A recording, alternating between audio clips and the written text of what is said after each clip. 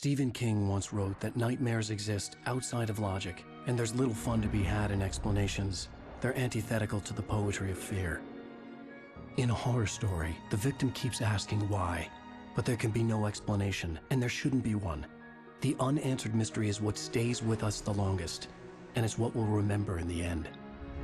My name is Alan Wake. I'm a writer.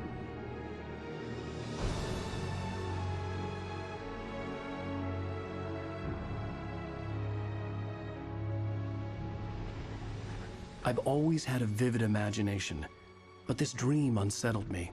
It was wild and dark and weird, even by my standards.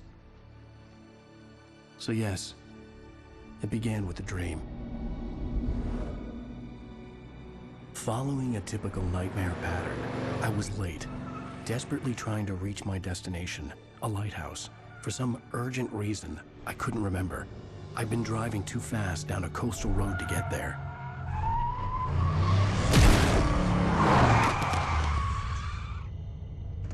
I'd seen the hitchhiker too late.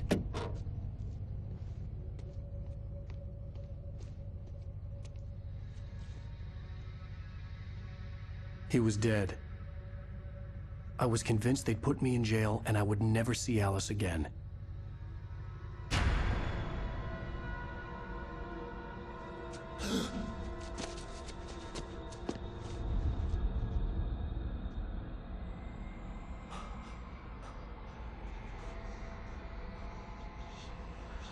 Suddenly, his body was gone. I was in shock from the crash.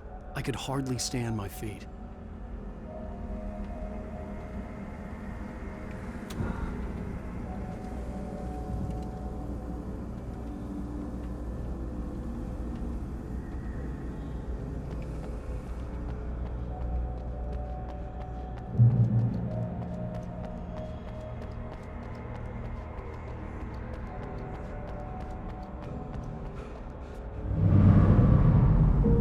To go to the lighthouse. I knew there was something important waiting for me there.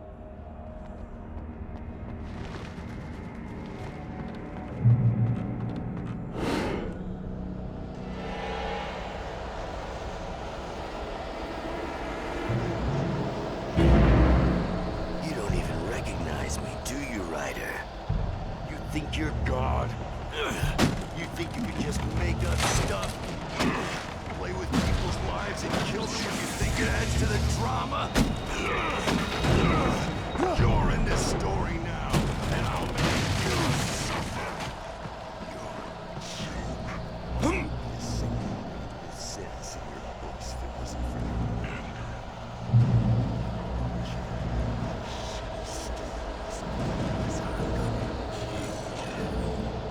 It's not like your stories are any good.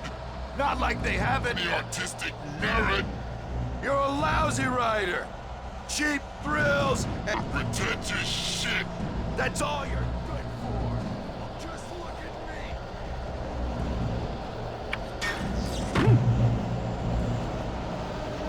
me. You missed your deadline. Damn.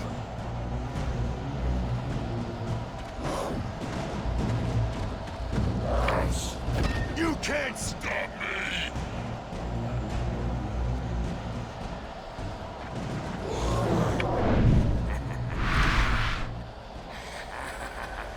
I realized that the hitchhiker was a character from the story I'd been working on.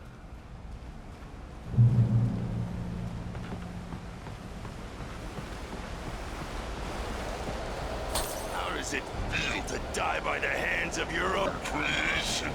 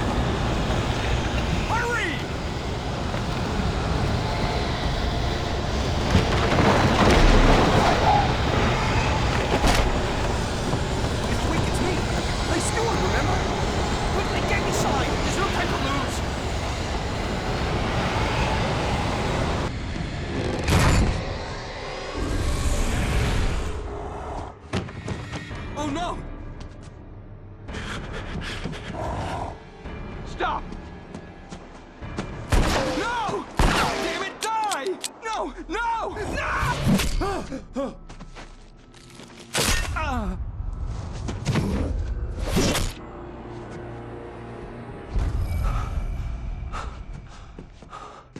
I was trapped. There was no way out.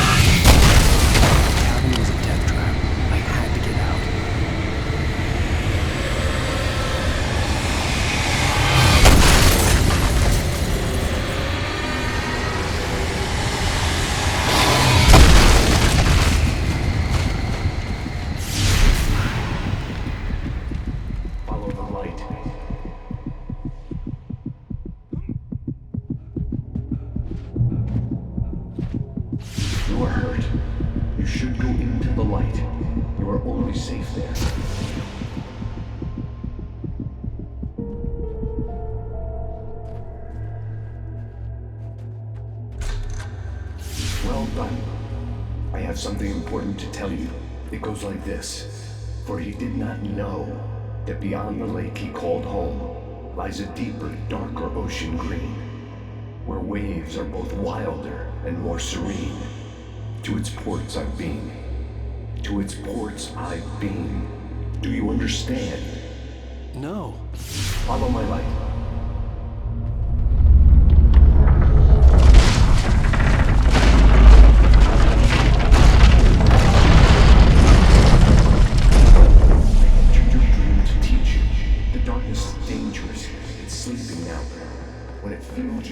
It will wake up.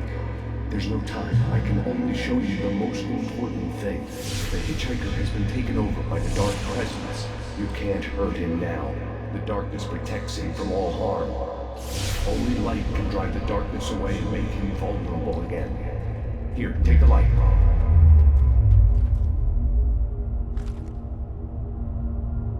Pick up the flashlight. Turn your flashlight toward him and burn the darkness away.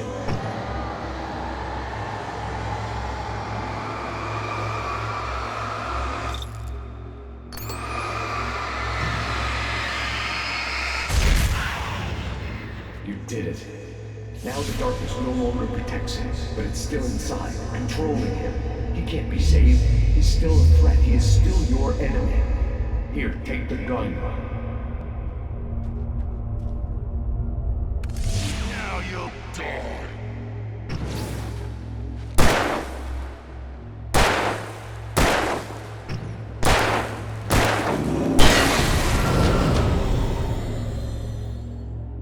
Good. You've done well. Remember what I've taught you. That is all. I will give you back your dream now. In the nightmare, a terrible darkness was taking over the world. The lighthouse was the last safe place on Earth.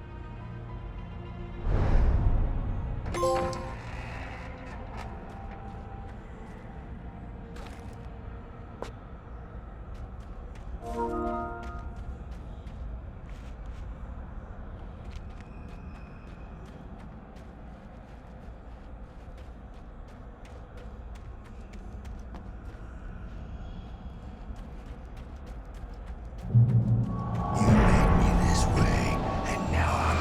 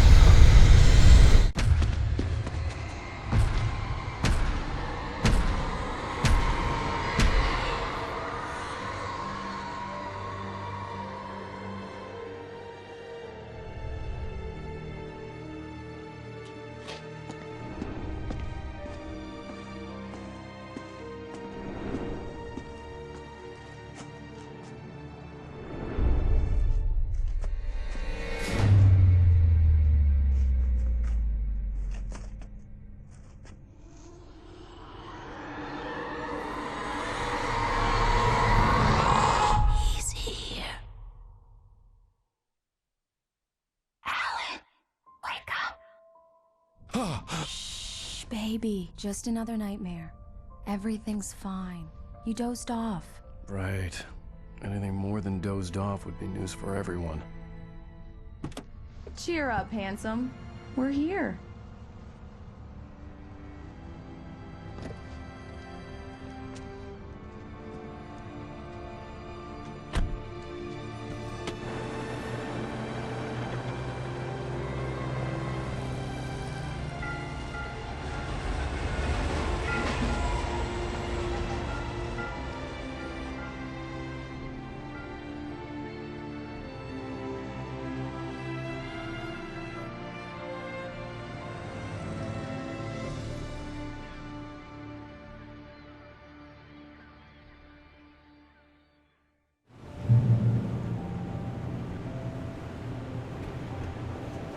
Let's act like we're on vacation. Go stand next to that old gentleman there. I want a shot of you with the town in the background. Sure. I'll even give you a title for the shot. A city boy, moments before he got eaten by a bear. Hi. Hello there. You picked a good time to visit our town. Deerfest is just 2 weeks away. Deerfest, huh? Did you hear that, honey? You have a lovely wife, if you don't mind me saying. I'm Pat Maine, by the way. Nice to meet you. Yeah, I'm Alan Wake. I won't pretend I don't recognize a famous writer such as yourself, Mr. Wake. A pleasure. I'm an avid reader myself. I hope this isn't too presumptuous of me, but I'm the night host at the local radio station. Any chance I can get an interview? Look, Mr. Maine, I'm on vacation. In fact, I'd appreciate it if we could keep my being here just between the two of us. I'm sure you understand. Fair enough. You can trust me to be discreet. Not a hard man to track down if you change your mind, though. I hope you two have a lovely holiday.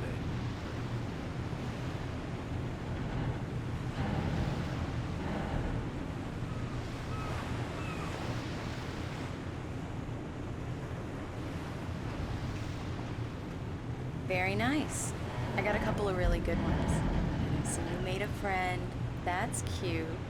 Right. Yeah? Hey, bestseller! How's my favorite writer? Are you there yet? Barry. Yeah. We just got here. Are the locals giving you trouble? Just say the word and I'll hop on a plane and come make sure that you're left alone, Al. No, Barry, we're fine. Great, great. Just want to make sure you can relax and recharge. So, how is the place? Has it gotten your creative juices flowing? Barry, we're just settling in. Okay, Al. I'll call back later to make sure you're doing okay. And you call me if there's a problem, okay? Okay.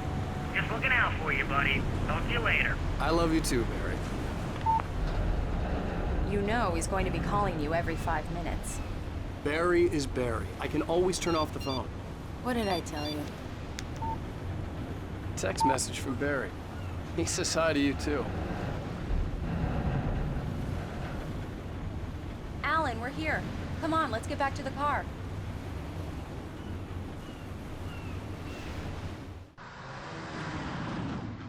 We need to stop at the local diner to get the cabin key from the landlord, a Mr. Carl Stuckey. He's waiting for us. I'll go fill her up while you get the key. I'll pick you up here in, say, 15 minutes? Sure. Alan, thank you for coming here with me. I love you too. Go on. I'll promise to behave.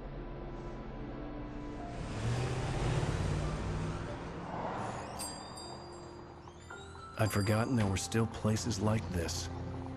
Towns where everybody knew everybody. Welcome to the Oh Dear Diner. Hi, I was wondering if you could help me.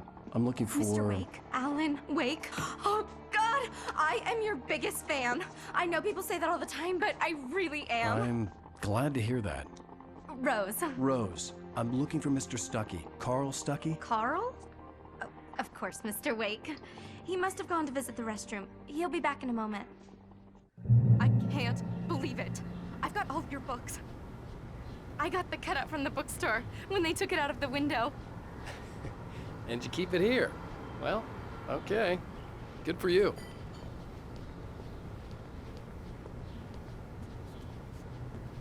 Try the coffee.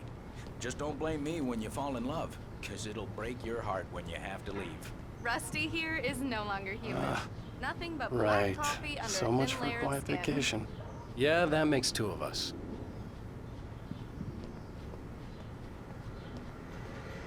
Are you staying long? Do Mr. me a Wake? favor, Sonny. I could really use a tune right now. Coconut, number 6 in the jukebox. I'd do it myself, but both of my legs have gone to sleep. Bad circulation. Yeah. Are you serious? Coconut again? You disgust me. Call yourself a rocker. Unbelievable. Ha! It does that. Get stuck. Yeah, you need to give it a good solid whack.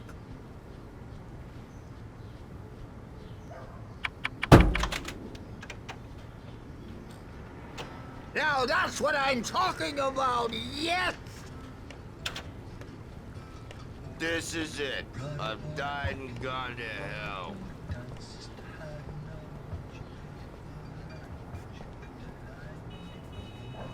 Don't go in there, young man. You can hurt yourself in the dark. I think I can handle it, ma'am. I didn't want to wait. I wanted to find Stucky, to get the key and get out as soon as possible. The waitress was giving me a headache. Overeager fans always did.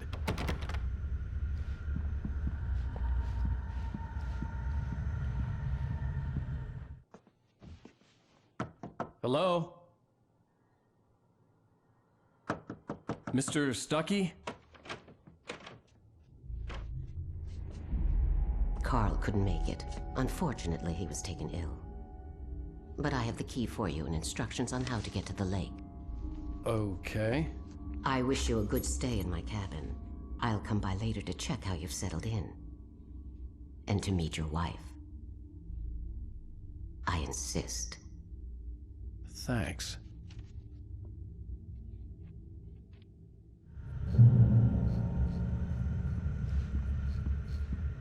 Cauldron Lake is a special place. Very inspiring. You got lucky this time, young man.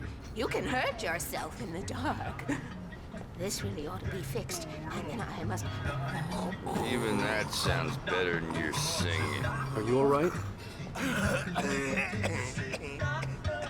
Splendid, splendid! Damn hernia. It swells up like a balloon if I lift anything heavier than a spoon. Yeah? The Andersons, they're, local musicians. We're waiting for Dr. Hartman to come pick them up. They wandered off from his clinic at the Cauldron Lake Lodge.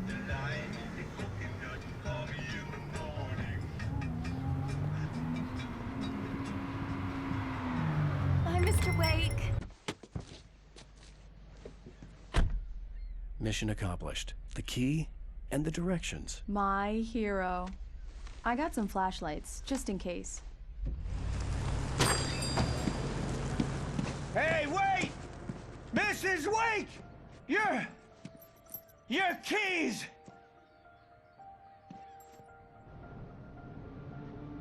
That diner was a real nut house.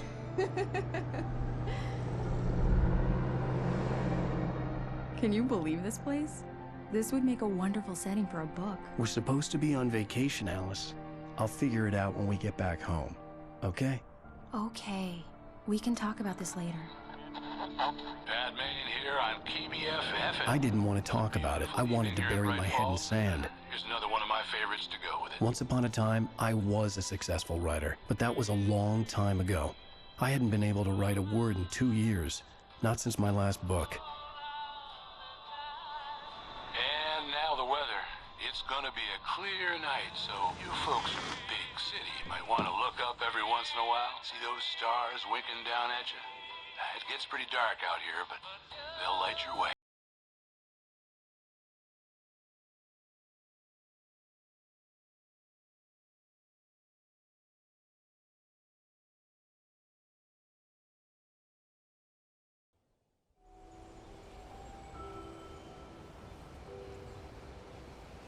Wow.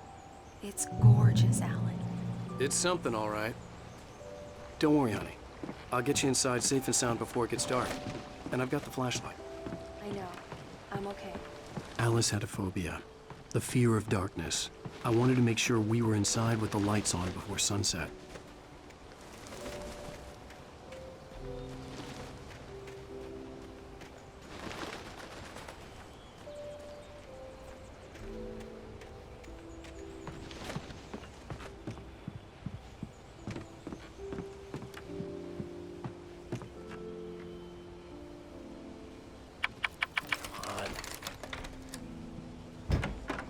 Dark in there. We need lights. Can you figure out how to get the power on, honey?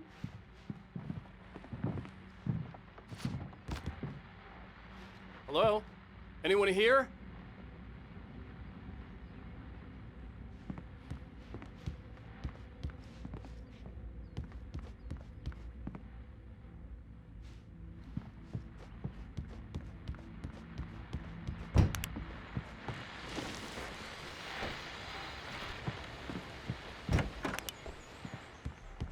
The power cable goes to that shed over there.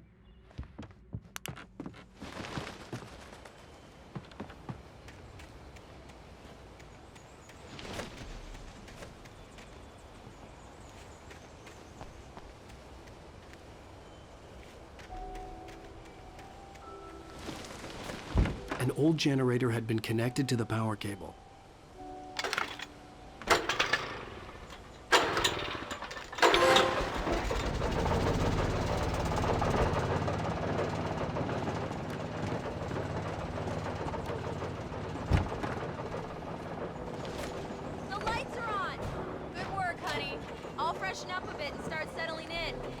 Okay, I'll look around a bit. Sure thing! The island had once been the site for a love story. It was a beautiful place. I told myself I could rest here, sleep here, and forget about my work. I thought we could be happy here. It would be that again.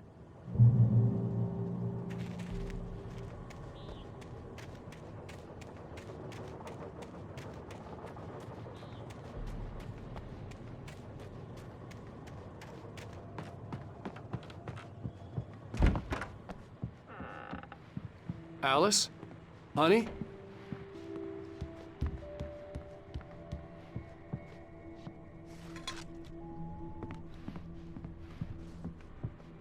Alan, I'm upstairs. I have a surprise for you.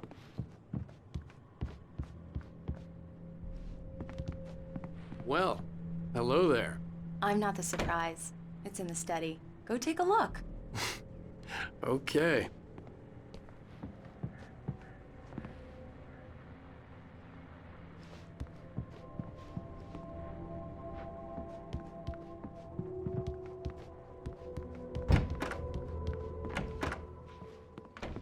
Surprise! Alice? What is this? I guess I have a small confession to make. I thought maybe you could write here that a change of scenery would get you past— Damn it, Alice, everyone keeps— Hey, just hear me out. There's a local doctor, Dr. Hartman. I read a book of his. He has a private clinic here. He specializes in helping artists. Maybe— So now you want to get me committed? No, it's not like that. That's not— Alan? Alan? Just don't! I don't want to hear it! God damn it, Alice! God damn it! I knew she wouldn't follow me in the dark. I needed some time alone to think things through.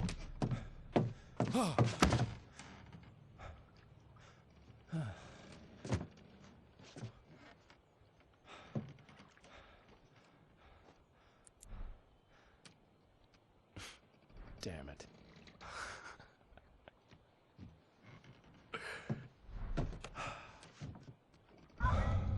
Alice?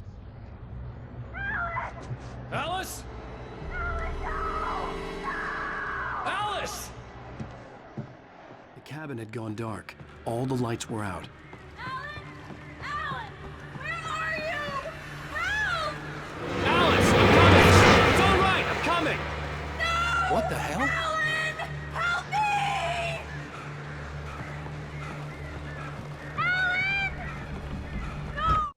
Alice? Alice?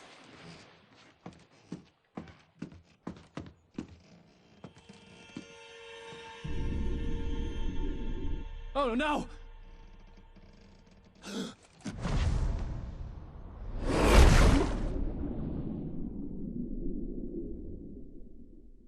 Keep going. Wake up. Alice?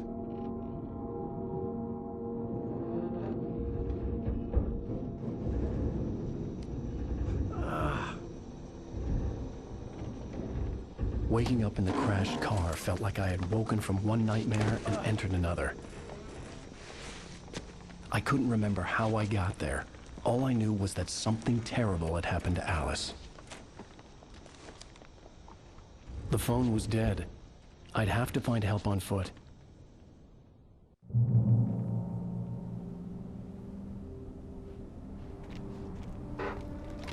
Among Alice's things was a book, The Creator's Dilemma, by a Dr. Emil Hartmann. Seeing the book brought back my fight with Alice. I didn't like it, and I didn't like the guy's smug face on the cover either.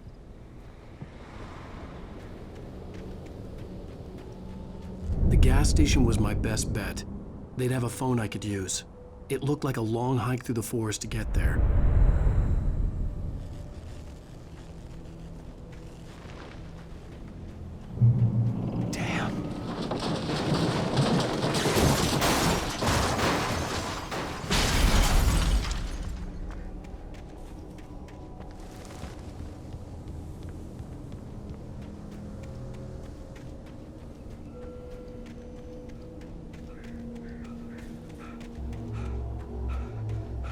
Hello?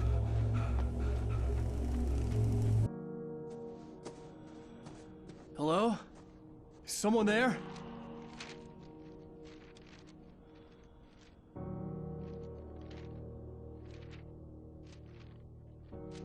The loose sheets of paper were pages from a manuscript entitled Departure. That was the name I planned to use for the next novel I had never gotten started. I was named the author. I hadn't written it. I couldn't remember writing it. In the scene on the page, the hero was attacked by an axe murderer in the woods at night.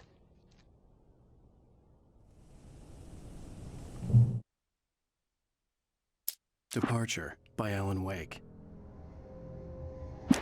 The man turned to face me. His face was covered in shadows. It was hard to make him out in the darkness of the forest that surrounded us, but the axe he lifted was plain to see. It glistened with the blood of his victim. He grinned madly. The shadows were alive, distorting his features. It was a scene from a nightmare, but I was awake.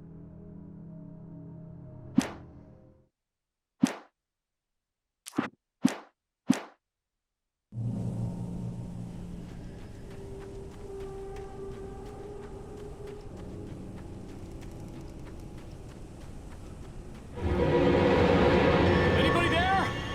Please, I've been in an accident.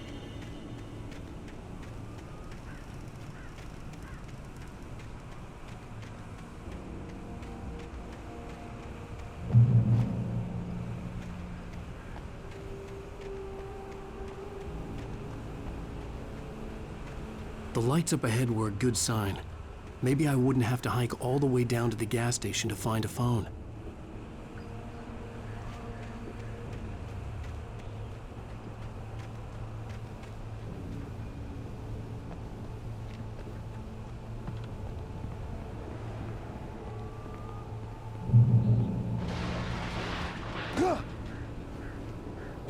Anybody there?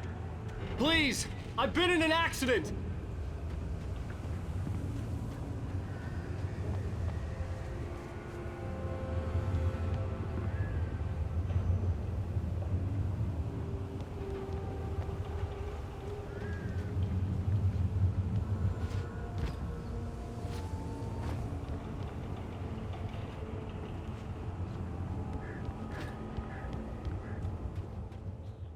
Hey! Hey, you! Phil! There's been an accident. I need help. Listen, I need to... Premium cabins for rent in... Oh, hell. Carl Stuckey. Pleased To meet you. Non-refundable reservation deposit required. Fair and square. Fair and square.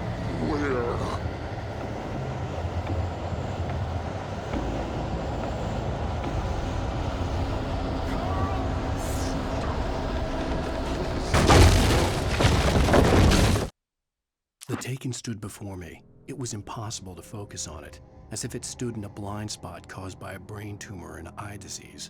It was bleeding shadows like ink underwater, like a cloud of blood from a shark bite. I was terrified. I squeezed the flashlight like my life depended on it, willing it to stop coming any closer. Suddenly something gave, and the light seemed to shine brighter.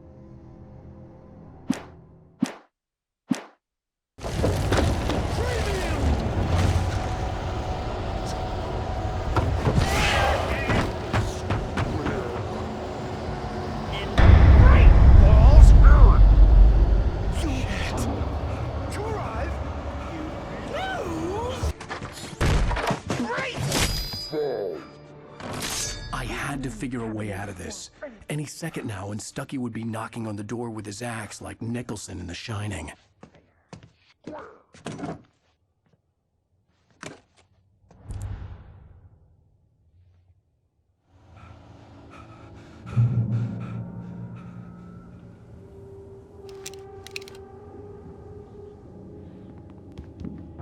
During your trying, it's the latest thing in Yes. testimony. Bright Falls Sheriff Station. How may I? Hello? Hello? One stone. You can see the sight. The spread.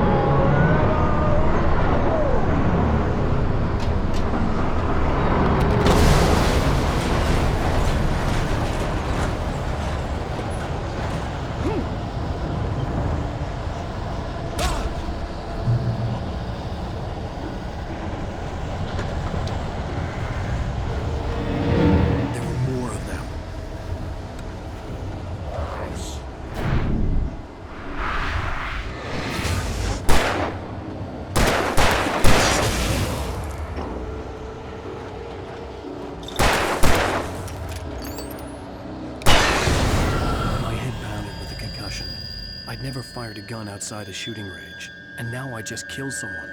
Or something. There were no bodies. They just disappeared. If I was dreaming, it felt real enough to make me sick. The dark forest was the last place I wanted to go, but I had no choice. I had to get to the gas station.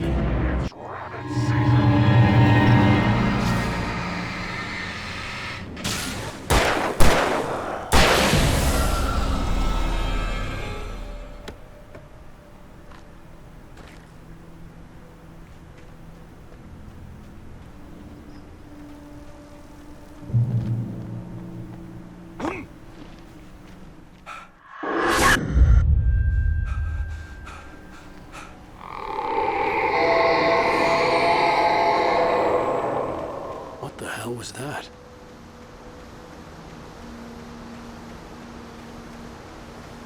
When I saw the river below, something uncoiled itself inside my head. I realized that I'd have to find a way across. I didn't even want to look at the water.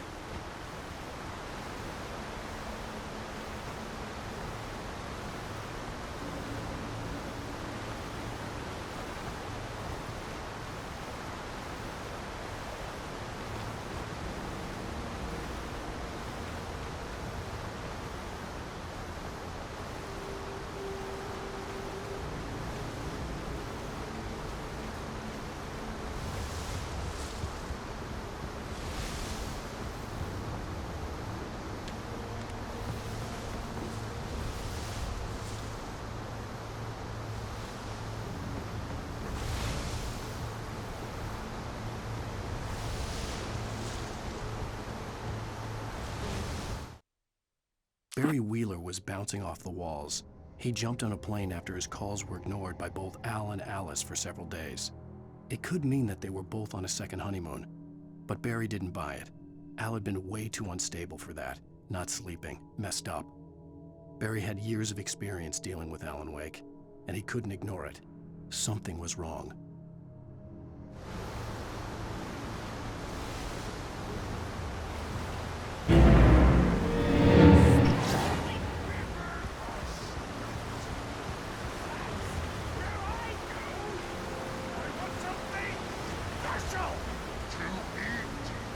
Stucky was still out there, in the dark, stalking me.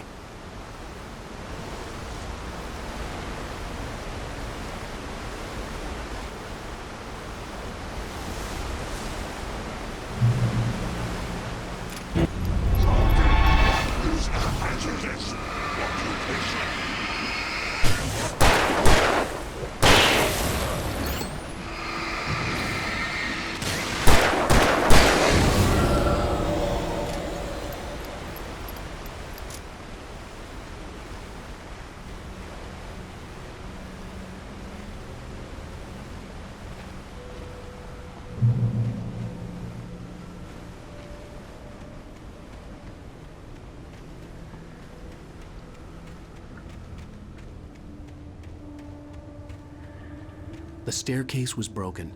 I had to make my way up some other way.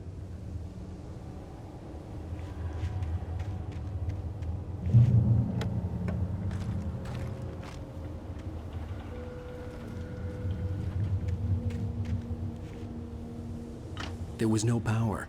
There was bound to be a generator somewhere at the logging site.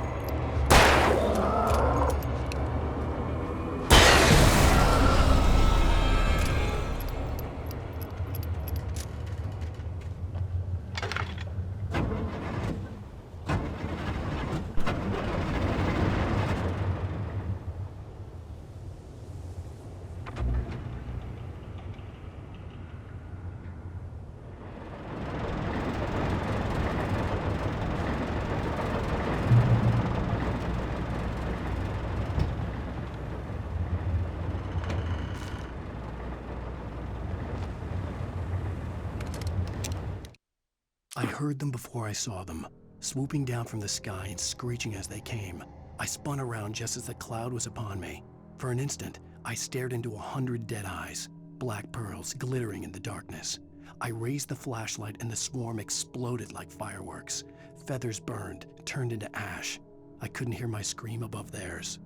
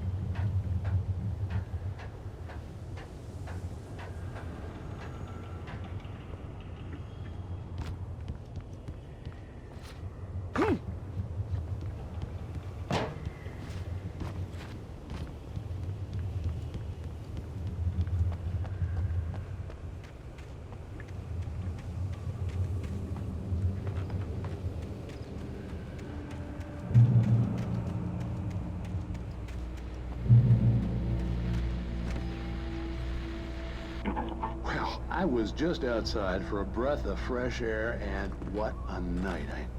I know most of you are probably in your beds by now, but if you're still up and around, take a moment.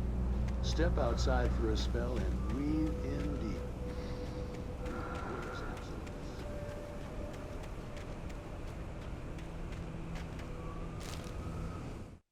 At first, I kept finding the pages as if by accident. The book I couldn't remember was either a terrible and true prophecy or an act of creation that had rewritten the world. I began to hunt the pages feverishly, for they held the answer to the mystery. With it, I could save myself. With it, I could save Alice.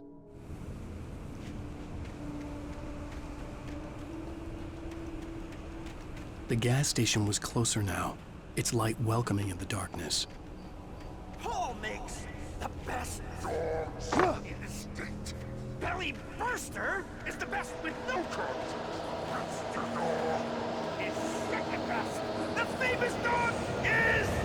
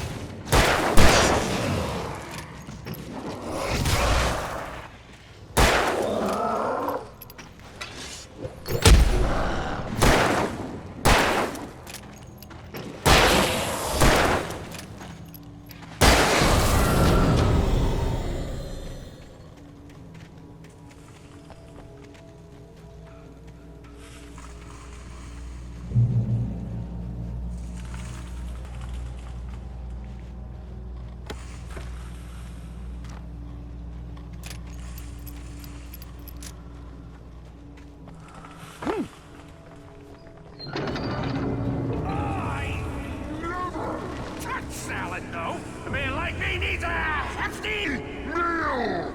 That's for the day!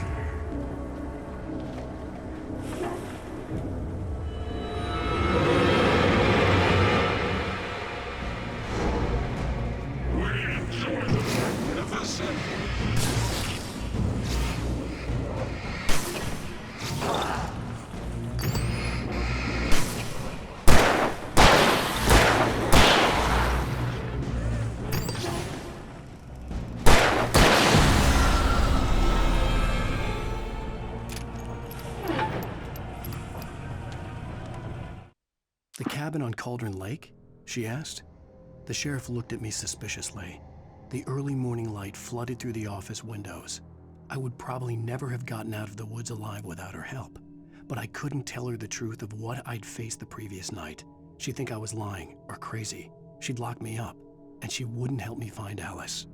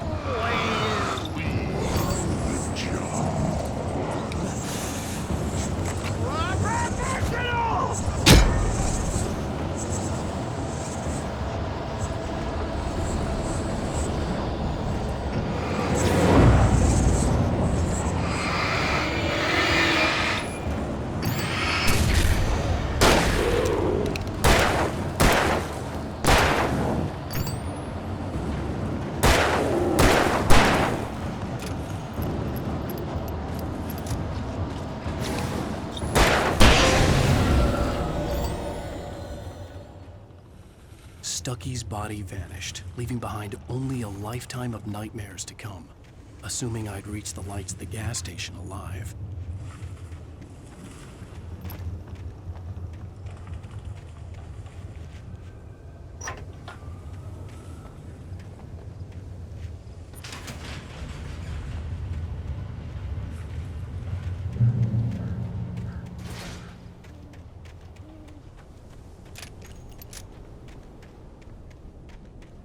I recognized the parade float I had seen in Bright Falls when I first arrived with Alice.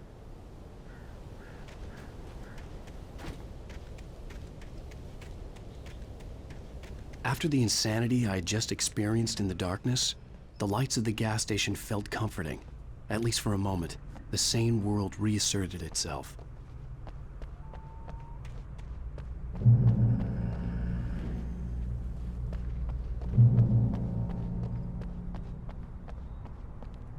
The Deer Fest had been 2 weeks away when we arrived.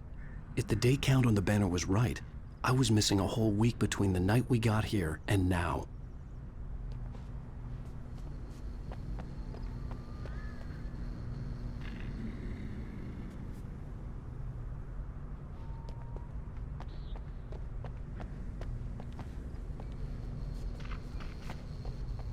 The garage was a mess. It looked like someone had trashed the place, or that there'd been some kind of fight. All right. I'll keep writing. Outside, there's only darkness. Outside the cabin, outside the story, there's only darkness. I can feel her presence in the dark. Just now, I could smell her perfume in the room. I'll reach her, I'll fix it up. I'll bring her back. The story will come true. If I stop, she's lost. I don't believe this. It'd been me on the TV, talking crazy. Was I losing my mind?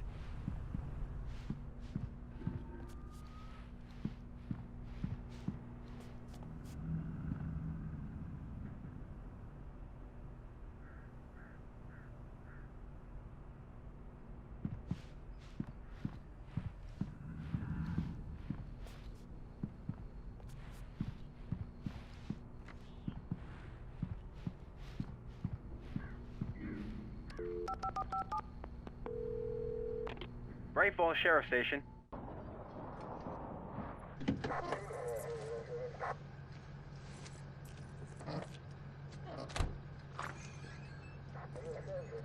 Oh, thank God, Sheriff. Sheriff Sarah Breaker. You are... I'm Alan Wake, but listen. I was in a car crash. My wife, Alice, she's missing. Calm down, Mr. Wake. We were staying in a cabin on the island, on Cauldron Lake. There's no island on Cauldron Lake. Not since the big eruption in the 70s. Please, I can take you there, okay? You look like you've taken a pretty bad knock to the head. Are you okay?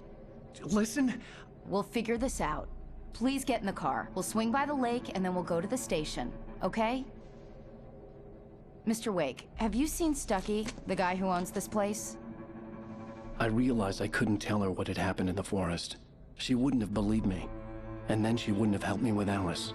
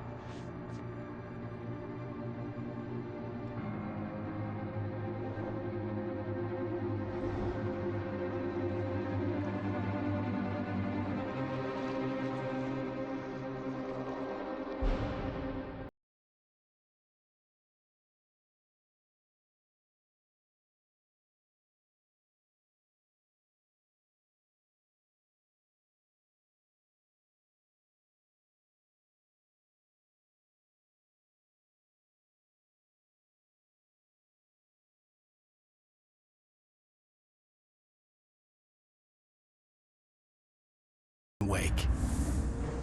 I came to Bright Falls with my wife, Alice. Thank you for coming here with me. I thought maybe you could write here. I don't want to hear it! God damn it, Alice! Now, she's missing. Alice? Alice? I woke up behind the wheel of a crashed car. I'm missing a week. I was attacked by shadowy men straight from a nightmare.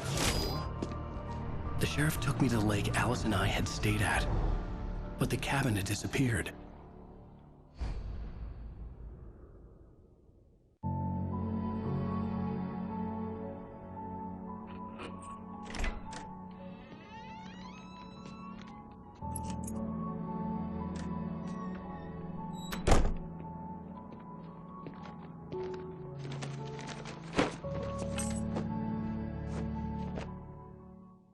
Honey, I'm home. Back here, sweetie. How was it? Worst weather I've ever seen. You should put some coffee on. It'll warm you up. Hey, handsome. This is gonna be a long night, but these shots are turning out great. I guess you're gonna need that coffee then. I'll go put it on.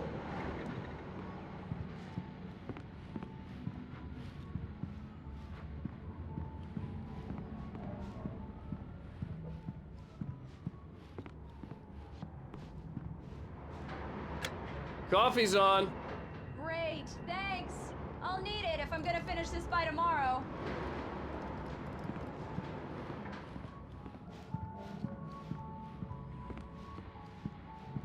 Oh, hey, I just finished those cover mock-ups. They're on your desk. Tell me what you think. No kidding. I didn't think you'd get them done this quickly. On occasion, I can perform all sorts of miracles, my dear. Oh, really? Well, you seemed to think so last night.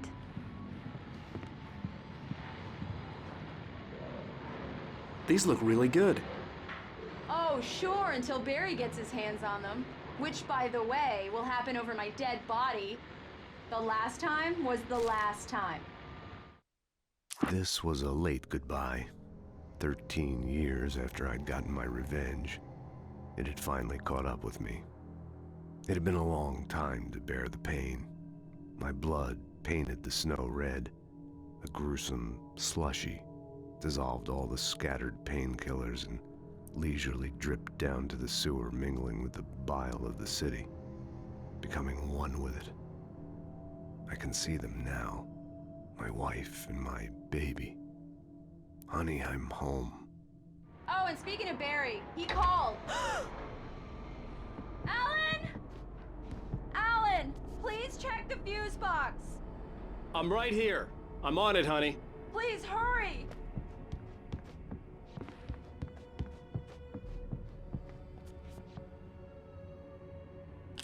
Honey, it's a power outage. I've got the flashlight. Okay. Hi. You okay? I'm sorry. It just really spooked me. Don't worry. We'll just break out the candles. I know it's stupid, but it's just... especially when I'm not prepared for it, you know? It gets to me. I love you. Tell me a story, writer. Okay. I used to have these nightmares when I was a kid. The dark really spooked me, too. When it got really bad, my mom gave me this old light switch. She called it the clicker. The clicker, huh? Yeah. If I ever got scared of the dark, I could just flip the switch and a magic light would scare the monsters away. Oh, sure. Here it is. Alan. Maybe it'll help you, too. Yeah, nice story, writer boy. You made that up right now, didn't you? No. Seriously. I love you, even if you are a liar. Thanks for this.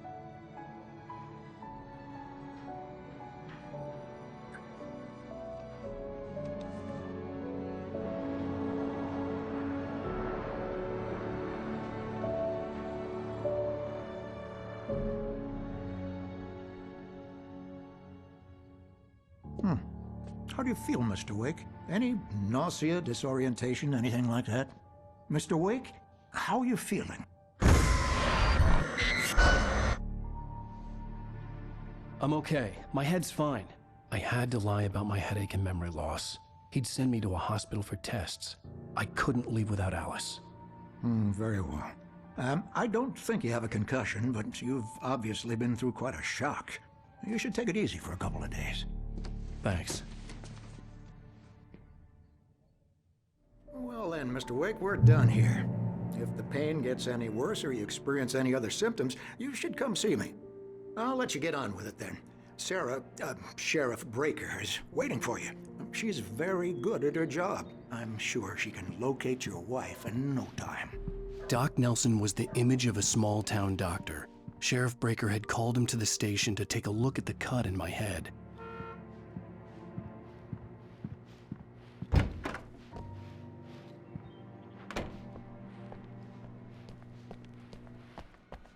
Thank you for testing the lights, Miss Weaver. Everything seems to be fine. I don't have the luxury of being complacent, Deputy Grant. The bulbs will need changing soon. You can't change them in the dark. I'll be sure to take care of it, Miss Weaver. Have a nice day now. Very good. I'll come back later on to remind you, just in case. Mr. Wake, the sheriff is waiting for you in her office down the corridor.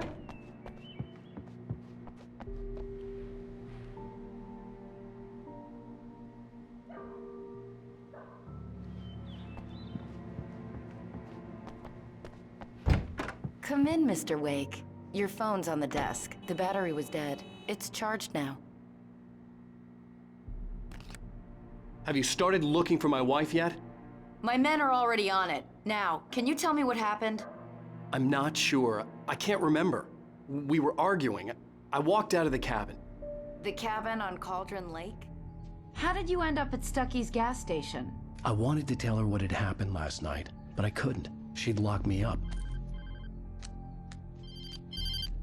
Excuse me, I need to take this. Hello? Alan, please help me. Alice? Stop talking to the law. You'll do exactly what I say if you ever want to see your wife. Who is this? Go to the back lot. There's a hole in the fence on the left. Look inside the junker. I left a little something there to convince you we're all on the same page here. After you ditch the cops, you're gonna meet me in Elderwood National Mr. Park. Wake, can I There's help a you spot with called anything? Lover's Peak. Midnight. Don't do nothing stupid, pal. We're watching you. I couldn't go anywhere yet.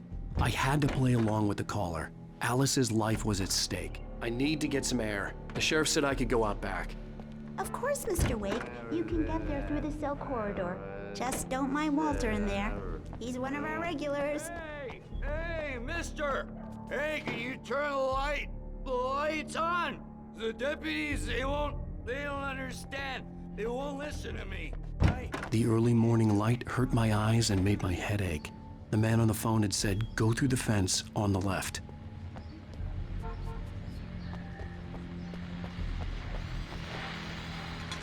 Well, folks, it's been another long night, and it's about time for me to sign off for a while. God knows I need my beauty sleep. Just one more item before. It's been a busy night with the sheriff's. Had a few broken windows, and a report inquired on Main Street. Deputies Mulligan and Thornton had to deal with two intoxicated young men.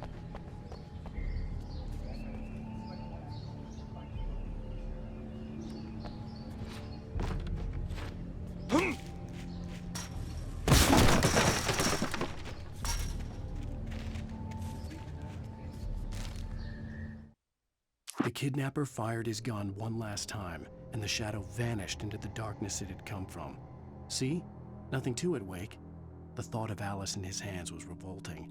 We stood on the wooden platform of Lover's Peak, the waterfall on the mountain behind us, the lights of the radio mast blinking red in the heights above. I fought with the urge to take a swing, force myself to speak. Let's cut the act now. Where's my wife?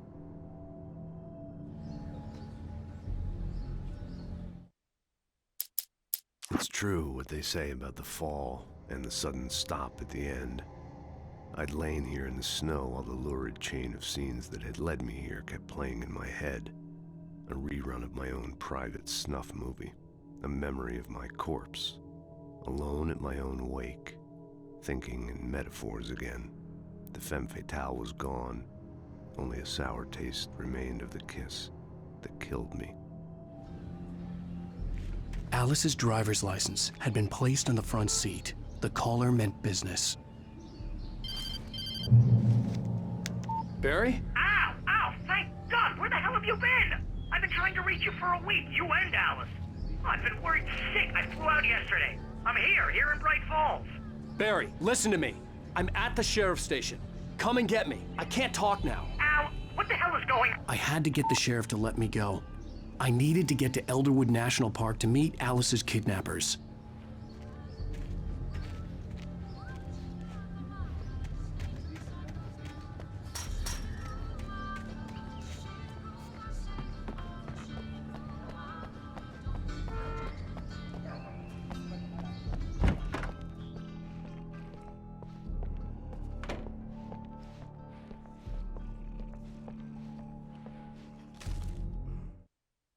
In spite of its human mask, to describe the dark presence as intelligent would have implied human qualities on something decidedly inhuman. Nonetheless, it found the one spot in the diner that was dark enough. Some light spilled into the corridor, ravaging it. But it took the pain. Horrible as it was, the writer would soon fix that. He would be coming to the one place where it still had power.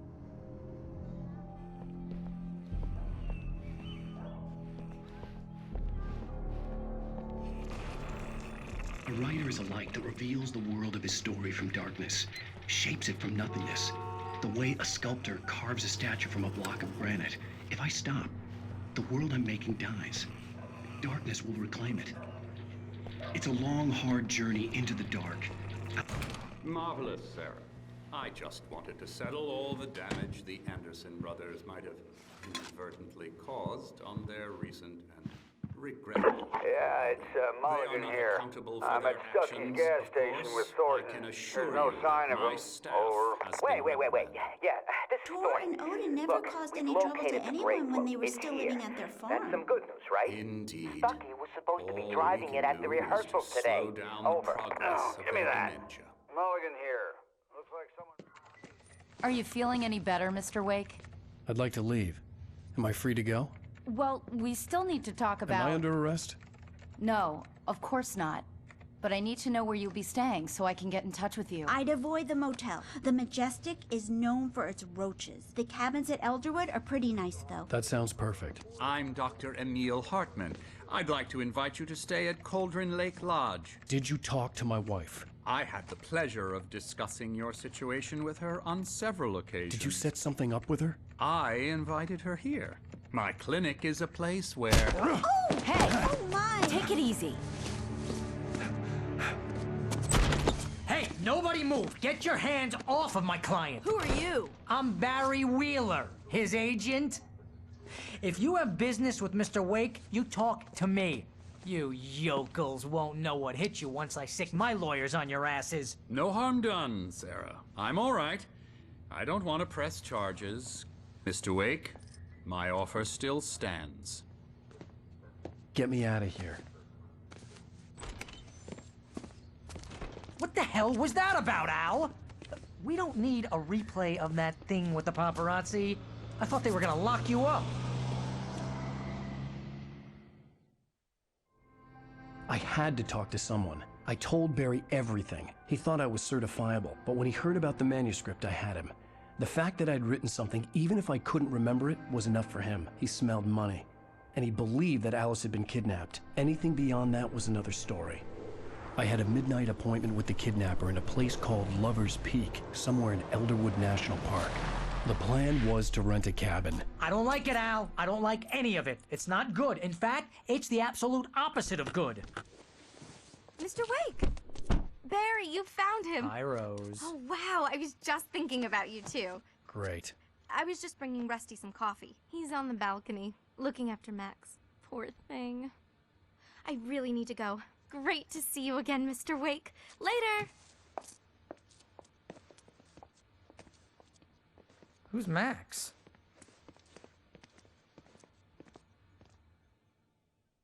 What an airhead. Jeez, Mr. Takes a swing at everybody. This is not her fault. She's a very nice girl and, more importantly, a fan.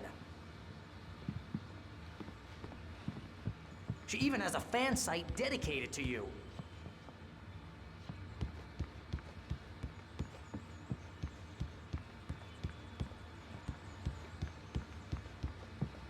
Seriously, Al, what you were saying in the car, just listen to yourself. What, you shot a guy and his body just disappeared? When was the last time you slept? What, are you high? Have you been drinking? No! Look, Barry, I'm missing a week, and someone's got Alice. Do you and understand what it sounds like when you say stuff like that? Don't get me wrong, it's a good story, could be a bestseller.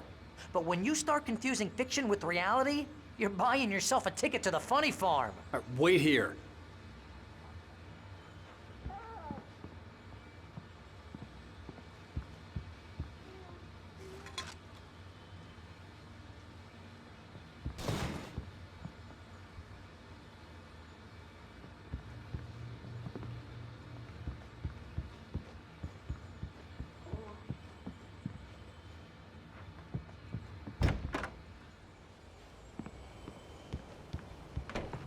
Easy there, boy.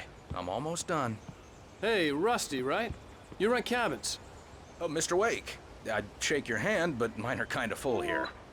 Actually, I'm sorry about this. Would you mind grabbing the registration form from the desk? It's just across from Bucktooth Charlie. Okay, sure. What happened? Seriously, Al, you can't just go and meet a kidnapper. Those situations always end up in disaster. You gotta talk to the cops. She's my wife, and it's my call. Can we talk about this later? No. This whole thing... Listen, you hit your head. I mean, geez, Al, come on. You gotta understand how crazy all this sounds.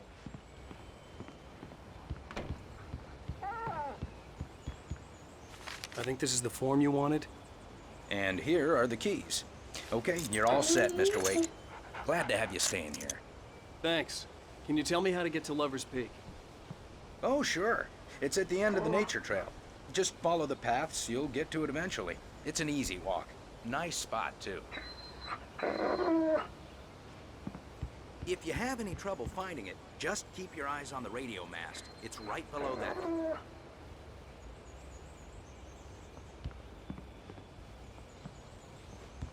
If you're trying to pull a joke on me, freak me out, it's working. Ha ha! Let's have a laugh on Barry. Well, you had me going there real fun.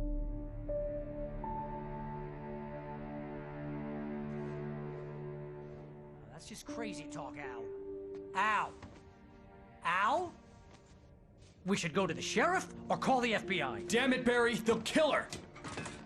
This is not a goddamn debate, Barry.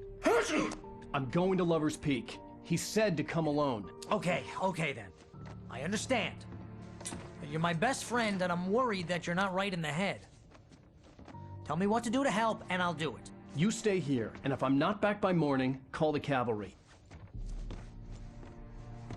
Achoo! Achoo! Just be careful with the natives, Al. These yokels are dangerous. Everybody hates a tourist, or it'll be Deliverance all over again. Achoo! Bless you. Oh, this place is trying to kill me. I'll bet there's mold in here, spores, poison ivy, God knows what. This is so not worth a 15% commission. Real funny, Al. Real funny. Ha ha! Thank you. I'll just sit here in the dark till you come back. Or until I get eaten by a grue.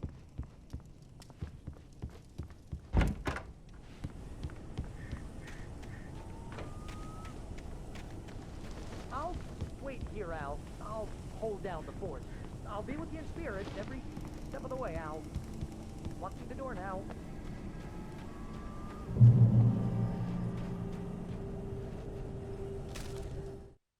Barry had never gotten along with Alice, but he knew Alan loved her with an almost frightening intensity.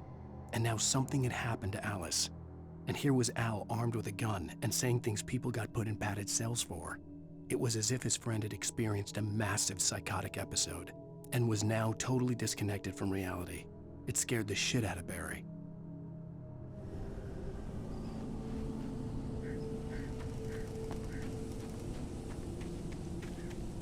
I knew I should have gone to the cops. This wasn't the smartest thing I'd ever done, but I was still angry with Barry for trying to talk me out of it. These people had called me right in the sheriff's station. The cops wouldn't scare them, and they had Alice.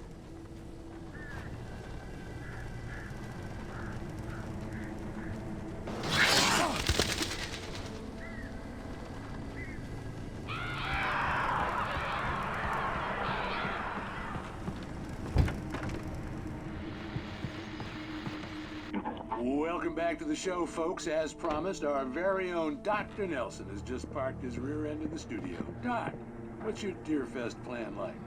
My plan? You make it sound a lot more organized than I ever seem to manage.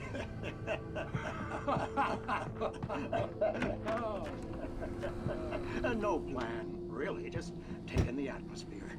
I'm getting a little too...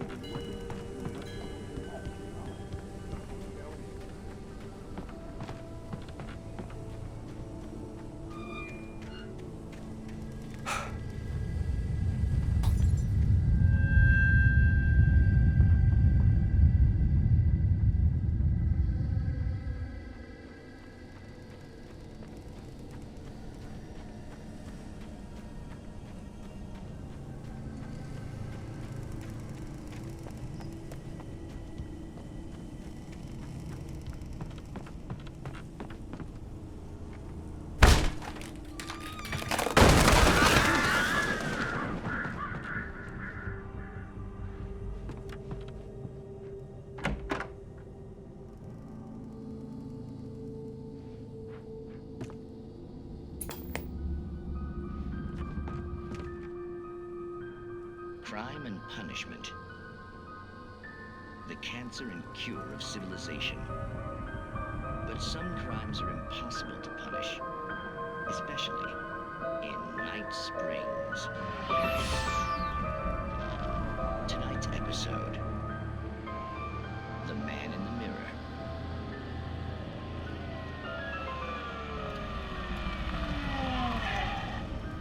He's inside, Agent. He's a weird one. So, you're confessing to killing that guy, huh? Why? Had it coming? Yeah, well, why would you do that? I mean, you're a nice guy. Normal.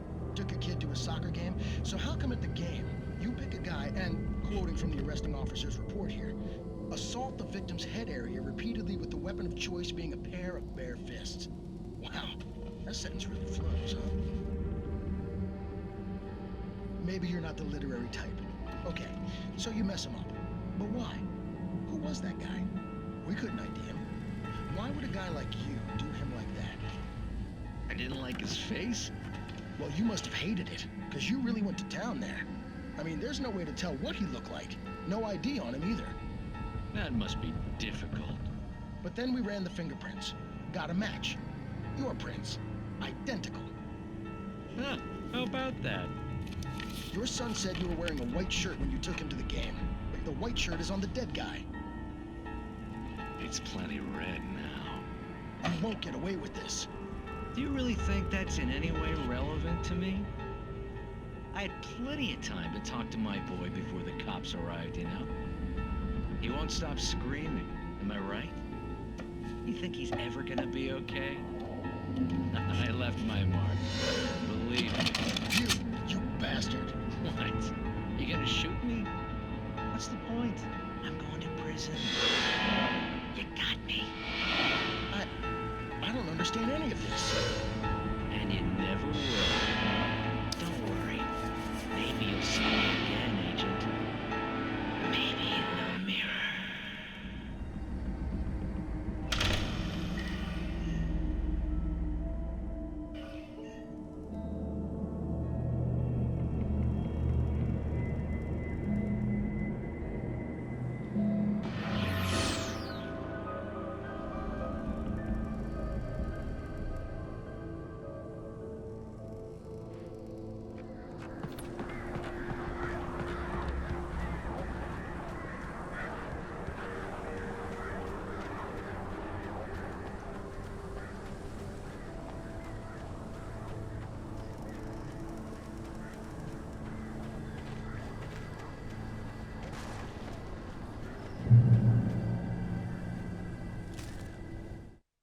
The air in the visitor center was heavy with an awful smell, as if some rotten drowned thing had crawled up from its grave. Rusty kept coughing blood. My eyes were drawn to the twisted shape of his broken leg. The attack had been vicious. Max whined in his cage. Rusty's eyes were wild with fear and terror. He gasped. "Mr. Wake, it happened just the way it was on that page."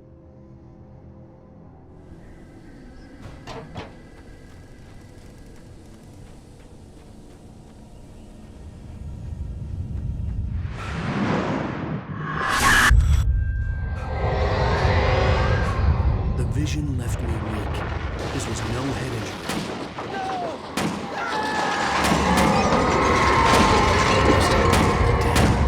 Rusty, hang on! I'm coming! Please, help me! Anybody? Help me! Help me! Can you hear me? Anyone? Please, help! Help me! Hello? Back here. I'm back here. Mr. Wake? Oh, hell. It happened just the way it was on that page. I found. Came true. It knew. So dark. It'll come back for me. You must. The lights. In the office. I have the key. Okay, Rusty. Hang on. I'll be right back. Whatever did this couldn't be far. Rusty had found a page from the manuscript. It would help me understand what had happened.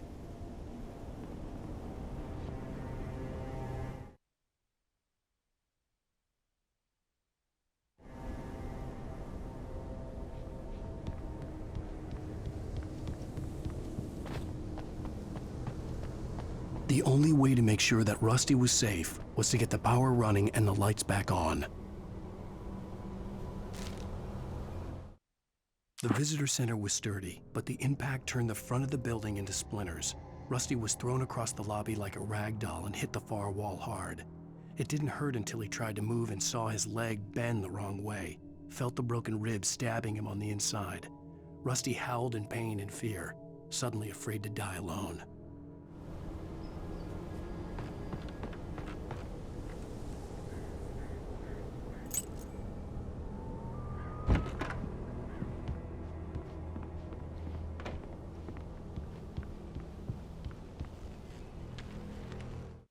At the last instant, I changed direction and threw myself down. The axe splintered the trunk of a tree. I stumbled into the pool of bright light. My lungs burned. I was too exhausted to move.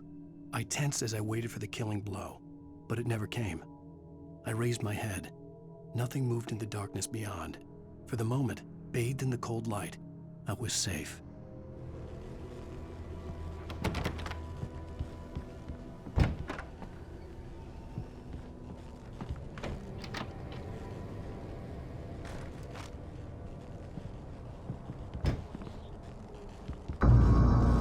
I was too late. Someone had destroyed the circuit breaker. There was no way to get the lights back on.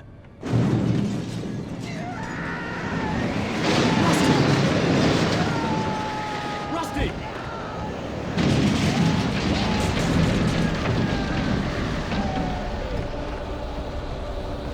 The ground was covered with oily patches that looked like liquid darkness.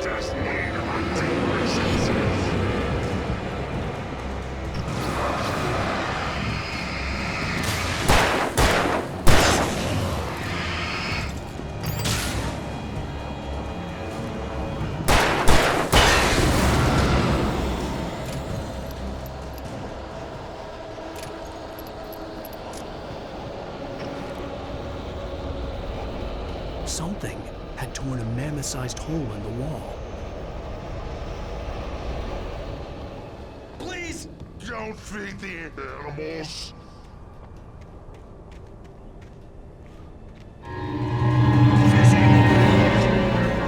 For those visitors who purchase a park license, obey the park ranger's instructions at all times. Rusty, no! Never approach closer than 100 yards. Two bears and wolves never approach any other closer than 25 yards. Pets must be leashed at all times. Never leave your pet unattended. It is against the law to remove any...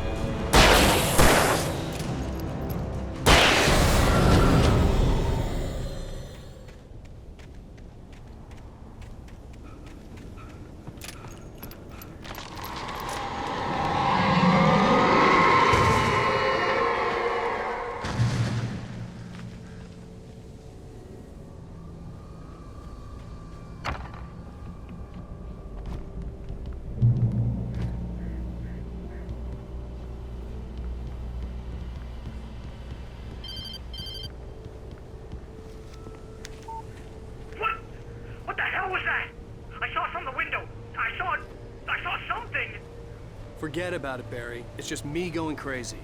Oh, jeez. Oh, jeez. You're not crazy. I wish you were crazy, but you're not crazy. Ow, be careful. Stay in the cabin. Don't open the door for anyone. I mean it.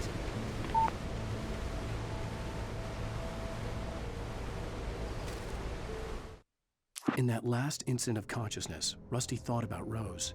He was older than she was. Rose was barely out of her teens, but she made him feel young and forget what a train wreck his long-dead marriage had been. He still wore the ring. He'd been waiting for her to tell him to take it off. Now she never would.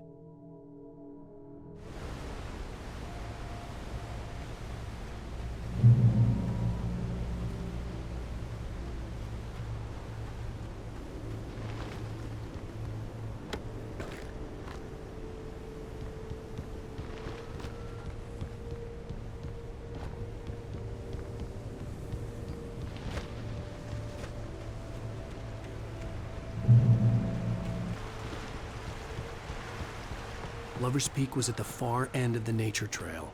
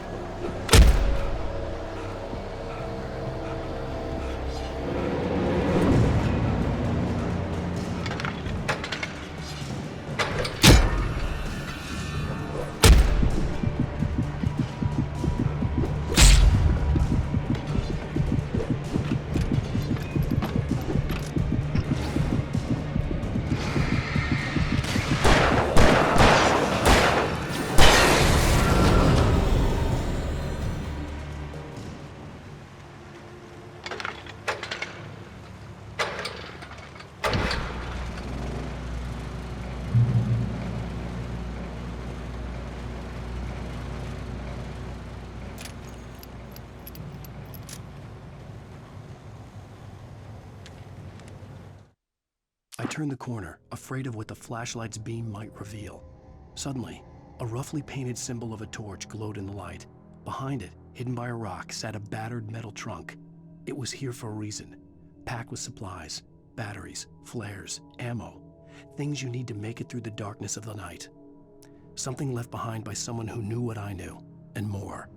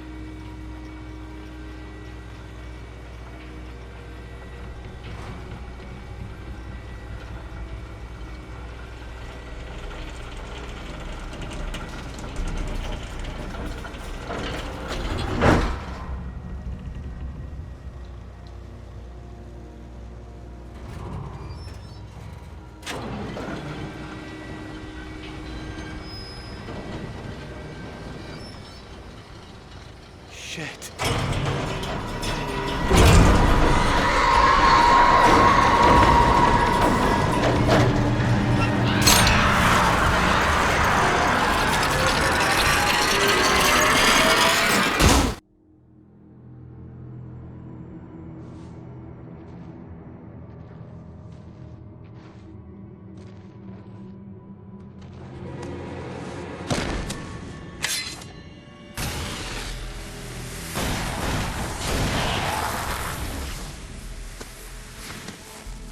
Come on, we gotta get moving. More of them coming. That flashlight's kid stuff. The flares will keep the bastards away.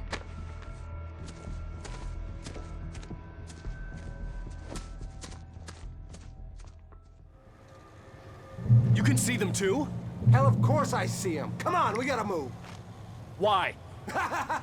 Because that's the way the story goes. Yeah, but... Let's move! I lost my gun back there. Oh, I've got a gun. Just keep that light steady on him. It took a moment, but then I recognized him.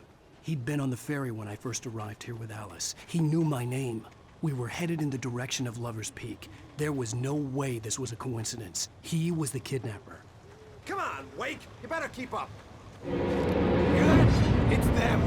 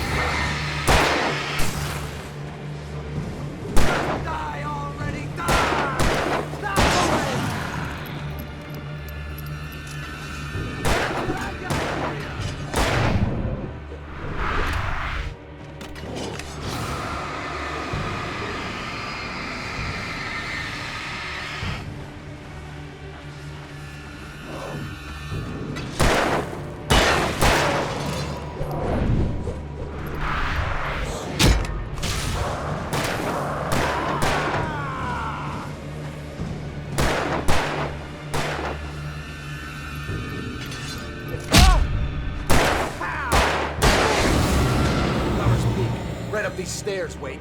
Use the flares from the emergency box to hold them off while I get these boards off. Give me the gun. Yeah, no can do, Wake. Are you kidding? Give me the gun! No time for back talk. Hold them off, damn it.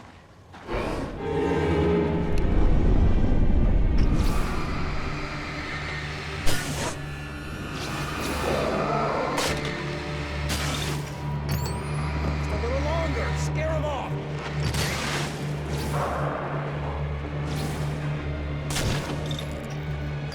Get some light on those bastards. That'll keep them off us.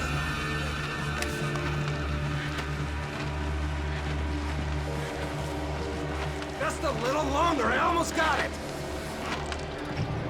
Okay, it's open. Move it or lose it.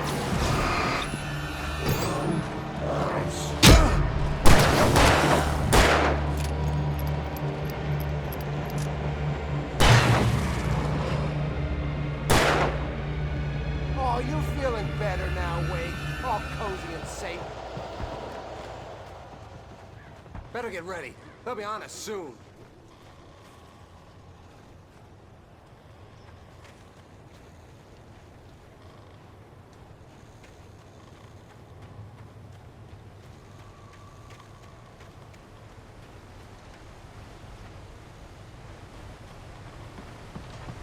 This is it, Wake. Last stand. Get ready. We fight them as long as they keep coming. Give me the goddamn gun! They're coming! That's not how this goes. Get with the program, Wake.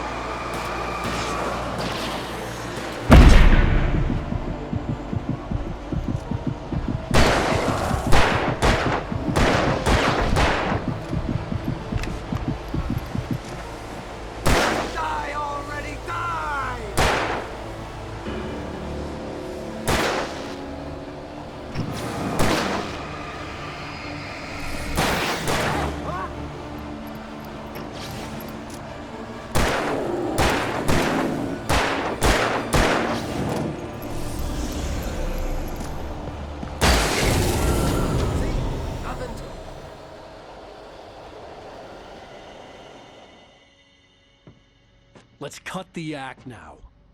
Where's my wife? I knew you were gonna say that. I read it all before. You're a hell of a writer. Congratulations. You're gonna bring about something glorious and terrible once we get you some proper editorial control. What the hell are you talking about? Where's Alice? I want the entire manuscript, or she's gonna suffer bad. You touch her and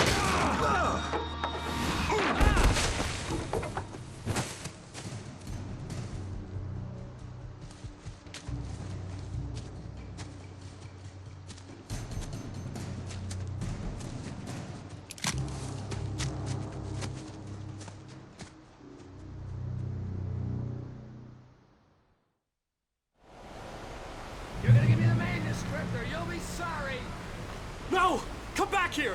I swear I'll kill you if you hurt Alice! Do you hear me? Come back here! He had Alice, and he wanted the manuscript because he thought it held some magical power. But I had no manuscript to give him. I had to get back to Barry and figure out my... On more than one occasion, Alice had tried to explain to me how it felt to be afraid of the dark. To her, darkness wasn't simply the absence of light, but something more tangible than that. It was something you could touch and feel. Worse than that, it was something with a mind of its own, something malicious and malign. For her, things changed when they were wrapped in darkness. They turned into something else, something foreign, and nothing was safe or innocent anymore. I'd never really understood what she meant, until now. Next move.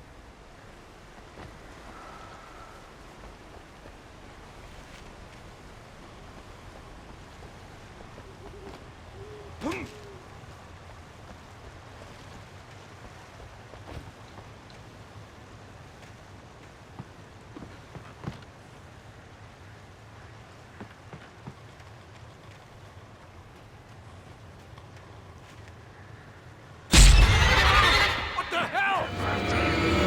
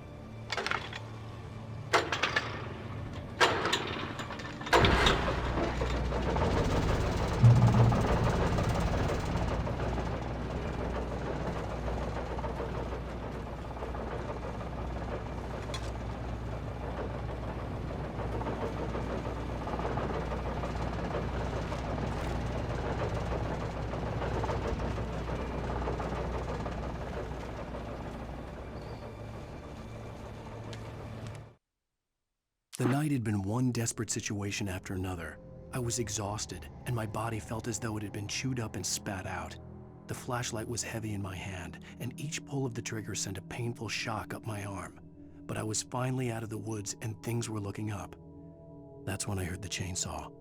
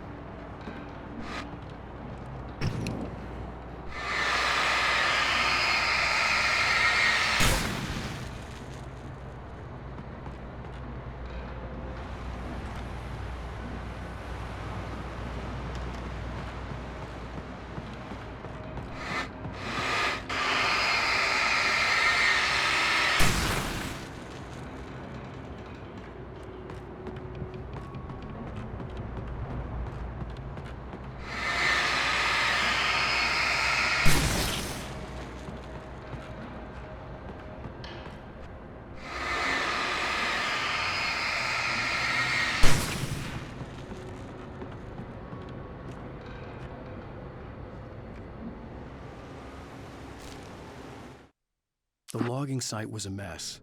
The modular office had been pushed off the cliff. Deputy Thornton climbed up from the wreckage excited, breathing hard from the exertion.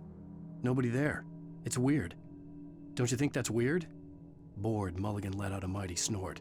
Hell, it's always weird, Thornton. Just a question of sorting out what kind of weird it is this time around.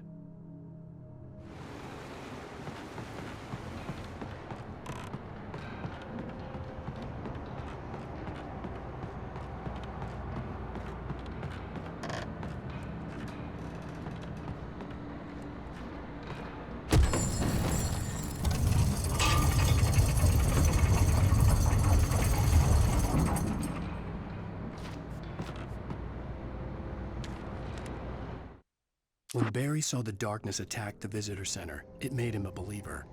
The men Al said he'd shot, they hadn't been just locals on crank. Somehow the world had changed, like the channel had been switched without warning. You think you're watching a sitcom, and you're really watching a horror show.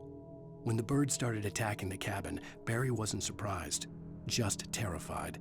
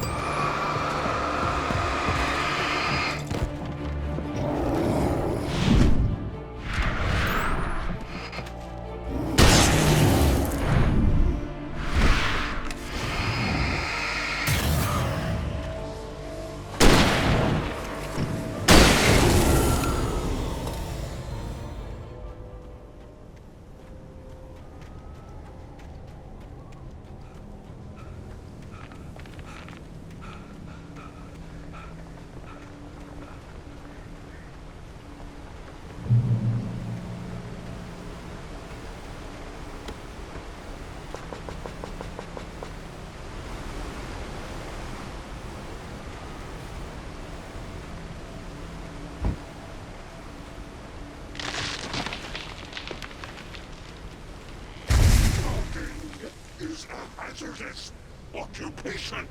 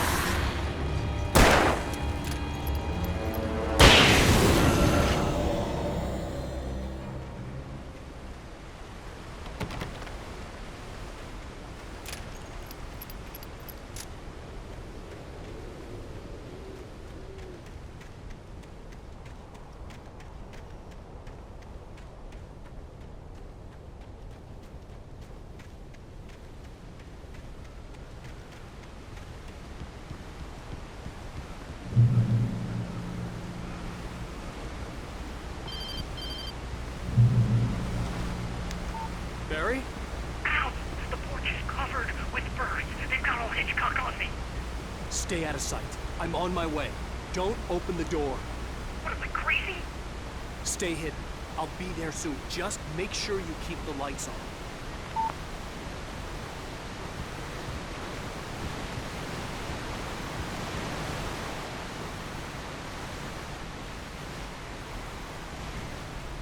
I still had to reach Barry at the cabin, but at least I was out of the woods.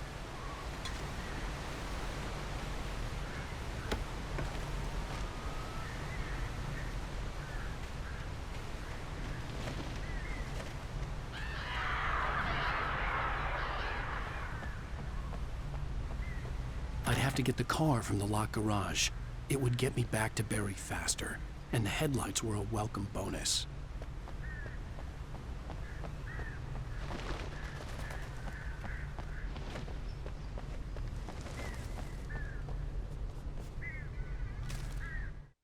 The FBI agent's command froze me in place. I considered surrender. It was all falling apart anyway. I could give in, let someone else deal with it, but it felt all wrong. Call it instinct, his posture, the way he held the gun. He was no friend. Shots ringing in my ears, I leaped for the hole in the fence and stumbled into the darkness beyond.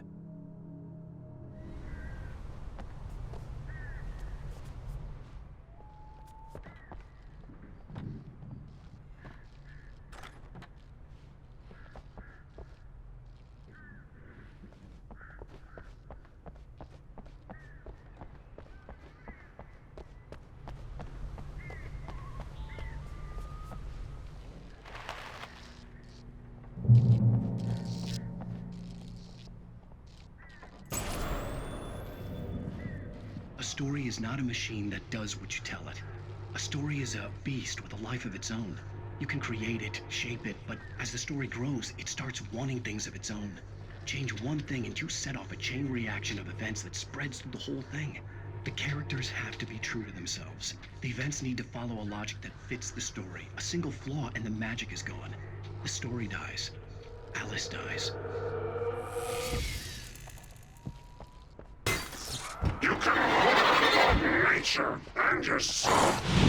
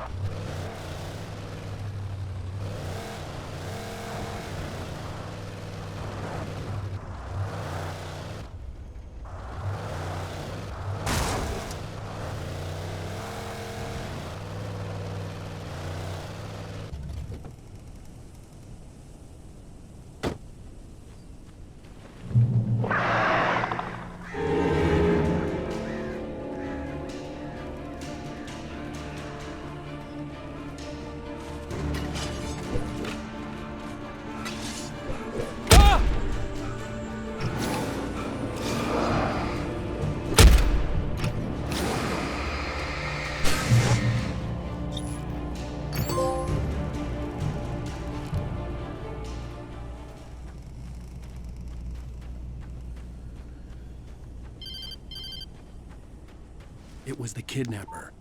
You son of a bitch! Where's my wife? Enough horseplay, Wake. You deliver the manuscript, and you can have your woman back. Simple as that. I don't... Listen. I'm gonna need time to finish it. I still need to write the ending. I need a week. Not done? I need a week. 2 days. The old Bright Falls coal mine is nearby. You can find it easy, city boy. The main building, there at noon. You bring the manuscript, you'll get your wife. Not, well, get me? Yes, I get you.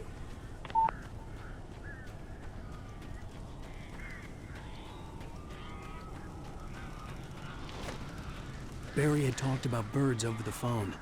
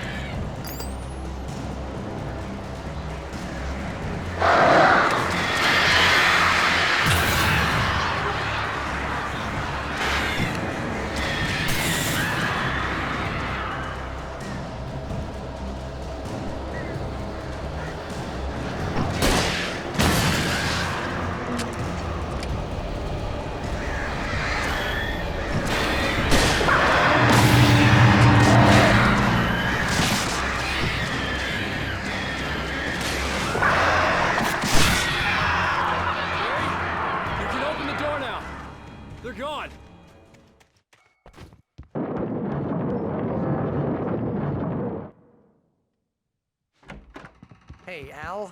I'm sorry for thinking you were having a psychotic episode, man. I sent Barry to the town to ask around about a man fitting the kidnapper's description. He'd go through the archives of the local paper. Perhaps he could learn something. Anything about the island and the cabin that had disappeared. The man wanted a manuscript. I had to try to write him one to get Alice back.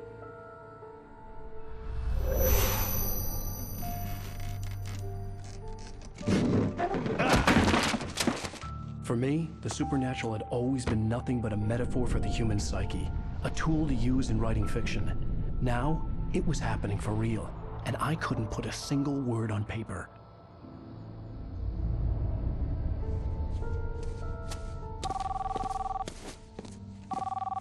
Barry Wheeler speaking. This is Rose. Rose? I found Mr. Wake's pages. Oh, you sweet, brilliant girl. Could you and Mr. Wake come get them? I live in the trailer park outside the town. We'll be there in less than an hour. I know. See you soon.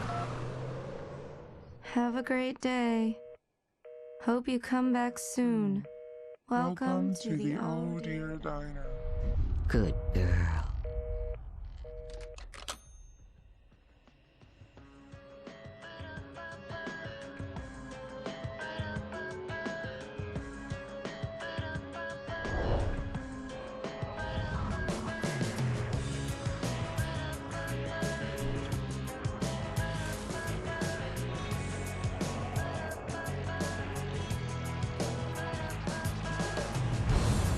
Come here. Pretty please, can you tell me where I am? You want to say something?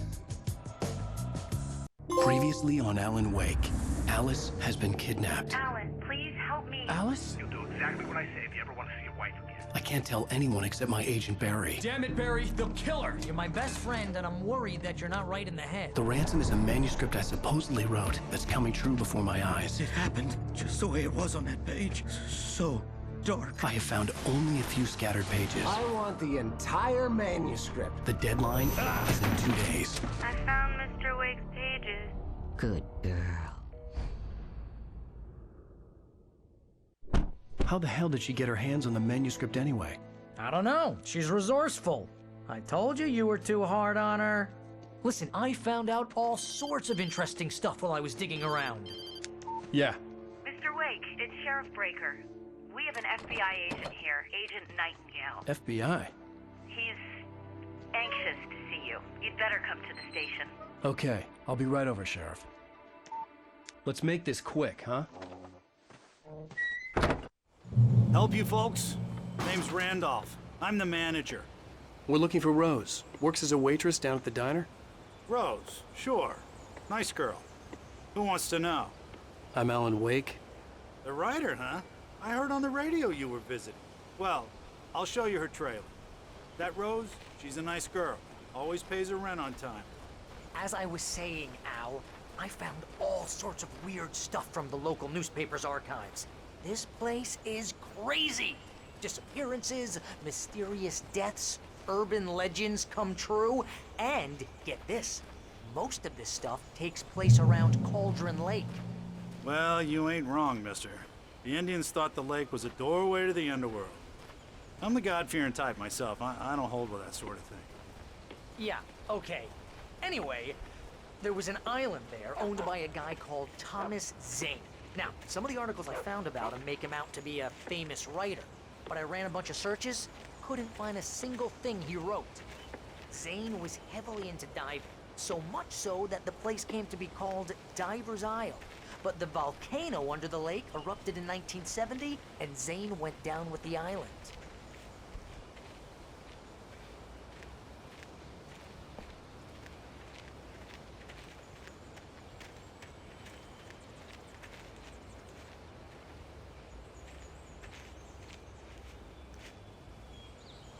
It gets better. A local girl, Barbara Jagger, drowned in Cauldron Lake just a week earlier. They were lovers. Sure, Jagger's a local spook story. The Scratching Hag comes for you in the dark. Childish stuff like that. Anyway, Al, I'm just getting to the best part. All of the articles about this stuff were written by Cynthia Weaver. I asked around, and she's that crazy bag lady you met. What, the lamp lady? She can be a little loopy, but she's not homeless or anything. Yeah, anyway, she knew both Jagger and Zane before they both died, and she had some kind of a breakdown.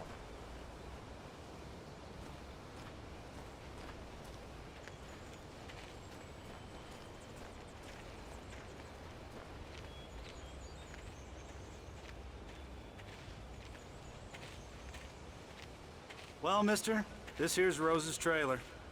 You mind me asking what you want with her? We're just here to talk to her, pal.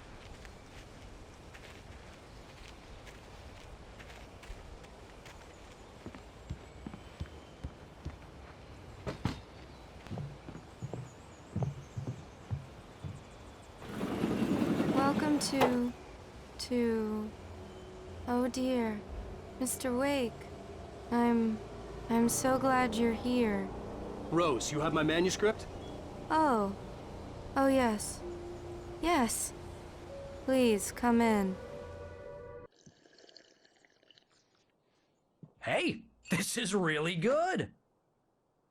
Rose, Yes, my manuscript. I really need it. I understand. I know what you need. A muse to inspire you. Oh, for Barry? She doesn't have anything. Yeah, hey, Al? Al, what's... Oh... Barry! What? What?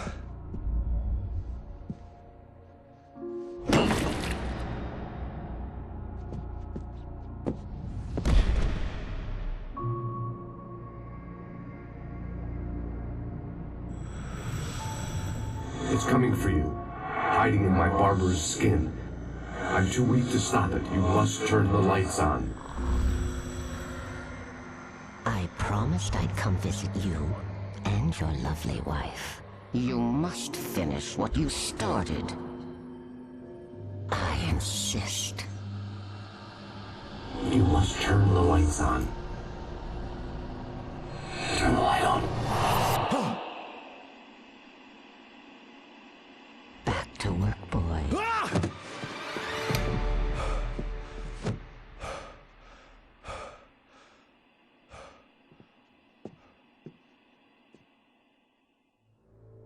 I felt nauseous, hungover. Only anger kept me going. I can't tell reality from dream anymore, but it seems I have an imaginary editor to help me. She's an old woman in a funeral dress. I call her Barbara Jagger. She's very strict. I'm writing faster and faster. My manuscript is being heavily revised. The edits are getting very aggressive, and each day there's less of me and more of her. I hate it, but I know she's right. She promises me I can save Alice this way. She knows more of this than I do. About the complex incantation I'm attempting. About this place. She's worked with another writer under similar circumstances, Thomas Zane. The genre of the story seems to be shifting. It's turning into a horror story. I'm getting close. I can feel it.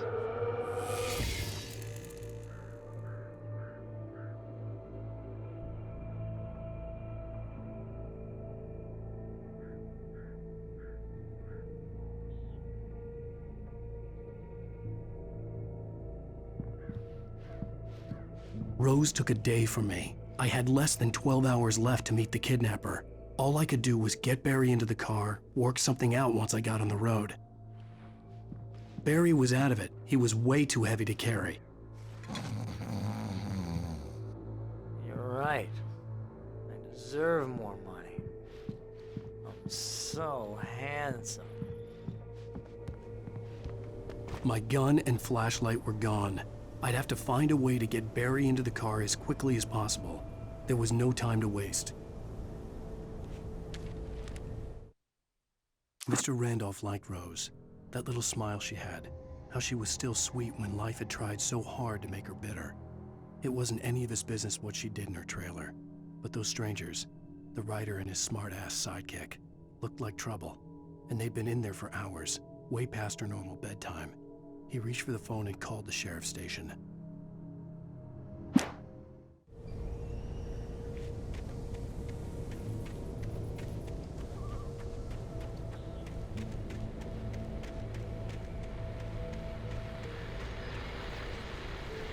I just stepped outside to catch a breath of fresh air. Let me tell you, the weather's getting heavy.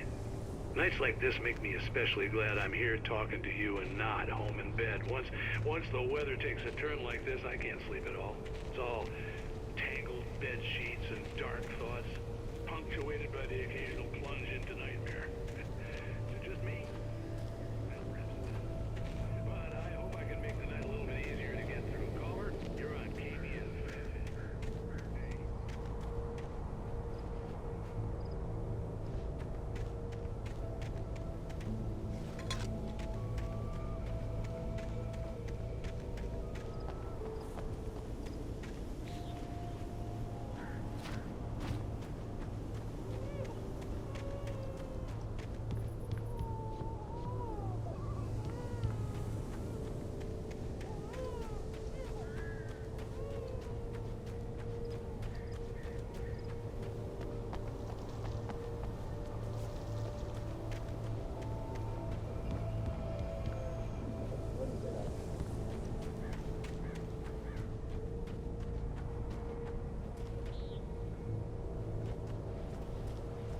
Oh, you're gonna get it now.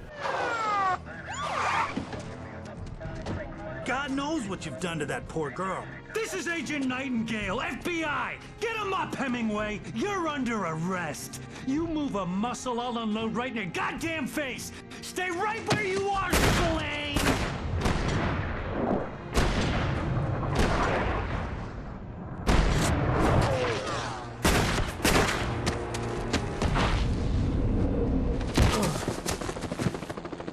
What are you? I'm standing right here, you goddamn maniac!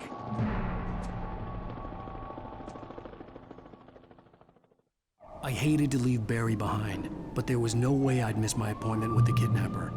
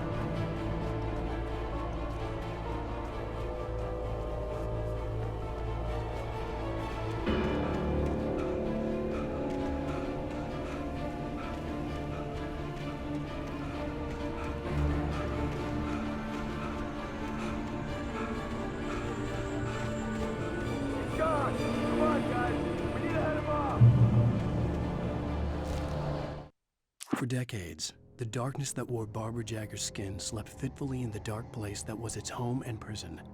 It was hungry and in pain. It dreamed of its nights of glory when the poet's writing had called it from the depths and given it a brief, terrible taste of power and freedom. The rock stars had stirred it from the deep sleep the poet had sunk it back to in the end. When it sensed the writer on the ferry, it opened its eyes.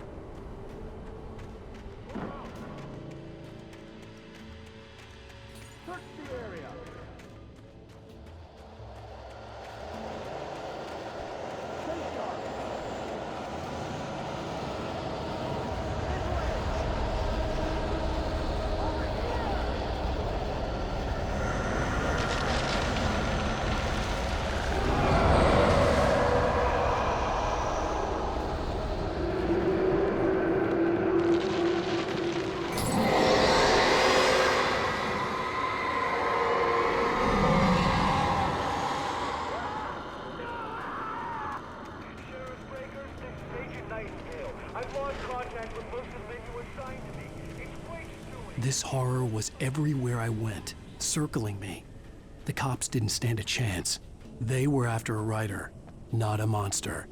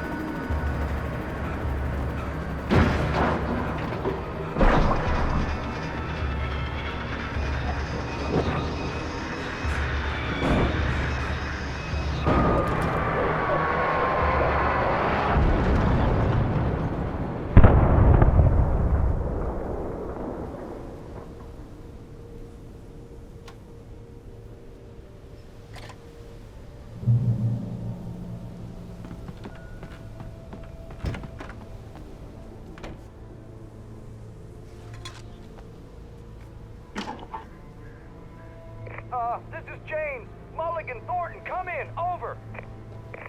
Thornton here. Jake, you got those Wheeler and Rose. They just put up a flight or anything. But it was... Hey, what you... Come on! Sit down and give me that. Jane, Mulligan here, over. Go ahead. I could see the lights at the radio station in the distance. Wheeler and Rose here. Wheeler's trucks are hopped up on something. Speaking of which, that Fed had a pretty distinctive whip of load of scotch about it. You know what I mean? Over. I don't have anything on that, Deputy Mulligan. Over. Well, whatever. Anyway, Rose is just being playing weird here. You better get Doc in and take a look at folks. Over. Gotcha. You better get them here quickly. The Fed's gonna want to interview Wheeler. Over. Oh yeah, that looks like they have a lot in common. Mulligan out.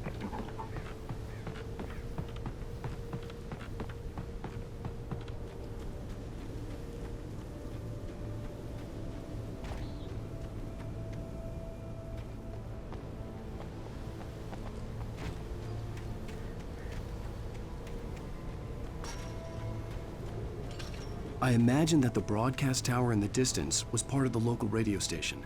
Maine seemed like a decent guy. Perhaps he could give me directions to the coal mine.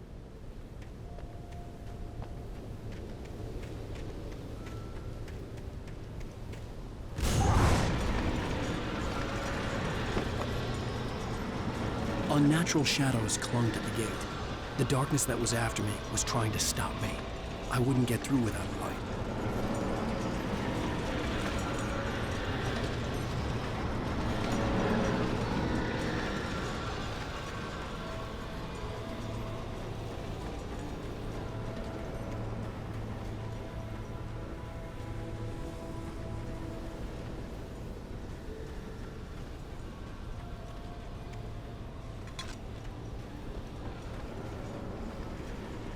There was no power to the searchlight.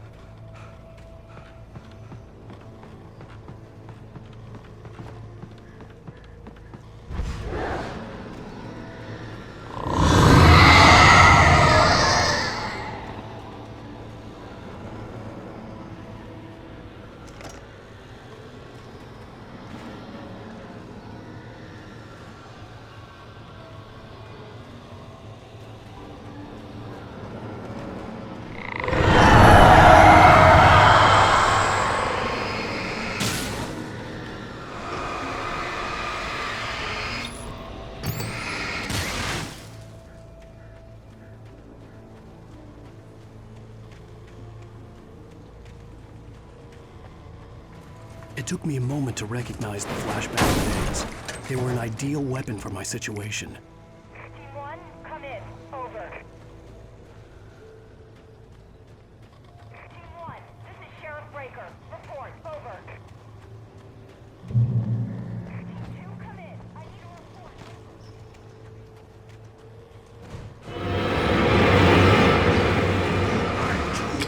Silent!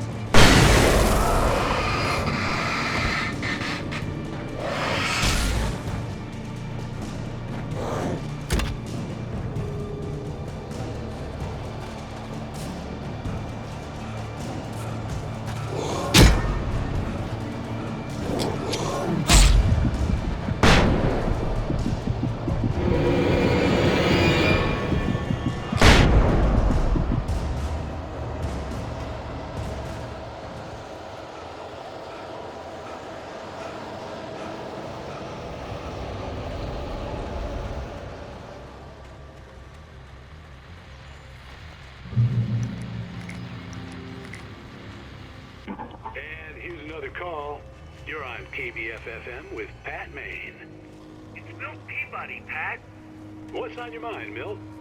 Well, I live near the trailer park, Pat, and there's a big ruckus going on over there.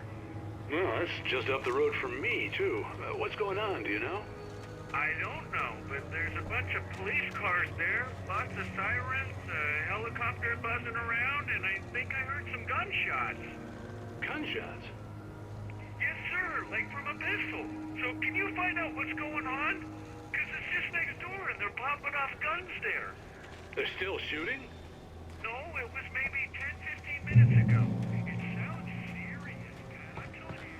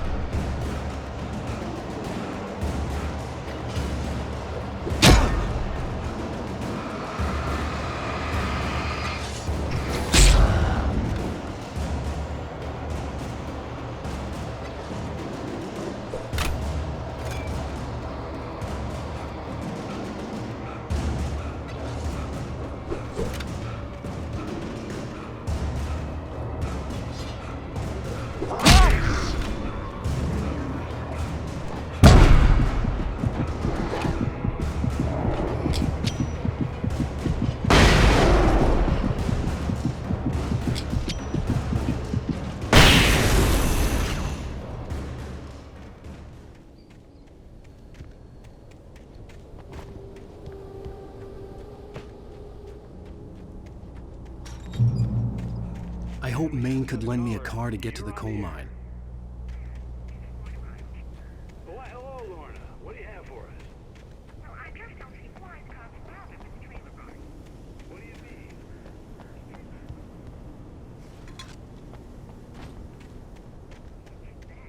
The sheriff should be helping us normal citizens instead of wasting resources on those people. Well... Let the try to sort themselves out.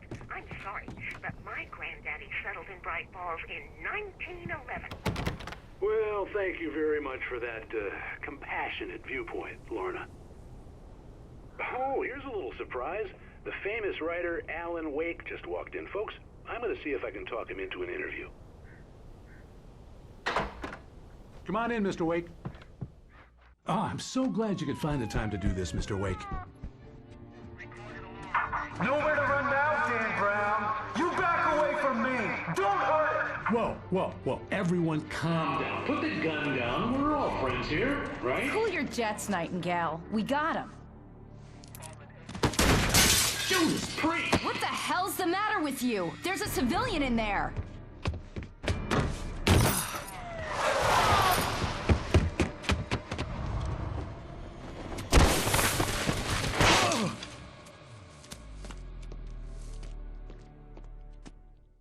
I'll get you yet, even if it kills me, you hear me? You hear me, H.P. Lovecraft? I had fallen off so many cliffs it was ridiculous. That's what you get for naming a book The Sudden Stop. It was probably good I hadn't had the chance to tell Maine where I was going. I'd have to lose the cops and find my own way to the mine.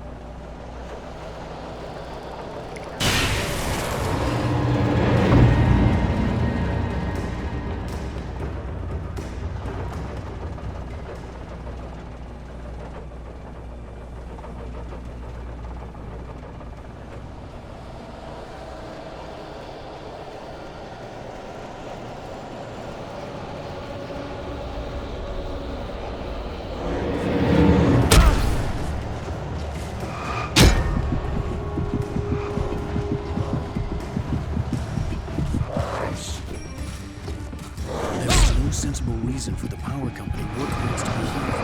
It was almost as if they'd been left for someone like me.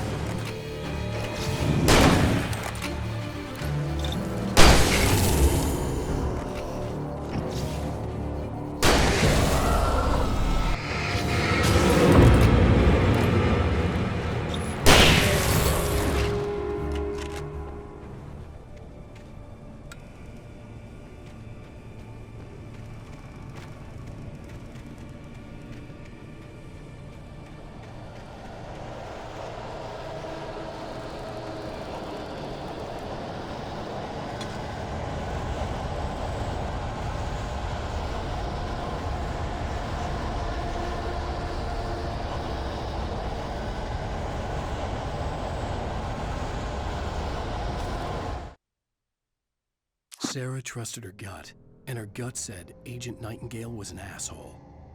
He felt wrong, and it wasn't just the smell of stale booze. It was in the way he flashed his badge, pulled rank, the look in his eyes when he wanted answers. Where was Alan Wake? What was this about an accident? Where was his wife? And most importantly, why did she let Wake go? He wouldn't answer her questions. Federal business was all he'd say.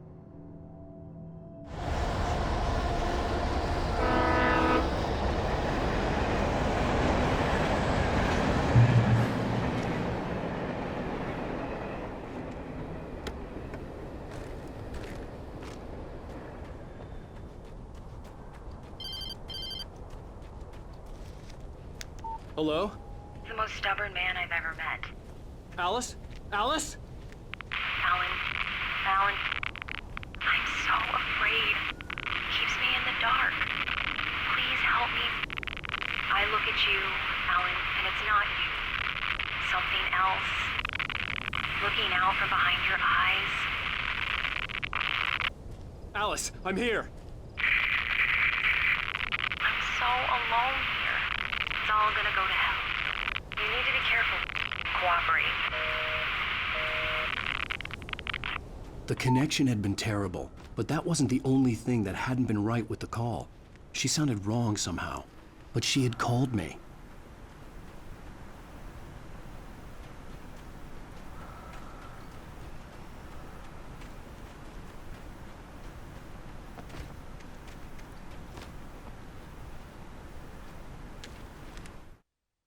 The pipe wrenched itself loose from the bridge's steel framework. Wrapped in darkness, it floated in midair, twitching. For a moment, I didn't understand what I was looking at. The heavy object lurched at me with impossible force. I threw myself out of the way, but just barely. When I turned my flashlight on it, it shook in a dark rage before it flew at me again.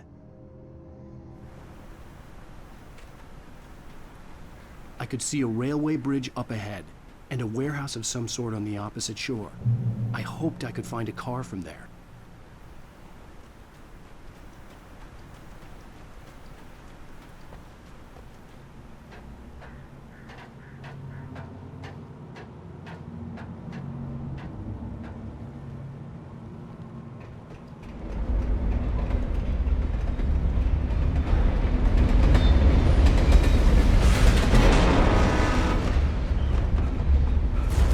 That was pursuing me was growing stronger, and it was taking over everything in its path.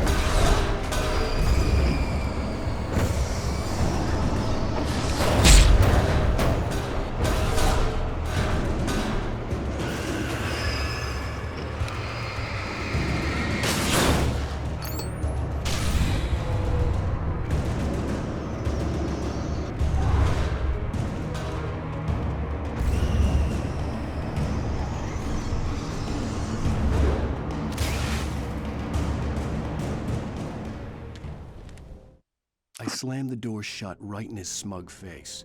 He pleaded for me to open the door. True to form, the asshole actually thought I would obey. I had no sympathy left, no guilt either, not for him. I took a moment to savor the scream. I bet I had a smile on my face. It was all that I had time for. The dark presence was inside the lodge with me.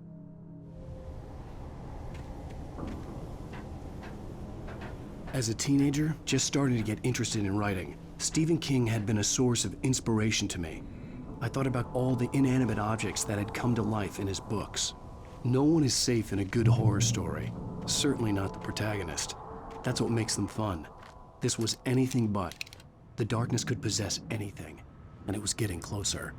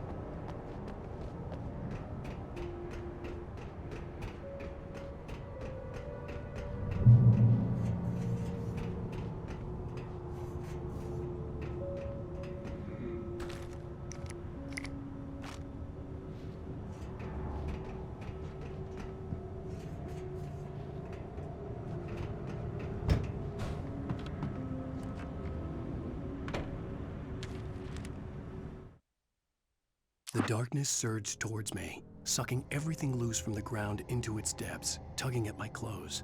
I saw the flare the kidnapper had dropped and threw myself towards it just as I felt my feet leave the ground. The darkness embraced me with the force of a tornado. Somehow I managed to light the flare. The darkness roared and cast me away. I fell toward the dark waters of the lake far below.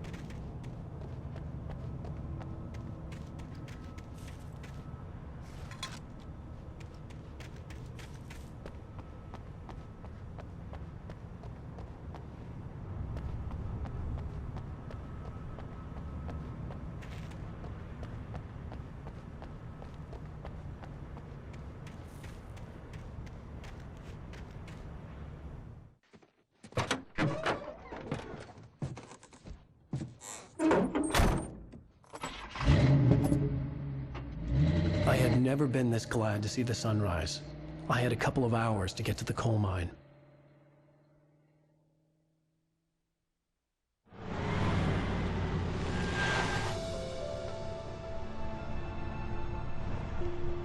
The coal mine wasn't far now.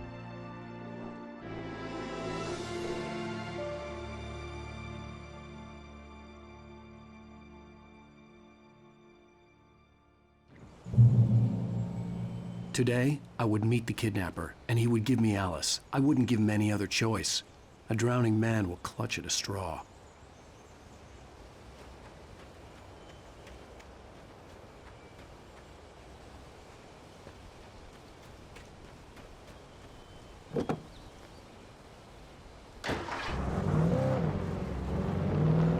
Little by little, without realizing it, I'd come to believe that the story in the manuscript was coming true. The current of its narrative had taken me deeper and deeper into dark waters. Alice had been taken from me. Barry was probably in jail. I was a fugitive from the FBI.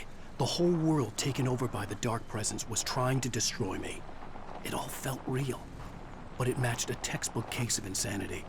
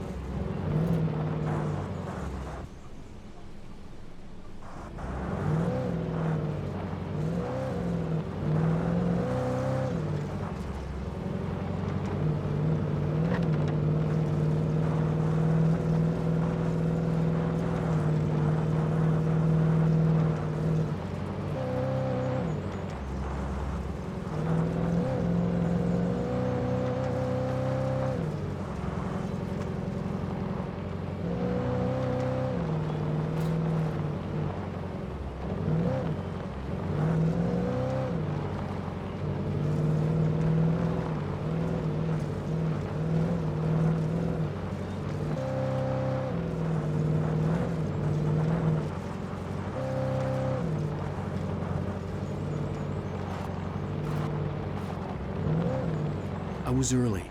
I was supposed to meet the kidnapper at noon in the main building. The coal mine was quiet. It was a museum now.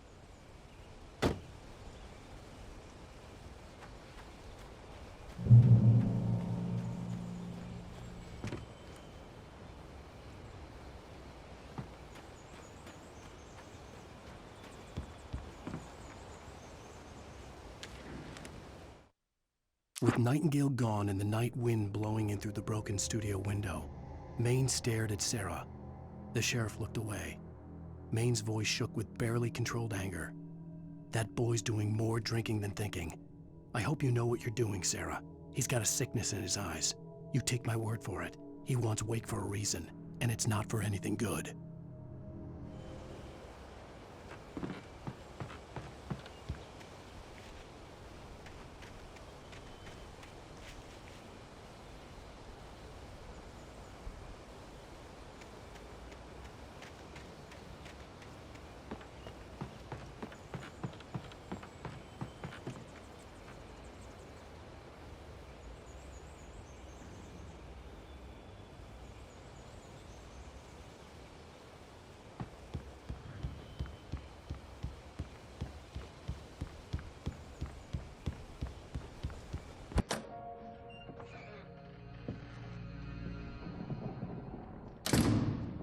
I didn't want to go outside. Cops had to be looking for me. The noon sun turned the place into a sauna. The day dragged on.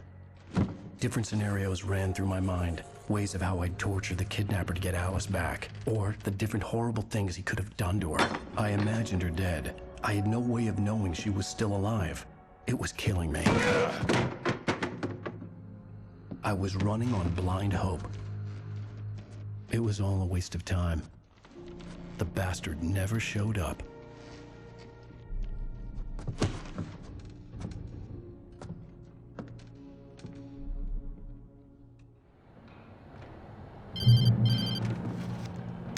Wake! Where the hell are you? Change of plans. You know where Mirror Peak is? It's a big mountain north of where you are. You follow the path from the mine, you can't miss it. There's a lookout point there. I'll be waiting. I'm through being jerked around by you. You want to see your wife alive? Because if you do, you better watch what you say to me. Do we understand each other? I want to talk to Alice. Yeah, and I want the manuscript. Don't keep me waiting, Wake. Hello? Hello! Ah! I'm gonna kill him! I had to get to Mirror Peak.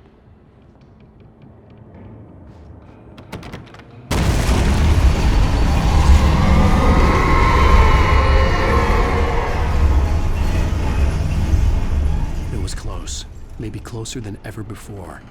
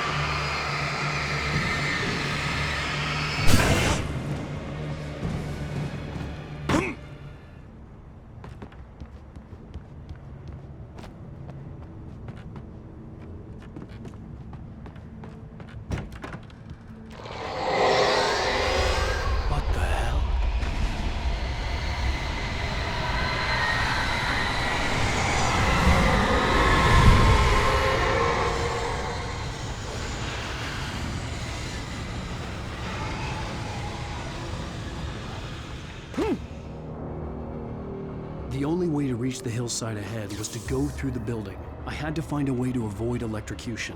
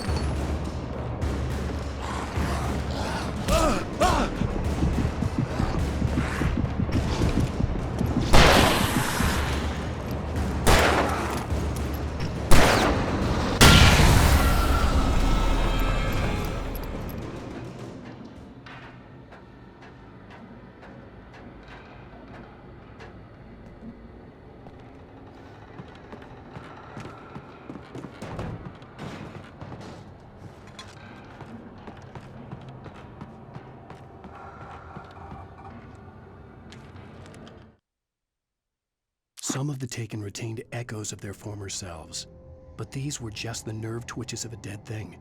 Nothing remained but a shell covered and filled with darkness. In most cases, these puppets were enough for the purposes of the dark presence. But for anything more elaborate, as with the writer, it was different. It needed his mind. And so rather than taking him over completely, it merely touched him.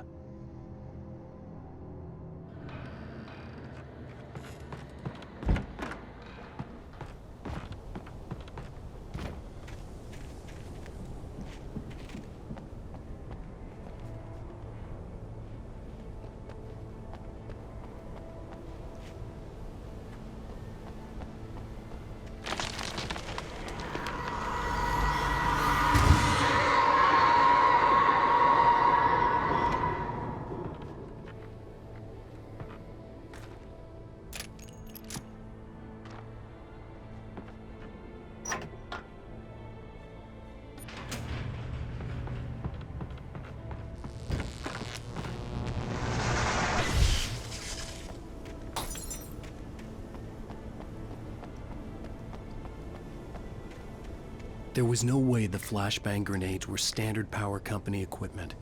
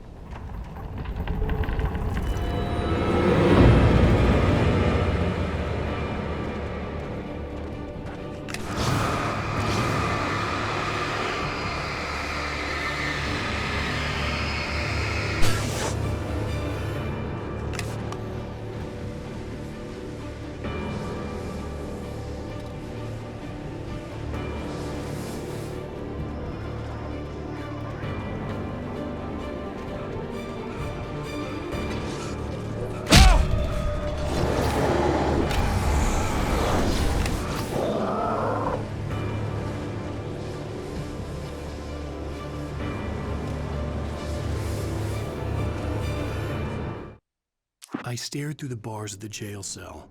Barry stood behind me, swaying on his feet, looking as ill as I felt. Agent Nightingale stood on the other side of the bars with Sheriff Breaker. Nightingale had a stack of manuscript pages in his hand. He seemed unhinged as he gloated. "Well, I've got you now, Raymond Chandler. It's all here. All the evidence, including conspiracy to murder a federal agent."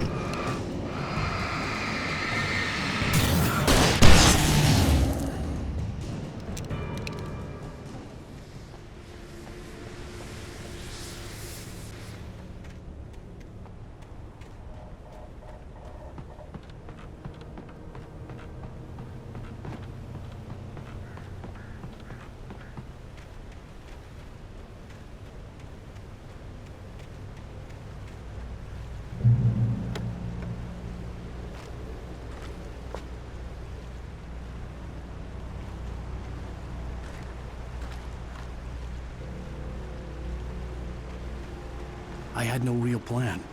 I was going to give the kidnapper all the manuscript pages I had for Alice. If that wasn't enough, I'd hold him at gunpoint and make him talk.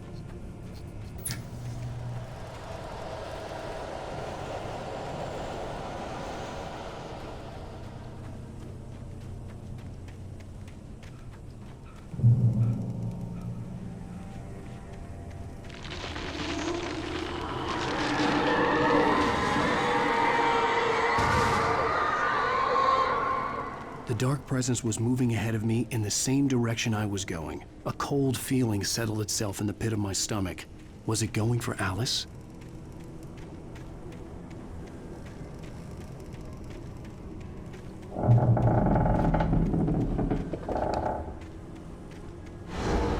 The graveyard shift may cause cancer.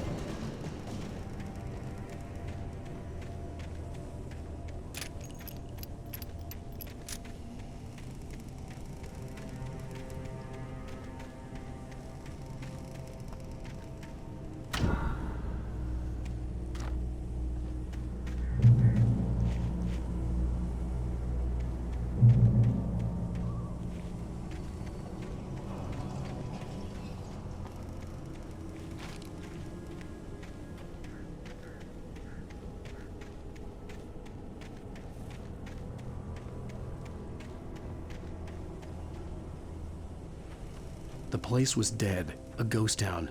Had been for decades, maybe a century.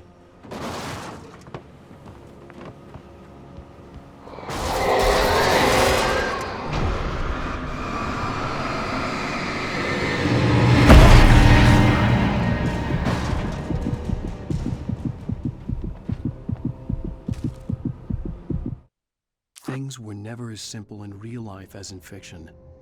I had lost count of the times I had wished there'd be a clear reason for my writer's block. Something to fight, something to lash out on.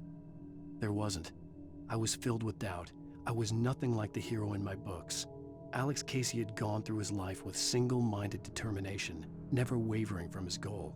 Even now, I was angry at myself, angry at Alice, angry at Barry.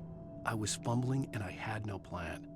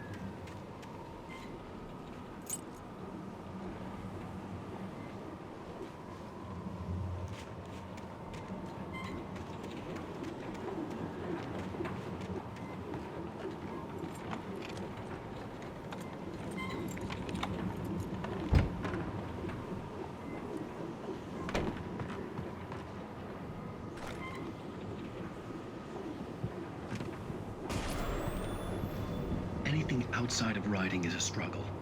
I feel ill. I managed to make my way downstairs. There's a shoebox filled with books and papers by Thomas Zane. It's very hard to focus, but I managed to read some of it. He's a poet, and a good one. He writes of muses and creators summoning fabulous things from a magic lake, using his powers to shape the world of a realm of gods and dreams and demons, dark things that wait for a chance to slip through, wearing the flesh of men as disguise. Zane writes about himself, his girlfriend being taken over by a dark presence, about growing scared of the lake. Zane believes it's a mirror to the gaping void of darkness above, where some Lovecraftian presence lurks. I crawl back upstairs. I'll borrow these things for my story. They ring true. They fit.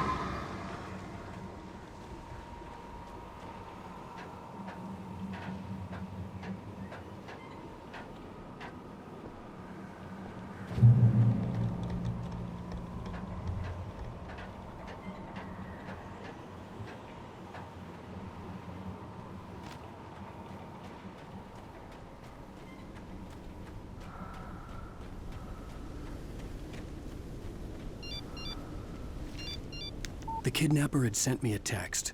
The message was full of spelling errors and insults. It was telling me to hurry up.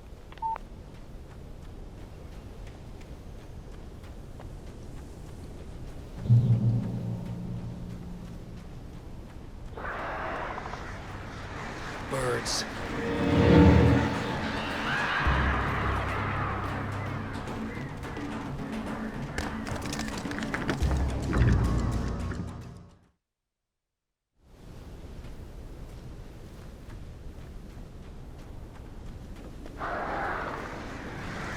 Birds.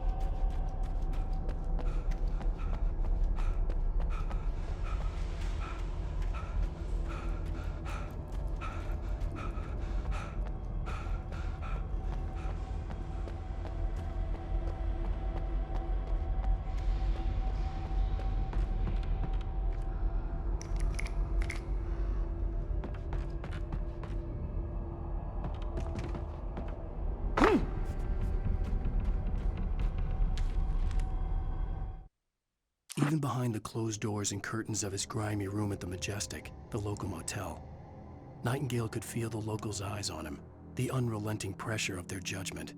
He forced it out of his mind. For all he knew, they could all be under Wake's spell already.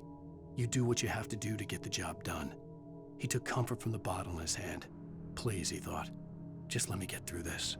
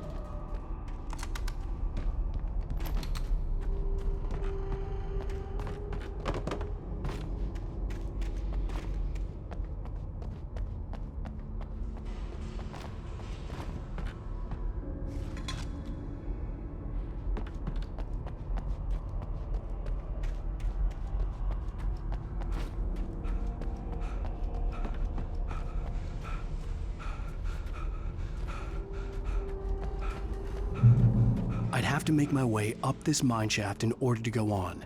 Maybe the machinery could help me with that.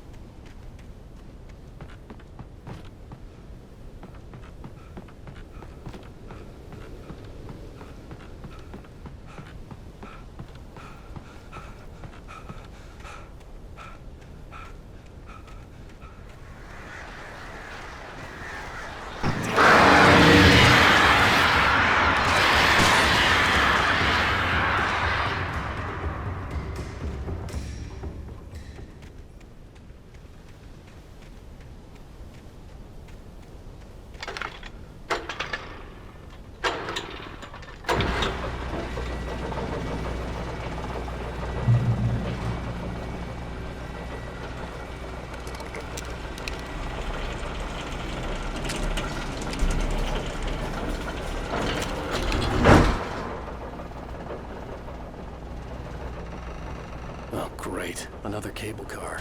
Just great.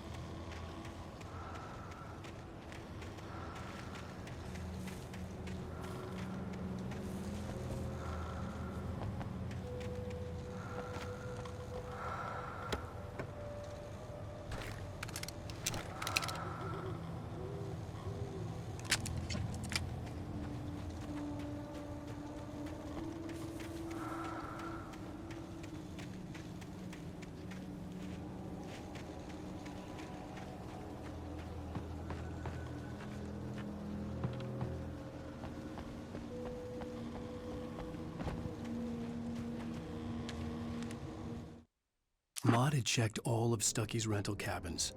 There had been no sign of the Wakes. It was dark when he'd found their car parked at the end of the road by Cauldron Lake. It made no sense. They must have taken a wrong turn, but there was no sign of them, and the car had been there for hours already.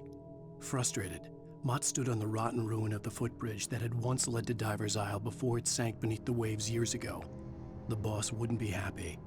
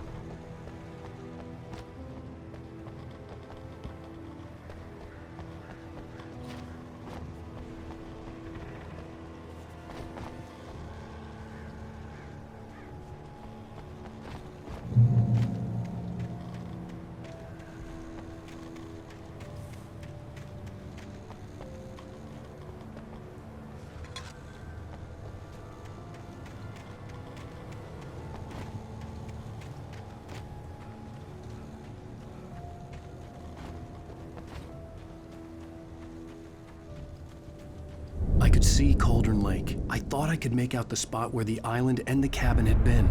There was a light near it. It had to be a boat.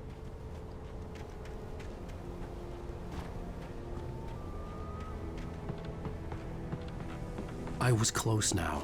I had to get there fast. I tried to hold on to Alice, but her form melted away. I was losing control. Dr. Hartman stood in her place. I wanted to hit him, but my arms were jelly. He smiled.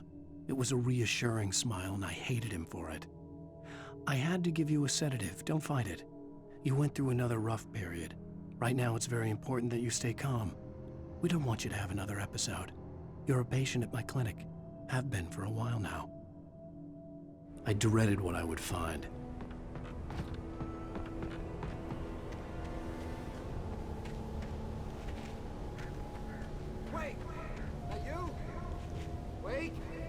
I'm here! I'm coming! No! Get away! Sorry. Please, it's late. The boss didn't know. I didn't know. I swear, I didn't know. We don't have a wife. We don't know where she is. She's probably drowned. We just said we had her to make a play ball. You see? They got him writing for us. Please. Please.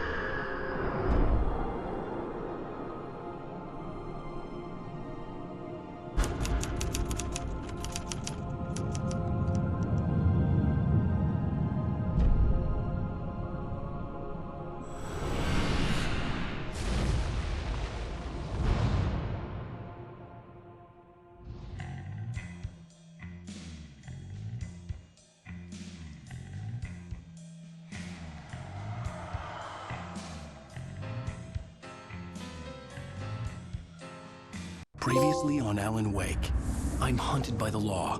Sheriff, Wake's running. I'm giving chase. Are you seriously telling me that writer just took out my deputies? A thriller I supposedly wrote is coming true. The genre of the story seems to be shifting. It's turning into a horror story. I was told that Alice had been kidnapped, but that was a lie. We don't have his wife. We don't know where she is. Her purported kidnapper was eaten up by the dark presence before it attacked me.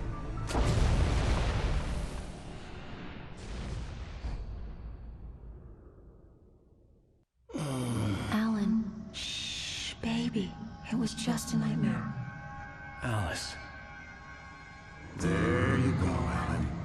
Hartman, I fell. I had to give you a sedative. Don't fight it. You went through another rough period. What? Right now, it's very important that you stay calm. We don't want you to have another episode. You're a patient at my clinic. Have been for a while now. The shock of your wife's death triggered a mental illness. No, you lie. You're suffering from various symptoms of undifferentiated schizophrenia. Bastard. It's okay, Alan. Just let go.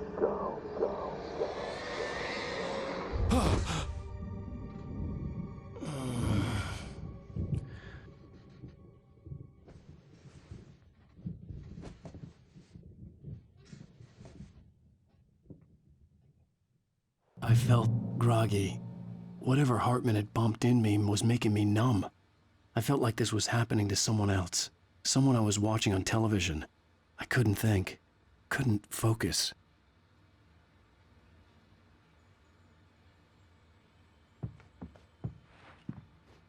There were only empty sheets of paper here. No manuscript pages.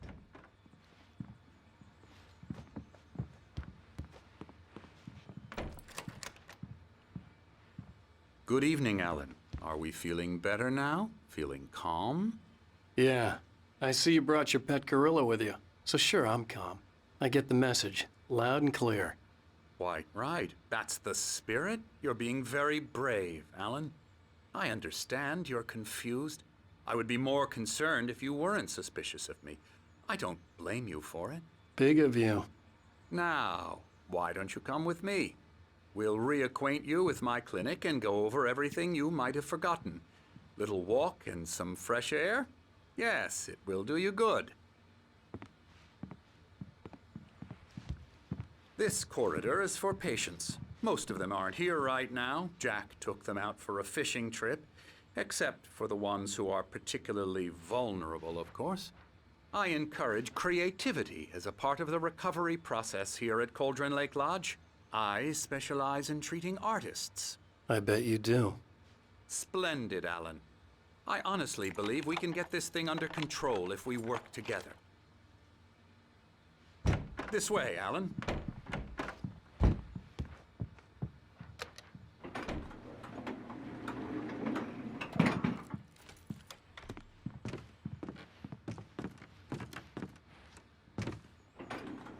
Now, Alan, from past experience with you, I know I need to get right into the heart of the matter as quickly as I can after an episode. So I'm just going to say this. Alice is dead. No. You're in a very vulnerable state until you understand and accept this. Alice drowned, and you couldn't face that. You're suffering from hallucinations, paranoid delusions, unusual thinking, an obsession about light and darkness, a feeling that everything revolves around you, your thoughts and dreams. Your mind has constructed an elaborate fantasy scenario in which your writings are affecting reality. She has been kidnapped and supernatural forces of darkness are trying to stop you. We go this way, Alan. I wasn't ready for another shot, so I went along with it. He had to be lying. But under the influence of the drug he had given me, I had to fight not to believe his words.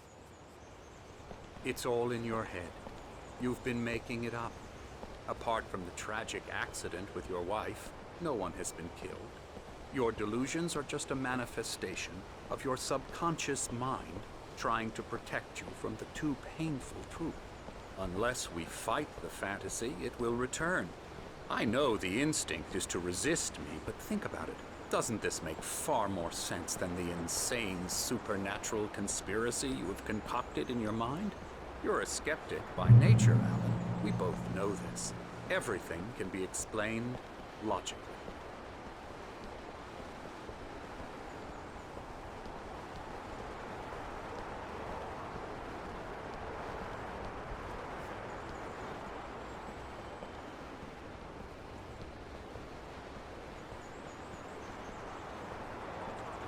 I never get tired of this view.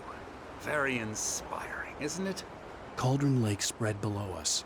I could see Mirror Peak on the other side of the lake. I thought I could make out the spot where Diver's Isle had been when I arrived with Alice. Now there was nothing but waves.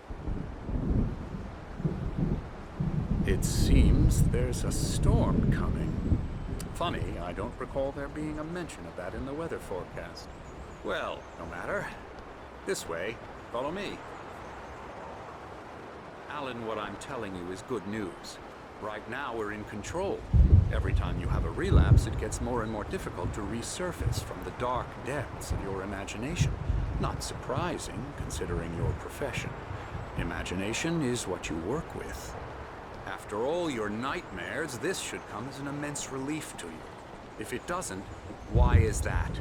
Because I'm lying?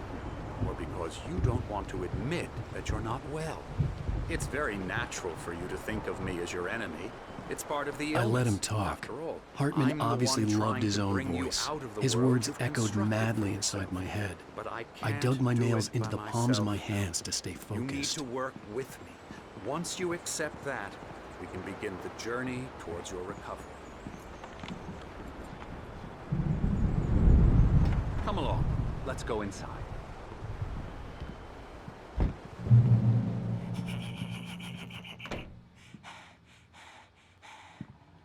Here's the entrance to the office wing. That's for staff only.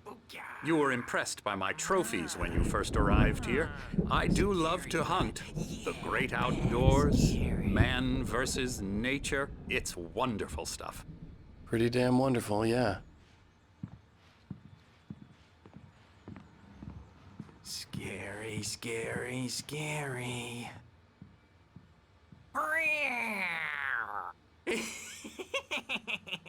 Emerson.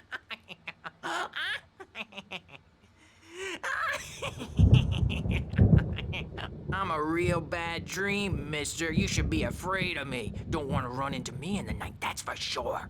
Please, Emerson. Mr. Wake is confused enough as it is. Yeah, you'd like me to go away so you won't be scared. But you can't just decide what kind of dream you have or when you have it. Emerson. Okay, sorry. Boo. That's Emerson. We're actually making some progress with him, I'm happy to say. He works on video games. Ooh, yeah. It's trash, of course, but it does involve some small creative effort, which makes him receptive to my therapeutic methods. No kidding.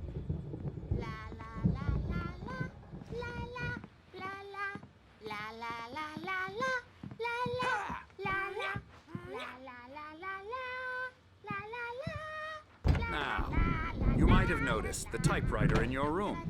You've been writing as a part of the therapy. As soon as you feel up to it, you should continue.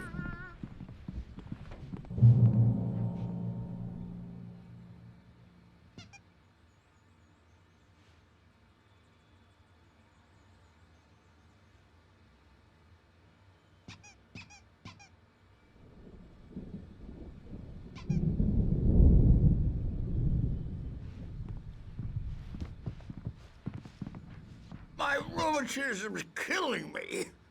There's a storm coming. Oh, what a storm. I hope it wipes this place off the face of the earth. And these two are the Anderson brothers, Odin and Tor. They had how should I put this? A heavy metal band in the 70s and 80s called Old Gods of Asgard. They even adopted new first names to complete the image of Viking gods. After the band broke up, they lived on a farm nearby. They are, well, in advanced stages of dementia. They're well cared for, TLC and all that. There's nothing more that can be done. I'm afraid that the rock and roll lifestyle has left its mark. Oh, that won't do. I'm so sorry to cut this short for now, Alan. The power has been acting up. I'd better go check on it. We'll continue this soon. Meanwhile, when you feel up to it, return to your room and try to write. It really is for the best. Don't you think? I'd like to bash his head in with a hammer. Oh, he'd love to fish out our secrets, but he has no clue. He's not crazy enough. Not crazy like us, Sonny. Yeah! Being crazy's a requirement, Sonny. Who else could understand the world when it's like this? It takes crazy to know crazy. That's the sanest thing I've heard in a while. Zane! You're all right, Tom. Hey, we like him, don't we, bro? He's got to go to the farm. The Anderson farm. Valhalla! We wrote it all down, lest we forget. A crash course. All you need to know to get your head right. You need to find the message. Here, Sonny, here's something for you. Gave me a rash, but I kept it safe from these bastards. My head was clearing up. Zane could feel the poems, taking form, shaping things. As he experimented, he imagined he could almost feel the power surging through the keys of the typewriter. It exhilarated him. But there was fear, too. If not for his young assistant, Emil, he would have given it up. But Emil convinced him otherwise. He, too, had a way with words. Or according to Hartman, I was sinking back into the fantasy. I was convinced he was lying to me about everything. Crazy or not, the Andersons made more sense. Tom, got any booze on you? Yeah, no. Sorry, we have guys. a stash of the special stuff at the farm. Our own formula. Local ingredients. Medicine. Clears your head right up. Makes you remember like moonbeams on the brain.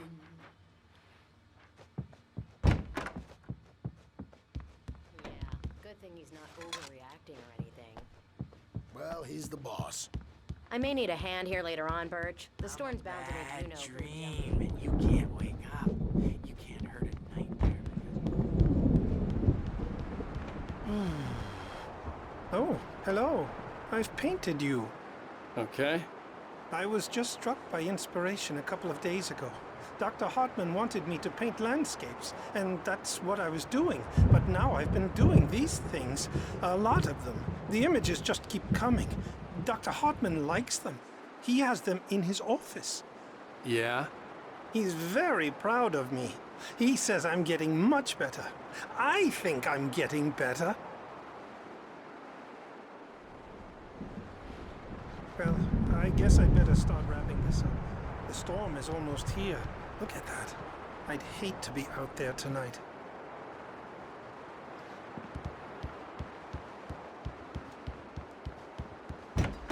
All the time and express their feelings so they won't shut up and the writers won't Hey, shut up. Wake, why don't you humor Dr. Hartman and give the writing a shot, huh? Typewriter's in your room. You can get to your room by those stairs, Wake.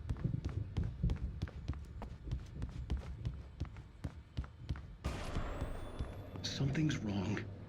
I'm not myself. It's hard to think that there's a shadow inside my head. I can only focus on writing. Everything else is a blur. I'm trapped in this cabin. Have been for days, but it's always dark outside. My editor is real. I saw her again. She's not human. It's not human. A dark presence is wearing the old woman's face. She was covered in clinging shadows. There's a hole in her chest where her heart should be. I think I've made a horrible mistake. I don't think I'm any closer to saving Alice. It's been lying to me, using me to get the story it wants, and the story will come true.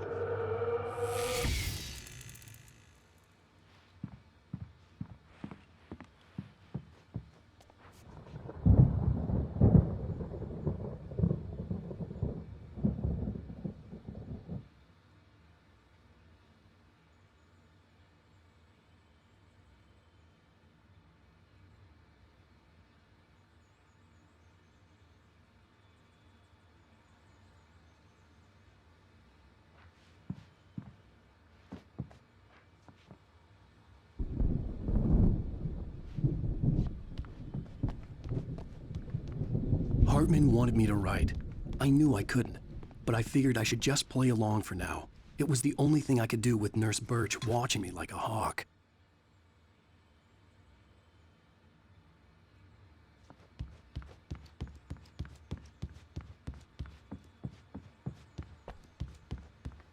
Hartman had mentioned that the power had been acting up. Maybe that was the reason for the generator and the work light on the balcony. The generator hadn't been activated, and there was no key.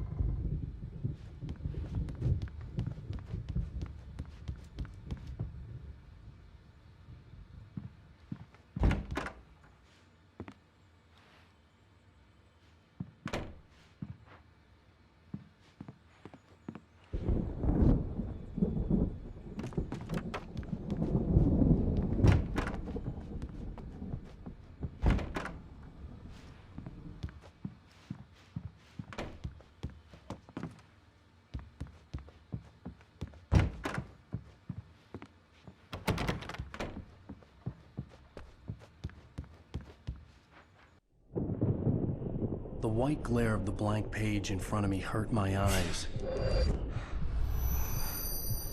My hands began to shake uncontrollably. Everybody calm down. Put that down. Bert, I need help. Hey, Wake, you stay here. I'm gonna go see what's up. You just keep doing what you're doing. Be cool, okay?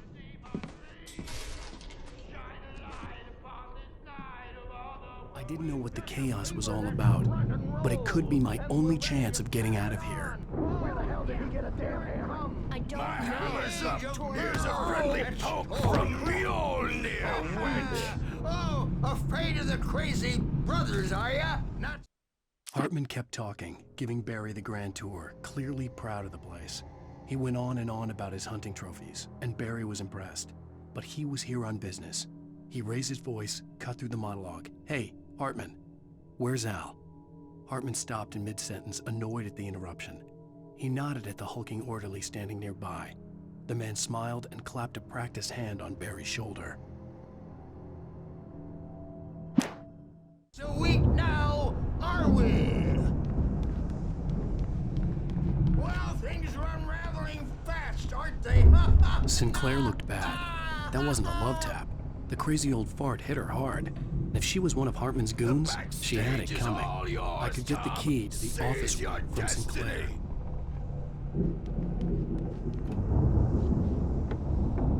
I had to get to Hartman's office. He had taken all my manuscript pages. That's where he'd been keeping them. Maybe you could come out and beat our wrinkled adult diapered ass since you're so tough. The photo on the wall caught my attention. In it, the clinic staff was standing outside the lodge. I knew the man next to Hartman. He was the kidnapper. Hartman had been playing me all along. The markings on the tape said they were recordings Hartman had made at the sessions with his patients. I saw Alice's name on one of them. For a moment, I couldn't breathe right. Now, Mrs. Wake, can you tell me about Alan's problems? He's more and more out of control all the time. The parties, he's so angry all the time. He's getting violent. Do you mean with you? No, not with me. No, never. Sometimes I almost wish Alan would take a swing at me, because at least that'd lead to a conversation he couldn't just march out of. But no. Alan doesn't really sleep. And the work, well, he's not writing at all. He sits there for hours and just gets more and more frustrated. And I can't talk to him. Yes. Tell me, Mrs. Wake. What would you say to him if he'd listen? I don't know. I want to say, I look at you, and it's not you. Just some stranger who resembles you. Looking out from behind your eyes. And I don't like that guy much. And now it's all gonna go to hell. But you don't ever say this. No. I've tried, but he's not listening. He's too deep in his own problems. Always going on about something else. I'm so afraid I'm gonna lose him. And we're not even talking anymore. He doesn't let me in anymore. He just keeps me in the dark. I'm so alone here, even when he's home. Please help me, Doctor, because I'm at my wit's end. Well, if you can just get him here, I'll absolutely do my very best. Yeah, but Doctor, you need to be careful with him. He's not just going to listen to you and cooperate. He's the most stubborn man I've ever met. Well, I'll be sure to bear that in mind. Hearing her voice, what she was saying made me happy and sick and guilty all at once. Worst of all, I recognized the words. The phone call from her. It had been a cut-up of this. Just a recording.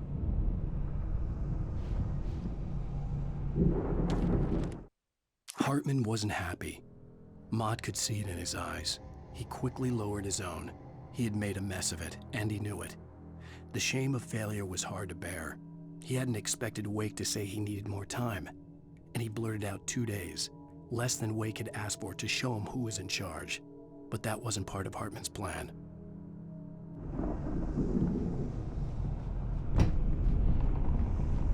Let me out of here! Hartman, do you hear me? I'm gonna do your crazy quack ass to shreds! Barry? Ow! About time! Barry, man, am I glad to see you. We need to get to Hartman's office. It's right next door. You okay? Yeah. I mean, no! The cops found me at Rose's trailer, but they didn't hassle me too much. I'm obviously a victim in this, and I demanded to be treated as such. Or else I'd sue their asses. Speaking of asses, that Fed gave me a real hard time, but I had no clue where you were. That guy's crazy, Al. But he let me go, and then I get a call from Hartman, that son of a bitch, who tells me you're here, and I should come pick you up, but when I got here, 2 goons clobbered me and stuck me in there. What's with the cutout? I stole it from the diner to piss off Rose after what she did to us. That'll teach her. Yeah, that's a harsh punishment. Come on, pal, we gotta get going.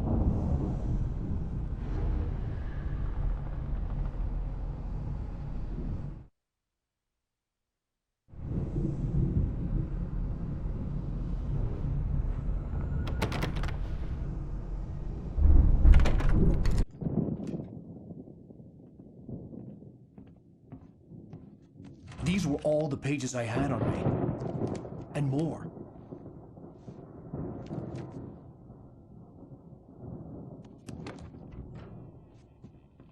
Alan, please. You're sliding back into the... Tell me one more lie and I'll shoot you in the face. Ah, well, it was worth a shot.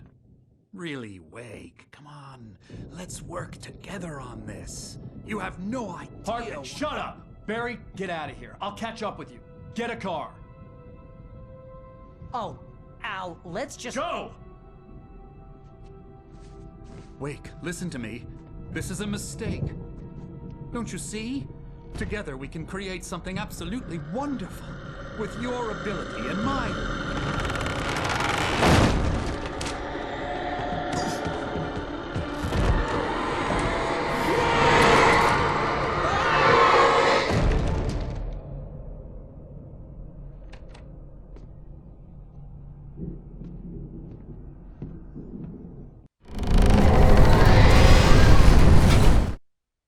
Hartman followed the fall of Alan Wake with his binoculars.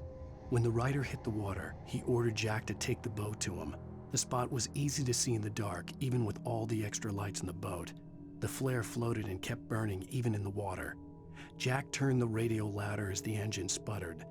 The music was rough and clanking, something the Anderson brothers would no doubt have enjoyed. But Hartman chose to ignore it. Wake was finally within his reach.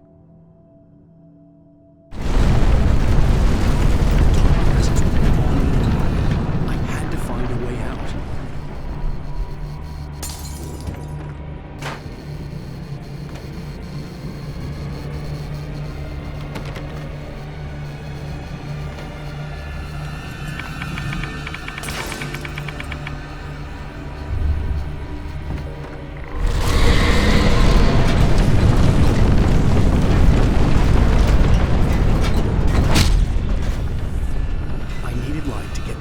Bookshelves out of my way.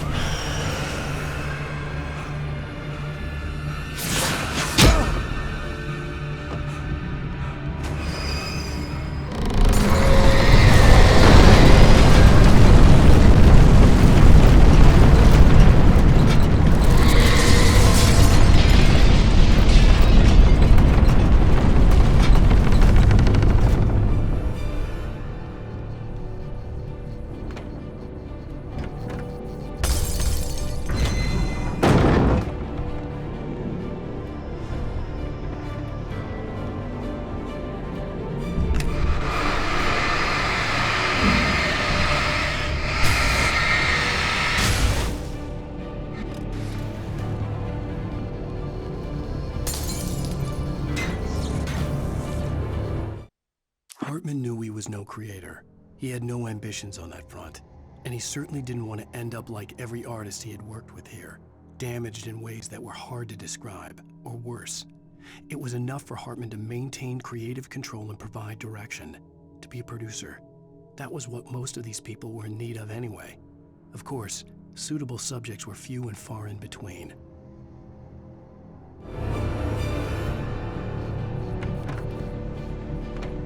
Most of us have felt its shadow on us, a shiver down your back. Color of the mind. You can't find it on purpose. Take a wrong turn. Wake up, and you will find yourself in a small town of Night Springs. Tonight's episode. Sometimes, even the simplest thing is proof impossible. Consider, you get in a car and leave a life behind. Easy.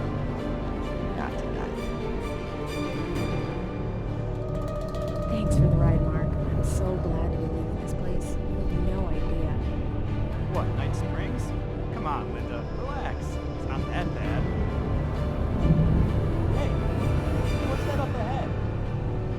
Oh, God. There's someone in the road. I think there's been an accident.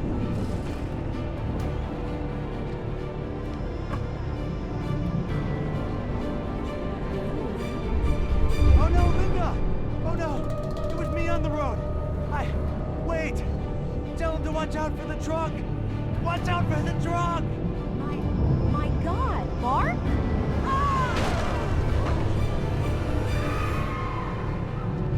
Oh, no, please! God, no! Linda! Linda! Thanks for the ride, Mark. I'm so glad to be leaving this place. What, Night Springs? Come on, Linda, relax. It's not that bad. Hey, what's that up ahead? Oh, God. There's someone in the road. I think there's been an accident.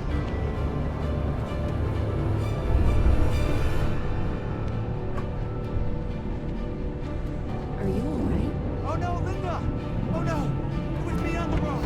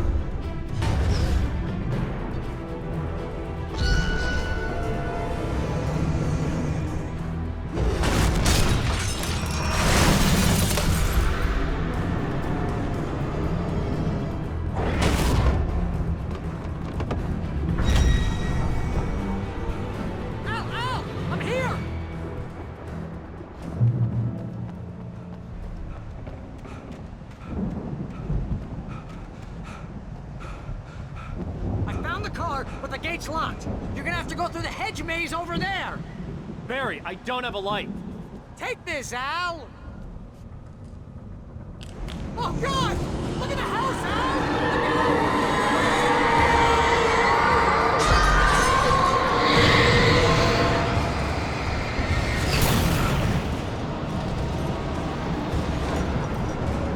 Jeez, Al!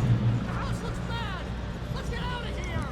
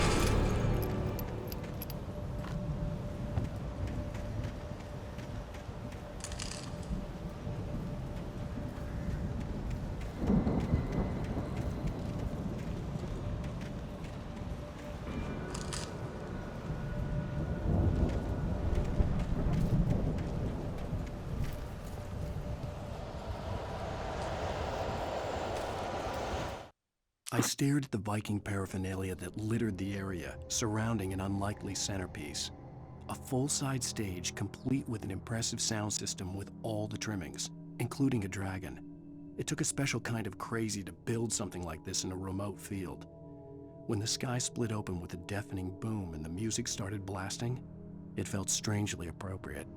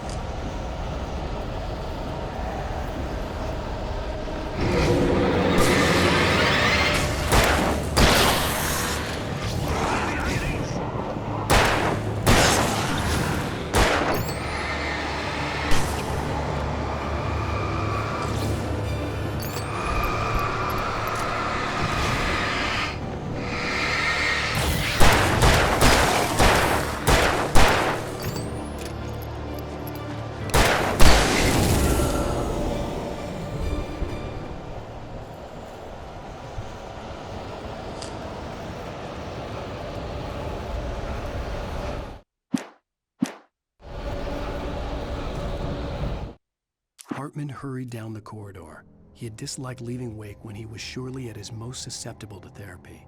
But this was not an ordinary storm. Wake had been writing, and he had woken something up in the depths of the lake. Now, it was coming for him. Hartman had naturally prepared for a situation like this. The idiot brothers would keep Wake distracted while Hartman double-checked everything, just to be sure.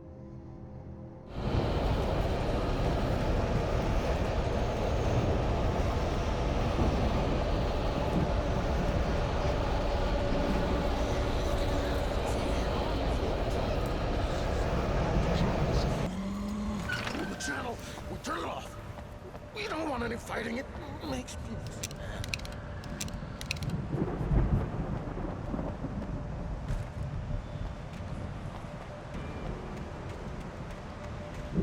You get 2 pills in the morning, and then you'll be nice and cold. You get 3 pills in the evening. You'll sleep like a baby.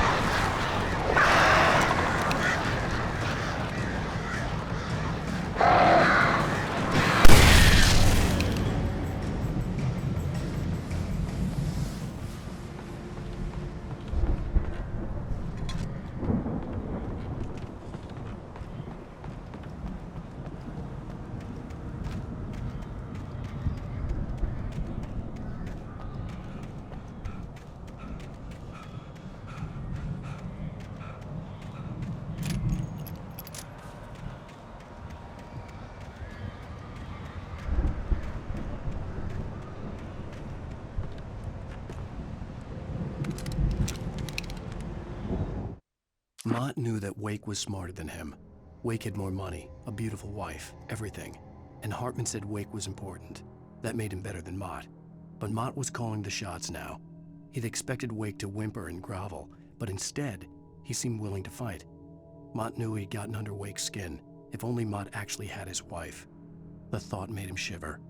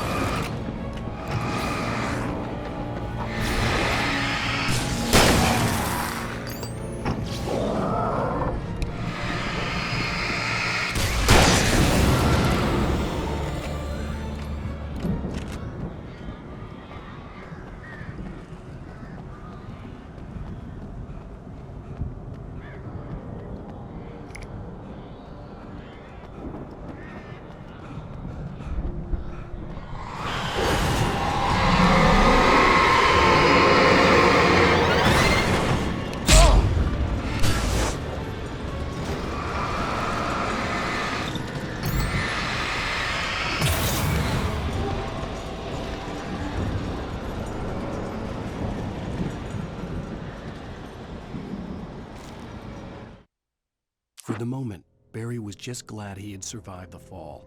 He had been separated from Al, and there was no easy way to climb back up. He told himself he'd be okay in the gloomy forest at night. He would just have to wait for a while for Al to find his way down. Barry turned when he heard the heavy footsteps and saw the movement.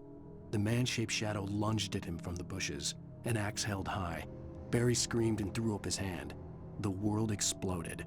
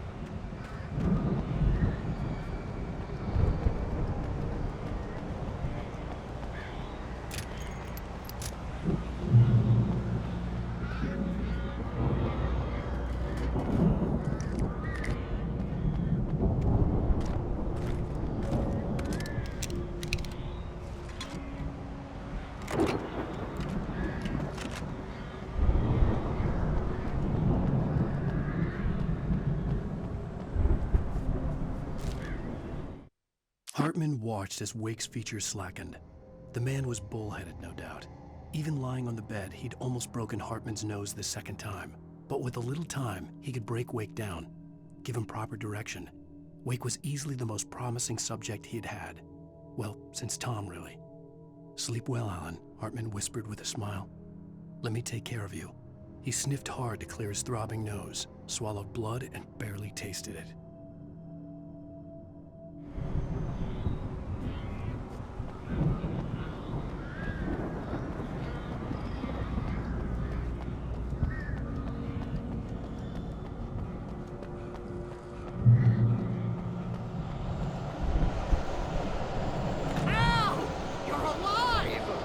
Let's get out of here. Can you open this gate? Maybe. Barry! Well, I slammed it shut when the nasty showed up, and the key fits kind of loose in the lock, so, Barry! I'll find it, don't worry about it!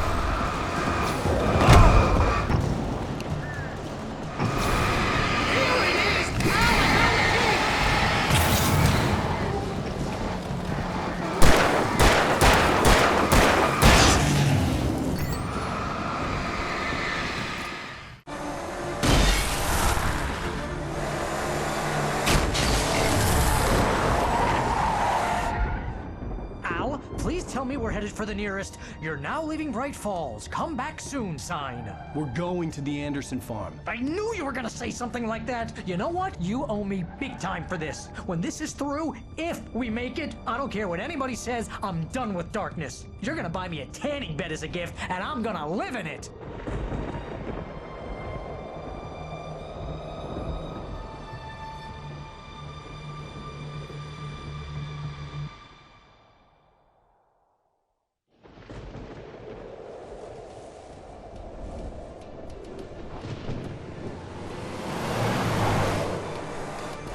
I'm crazy, but that's fine, Barry. Oh, you got that right, Al. You're barking mad. You are by far the craziest... But maybe that's inevitable when you deal with crazy stuff like this.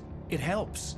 This is happening, Barry. Alice, they never had Alice. She's trapped in the darkness at the bottom of the lake, but she's not dead. Al, how can you know that? I know, Barry. I can... Al, No, listen. I can bring her back. I can find her. There's something special about this place. The lake, it does something to the works of art created here. It makes them come true. But there's a catch. The dark presence, whatever that thing is, twists it to its own ends. That's why all of this is happening. It's using my manuscript to take over everything. Al, I believe you. It happened to Thomas Zane before, it happened to the Andersons. I believe you. Crazy or not, you're not delusional. Weird shit's going down. That's a fact. I'm on board, man. I'm with you. The Andersons knew about it, but they were too far gone to tell me with all the drugs they were on. But they wrote it down. There's a message somewhere at their farm, Barry. We just need to find it. Look out!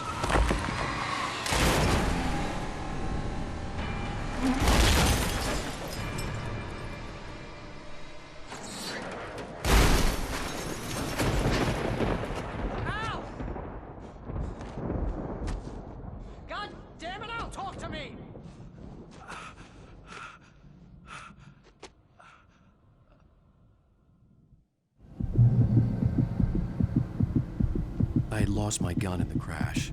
Barry was nowhere to be seen. Barry! Barry!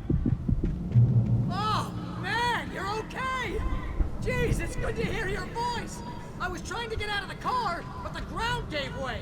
Man, what a drop! Don't worry, your cutout is fine. Forget that! Are you okay? I hit some bushes, didn't get a scratch! There's no way you can climb down, though! It's like a sheer wall! Al! There's something moving down here! Barry, it's a taken! Use a flare, Barry! Yeah! Barry, are you alright? I'm good, Al! I'm great! Guess you never messed with anyone from New York City before, huh? You're gonna have to find your way around to the farm, Al! I'll be waiting! Barry, just wait for me, okay? Al! I'm not staying here! It's suicide! I'm going to the farm! I'm gonna go ahead and secure the area! You can catch up! Don't worry about it! I'm on the case! Now he's Rambo. This would turn into a disaster if I didn't catch up with Barry.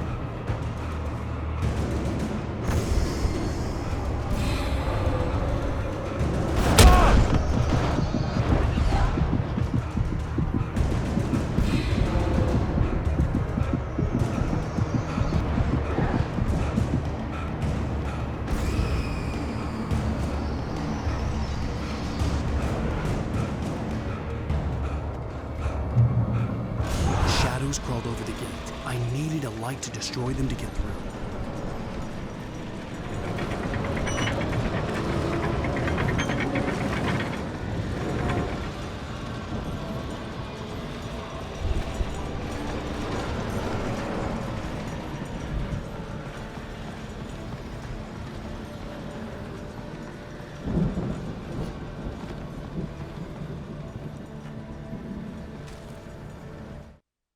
Agent Nightingale stared at the passed-out rider. The man was sleeping off one hell of a night. Nightingale felt a stab of envy at Wake's oblivion, but he had a job to do. He put the gun to Wake's head and almost became a murderer. His hand shook and his throat felt tight and dry. Biting his teeth, he tried again to pull the trigger. He lost the nerve. Wake stirred. Nightingale would have to settle for an arrest.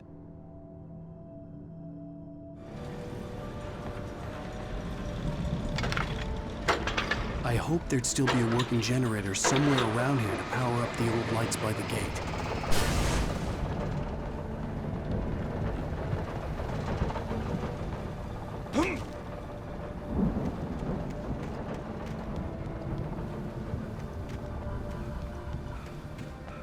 could sense the movement in the woods ahead. Facing the enemy without a weapon was dangerous, but I had no choice.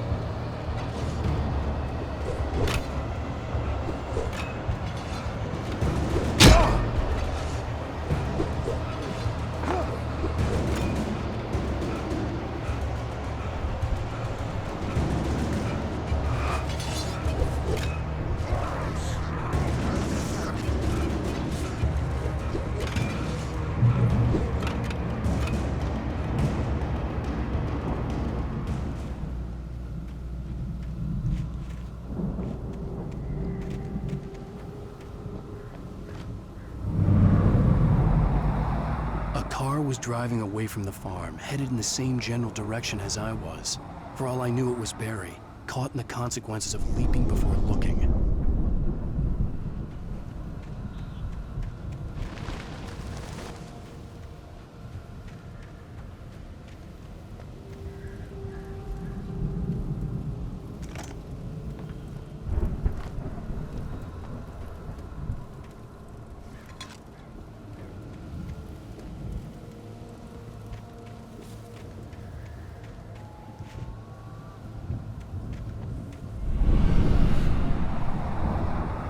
The car was heading for the cabin up ahead. It wasn't far. If it was Barry, I would see the damage soon.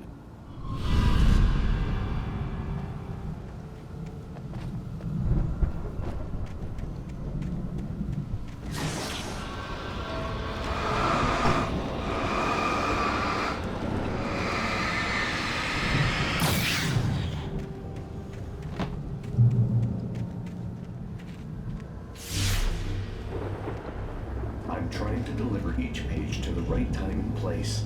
I'm trying to show you how the story goes. I had seen glimpses of the light before. I had seen it in my dream. It was a strange spaceman or a diver in a bulky suit. He was the one who'd been playing.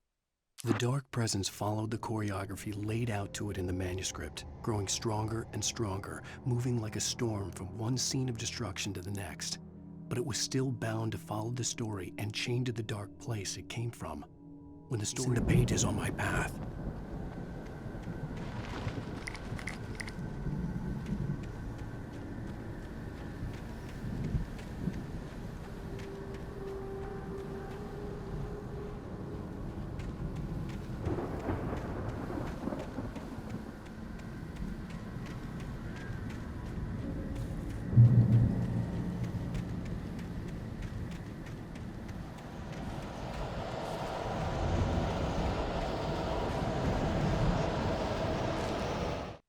The storm raged on as the Anderson brothers walked unsteadily away from the clinic with the other patients in tow, knowing that this time they wouldn't return.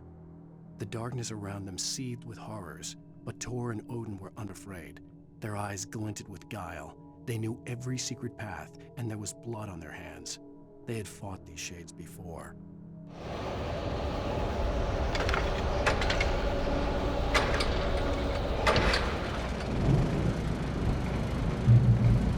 Someone had left a gun behind. Now I had a fighting chance of reaching the farm.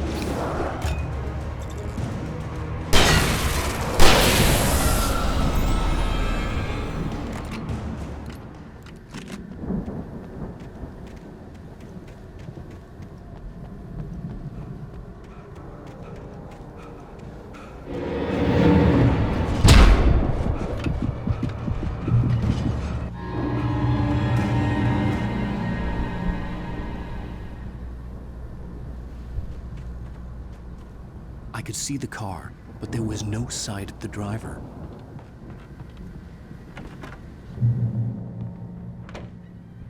Hello? Anybody here? Barry! No! Danny, you're not! Please! What are you? No! Don't! I'm sorry!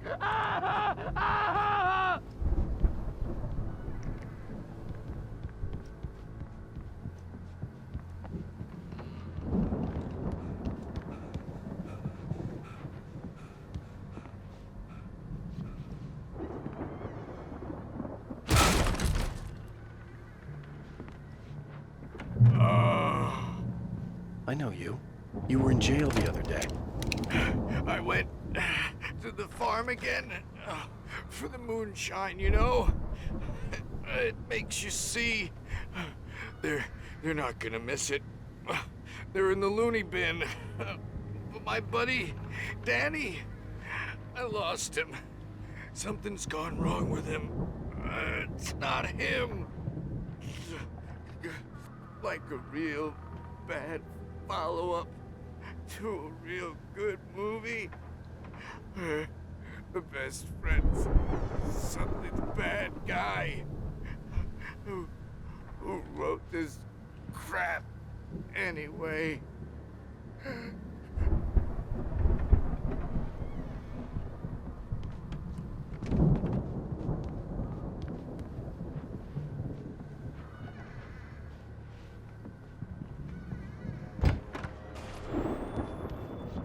I've run through every possible course in my head.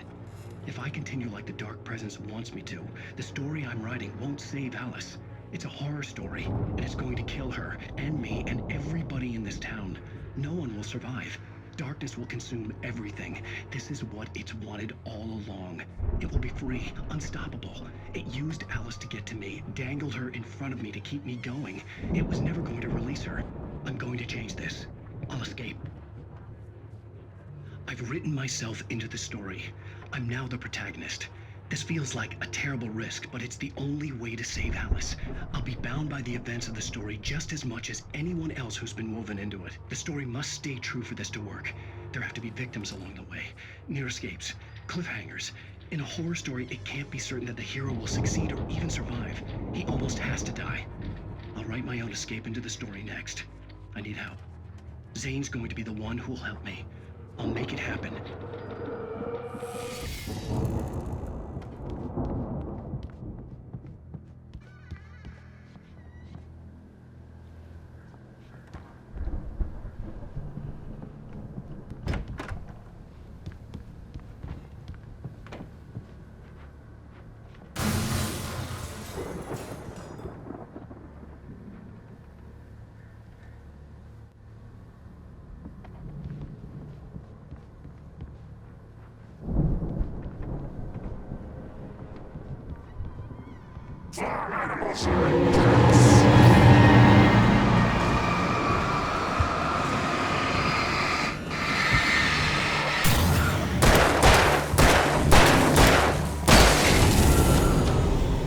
Let me guess.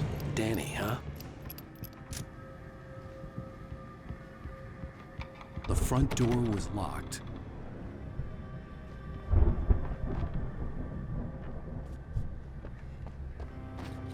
The farm was still a good distance away. I'd need a car to get there fast.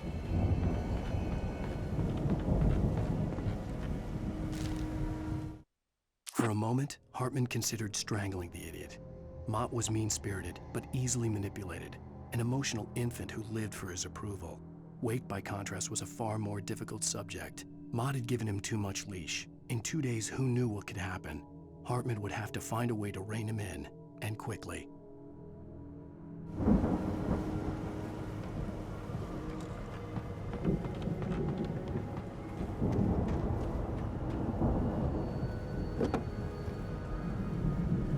If Barry wasn't up here, he was probably in trouble down at the farm. For a moment, I felt bad for doubting him. After all, I'd made it this far myself. But Barry was Barry.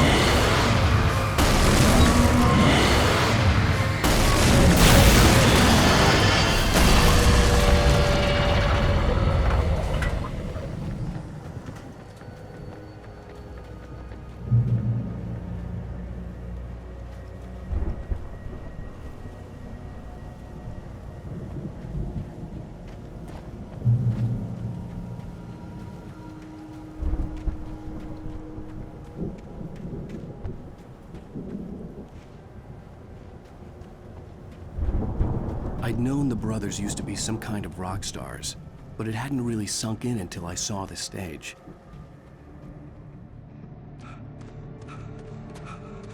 Ow! Run! Incoming! There's too many of them!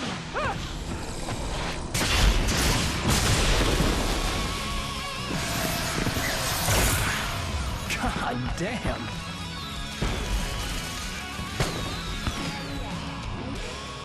I'm so glad you decided to go it alone, Mr. Bronson. Shut up and shoot! Ow! We have to fight them off!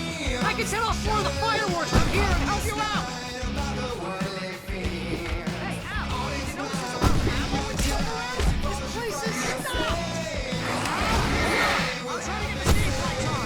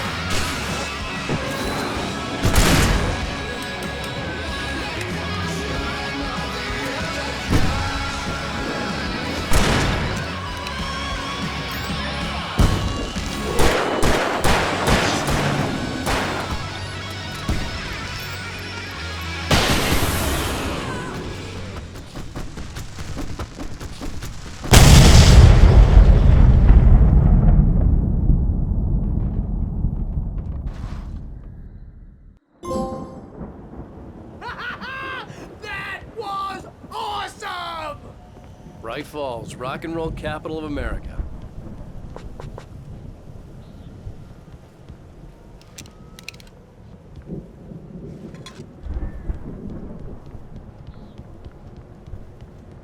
Hey, Al! This way to the farm!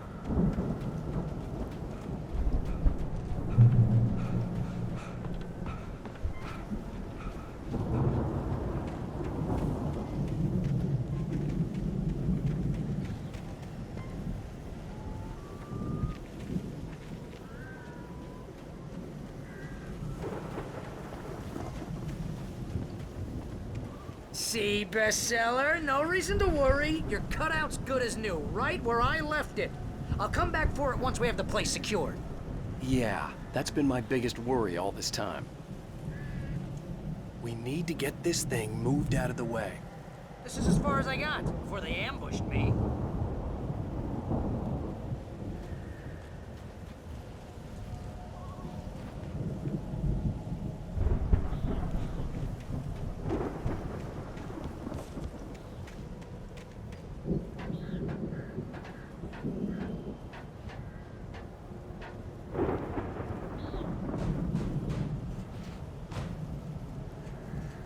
Hey, I think Alan Wake here has something to say.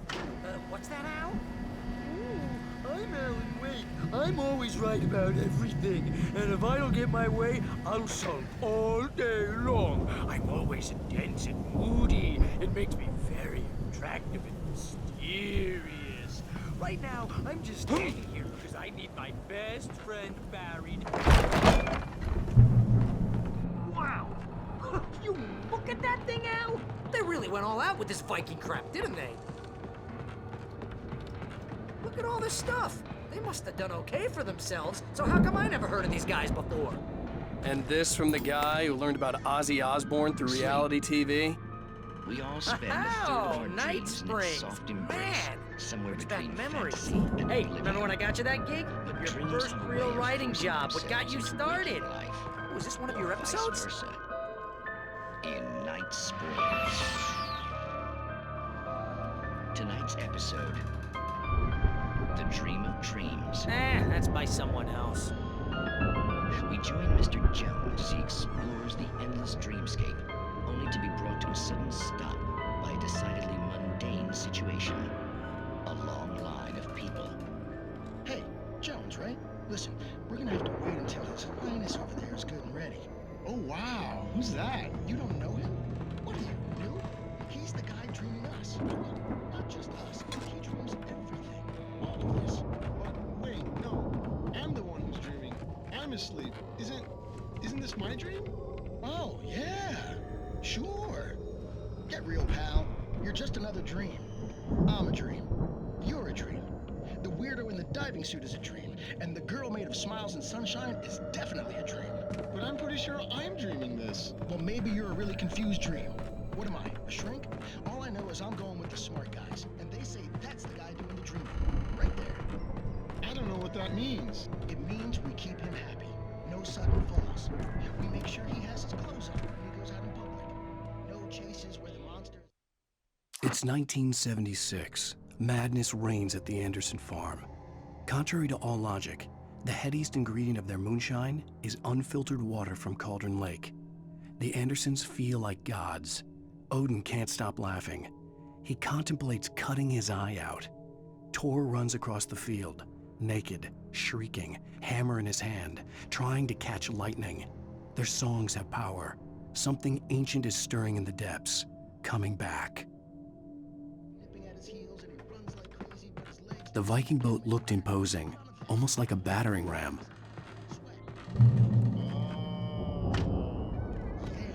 Precisely.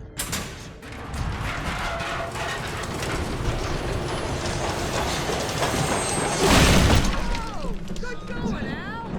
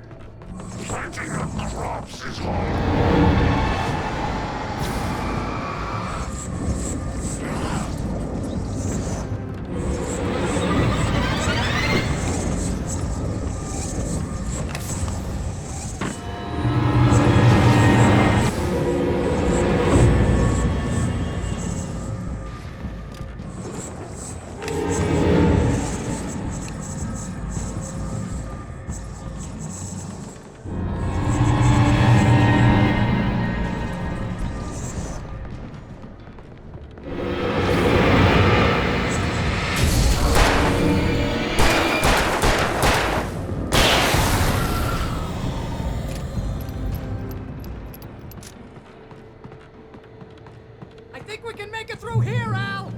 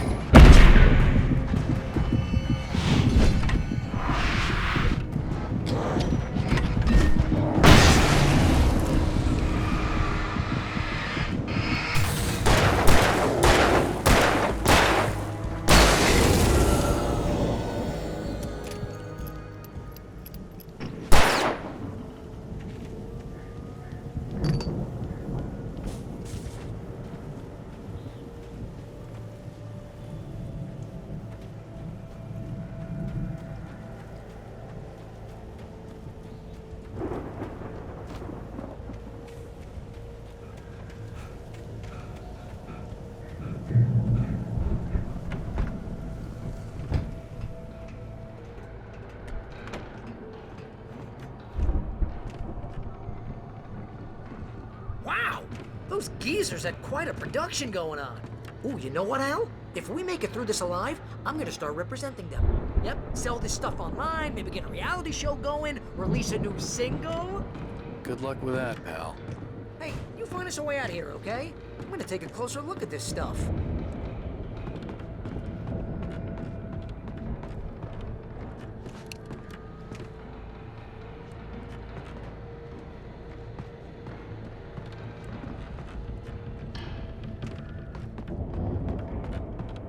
The door was barred from the other side.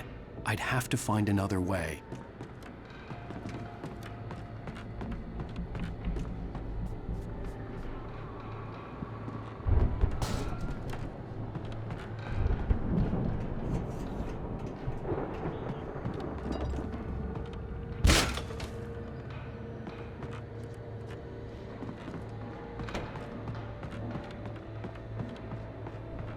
Be careful, Al!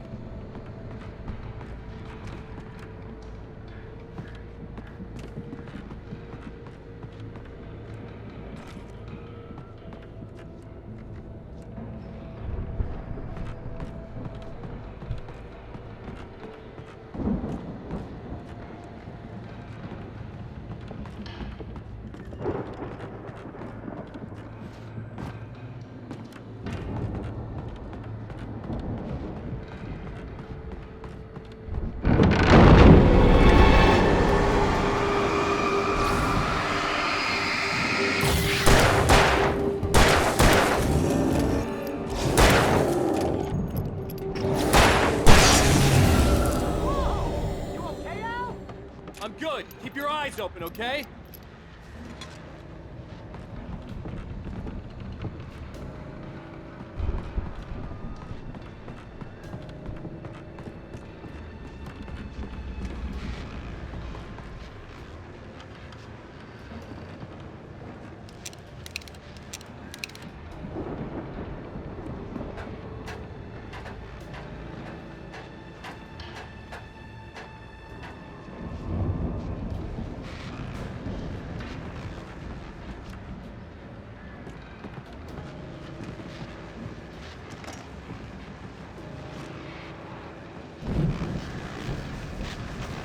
As you regular listeners know, I tend to work through the night, but I'm not the only one. Deputies Mulligan and Thornton are taking a couple of moments off their busy schedule to join me here in the studio. Boys, how busy are you now? Deerfest is almost here, isn't it? I bet that keeps you in business. Pretty busy, yeah. Actually, Pat, we've been real busy with other stuff, which concerns an ongoing investigation. We can't talk about that. I wasn't gonna say anything. Just, you know, other irons to fry. Things have seemed relatively peaceful to me, but we do tend to get a little wild this time. I could see the building that had to be the Andersons' home on the other side of the field. It wasn't far now. I wasn't worried about trusting the ramblings of two burned-out geriatric wrecks. They had the goods.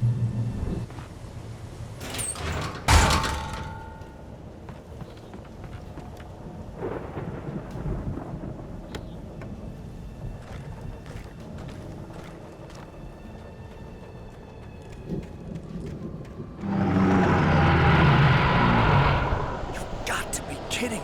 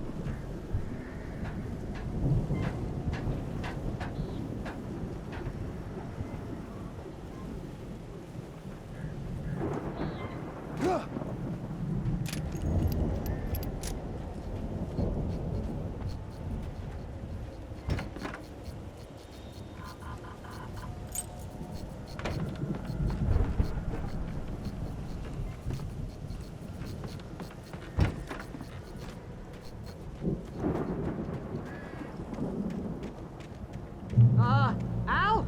Is that you out there, buddy? Yeah, it's me. Hey, let's go, man.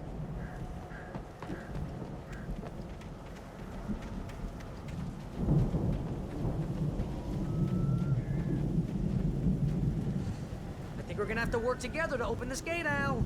Looks pretty heavy.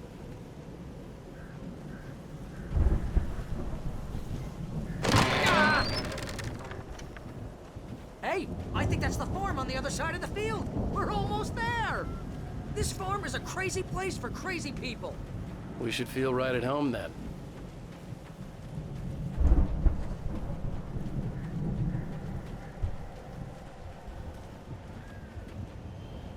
Come on, one more gig.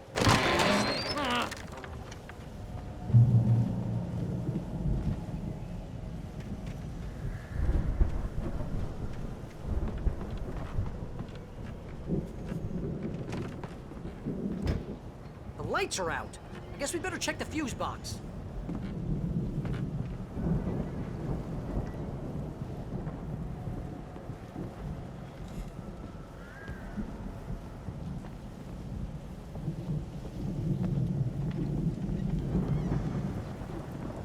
The power downstairs was out, but I was sure I could fix that at the fuse box.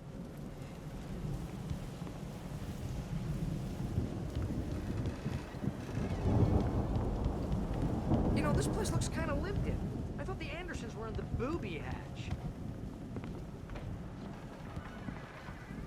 Yeah, I don't think they keep too close an eye on them at the clinic. They seem to slip away a lot. Again, Alice's screams rang in the stillness of the night. I saw myself run toward the cabin, flashlight in my hand. I followed my past self. I was an out-of-body observer, a time traveler in a crazy drunken dream. This was the beginning. The night Alice had disappeared. The mystery of what had happened during the missing week was about to reveal itself. They can get wasted. No kidding! Those guys sound awesome.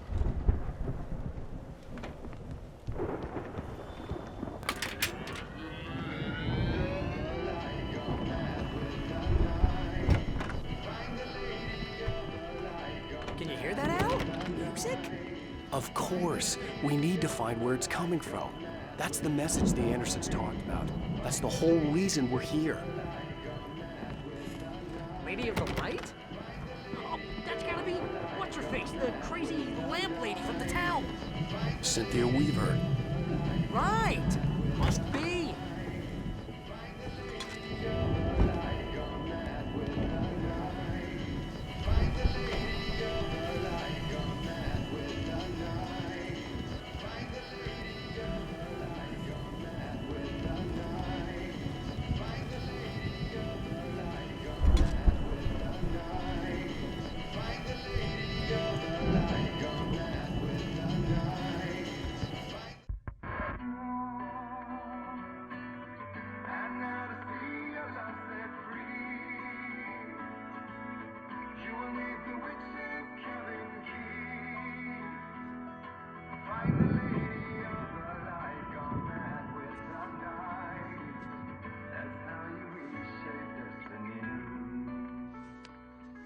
Okay. We need to find Cynthia Weaver. We'll stay here for the night and head back to town as soon as it gets light. Hey, Al. Lots of hours before dawn. Might as well get some rest. And by rest, I mean drunk. Come on, Barry, this is... Yeah, what the hell?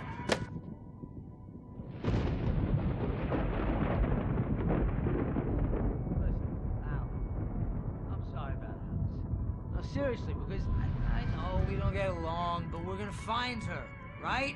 And even though you're a crazy bastard, I'm gonna stick by you, no matter what, ever, Al. Sure, like a brother. I'm a writer, goddammit. Correct. If I just wanted to, I could write 10 books a year. And they'd be the best books that year. No, you couldn't. That's right, I couldn't. But I could, because I'm a writer. What? What do they put in this stuff? I feel like my brain is coming out of my nose.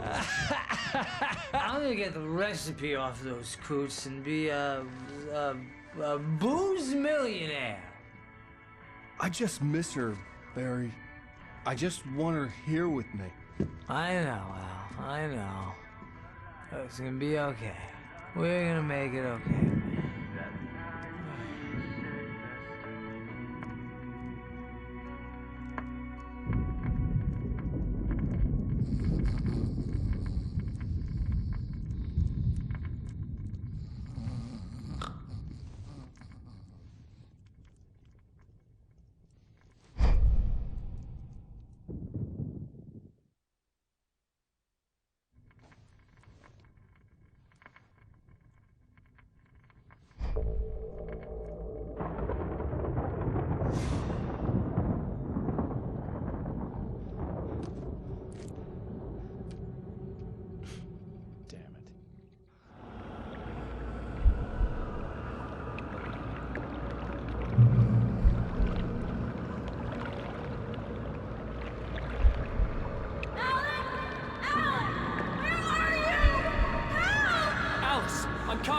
It's all right! I'm coming!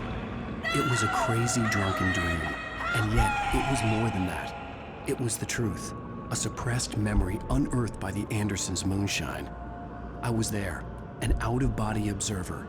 This was the night Alice and I had arrived at Bright Falls, the night Alice had disappeared. I had a chance to find out what had happened. I remembered being surprised to see the cabin dark. Alice would have never turned the lights off.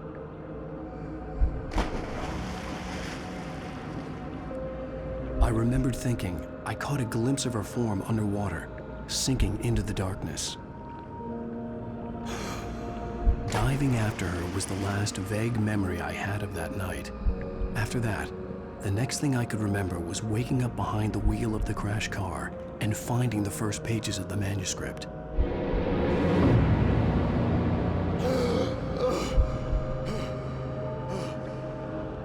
I couldn't find her in all that blackness. I must have thought she drowned.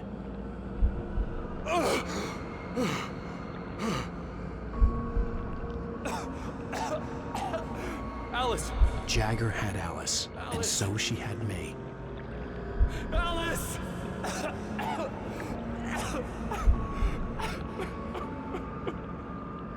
I'd been easy prey. Look at the cabin. Is there someone in the window? Alice? Maybe she didn't drown after all. Maybe she's inside. Alice! Yes.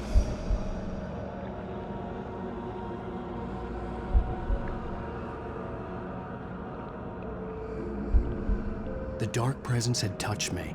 She had dug her nails into my brain and used me, made me her puppet.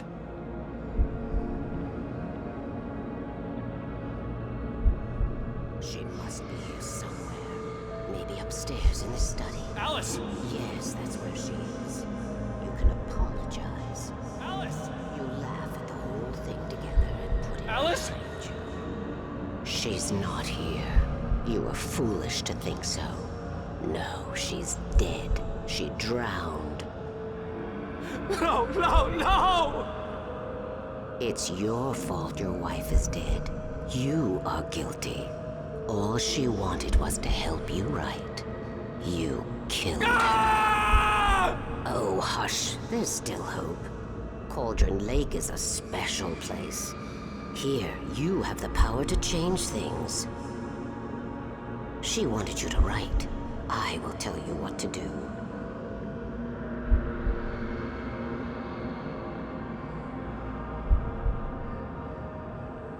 You can write her back. The story will come true, and all will be well again. She had Alice, and the manuscript was the ransom for her.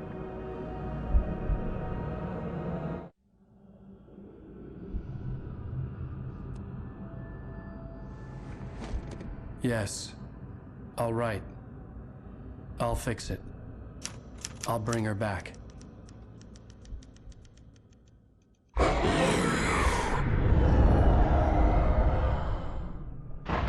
No. I wrote it. I remembered it all now. In the dark, I'd written for days, a week, almost a complete manuscript of a novel entitled Departure.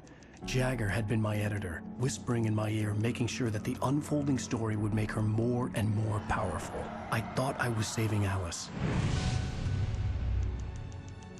Even with the cobwebs she put in my head, some part of me had been aware enough to write my escape into the story, to bring a light into the cabin to release me before I could finish, to interrupt the horror story before the ending, where darkness consumed everything and everyone. Zane was weak and far away, but I had written him into the story, and his light had been enough to set me free. It isn't here now. I'm here because it was written. I brought the light to set you free.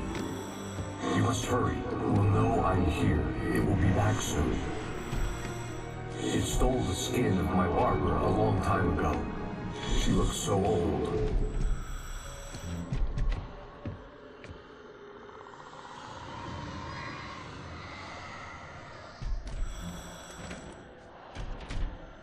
I'd woken up, confused and groggy, my mind consumed by darkness and fear. All I could do was to escape.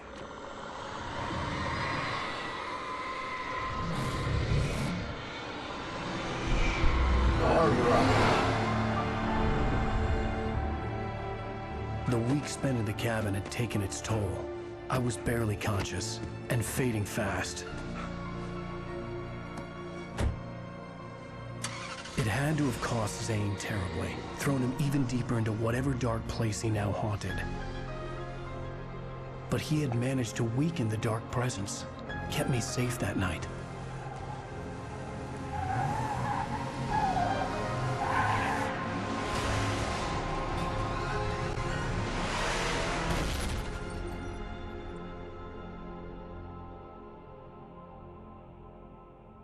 I wrote it. It's my fault.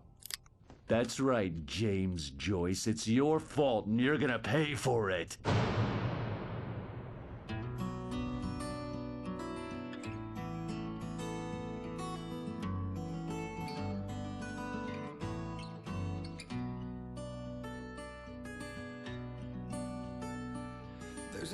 Previously on Alan Wake. Under the influence of the dark presence, I wrote a horror story that is coming true. Jagger had been my editor, making sure that the unfolding story would make her more and more powerful. Some part of me had been aware enough to write my escape into the story. Together we can create something absolutely wonderful. The lake, it does something to the works of art created here. It makes them come true. My mom gave me this old light switch. The clicker. Alice is being kept in a dark prison. I need to find Cynthia Weaver to fix this. It's your fault, and you're gonna pay for it. Well, we're expecting a record crowd from the neighboring counties. Naturally, we hope to break the record set by last year's Moose Fest in our neighboring town, Watery. Ladies and gentlemen, some people have asked me, what's the big deal about Deer Fest? And I think that this sums it up. It's about friendship and community. We've got a great party coming up, but let's try to hold it in until tomorrow and get through the night in one piece, all right? I have it. Someone will come for it when the time is right. Thomas said so. He wrote it. The key is insurance. It's my job to keep it safe. Safe in the light. Always in the light. Hello.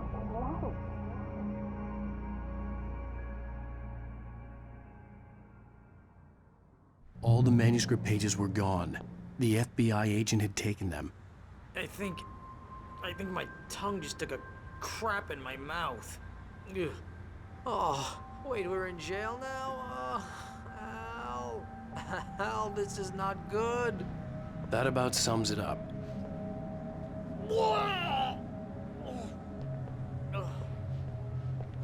Oh, I am never drinking again.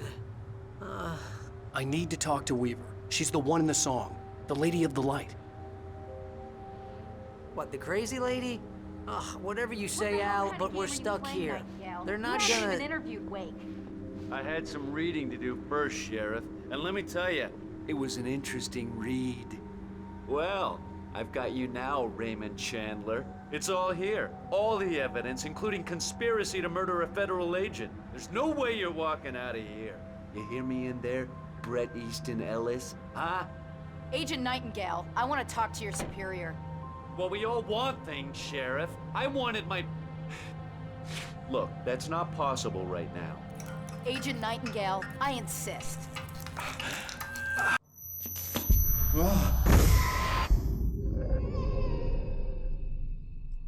Wake, what's wrong? Lady, are you stupid? It's a trick. It's an obvious trick. Okay, I've had enough of this crap. Wake, I'm gonna trust you with this. You're joking. Agent Nightingale, your opinion would matter more if you were sober and if I actually believed you were here on official business. Whoa! Get back in the cell, Stephen King. The only way you're leaving this place is over my dead... Wait a minute. I know this... Oh my God! Light. We need light. It's the only way to fight this thing. In my office. I've got your things there. Follow me. Oh, man! Nightingale tried to make sense of the manuscript. It was disjointed and strange. He didn't understand half of it, but it all rang true. Impossibly true. He took out his hip flask when he reached the page that described how he reached the page that made him take out his hip flask. It wasn't the booze that made his mind reel. We're sitting ducks with the lights out. Stay. Nightingale felt the situation veering out of his control, but the gun at least felt steady in his hands. He was ready to fire, resolved that he would let this happen over his dead body. And yet he hesitated. He had seen this moment before, read it in the page. He was transfixed by the déjà vu and the horror that he was a character in a story someone had written. Then the monstrous presence burst in behind him and dragged him into the night. Cool. I can get the emergency power on.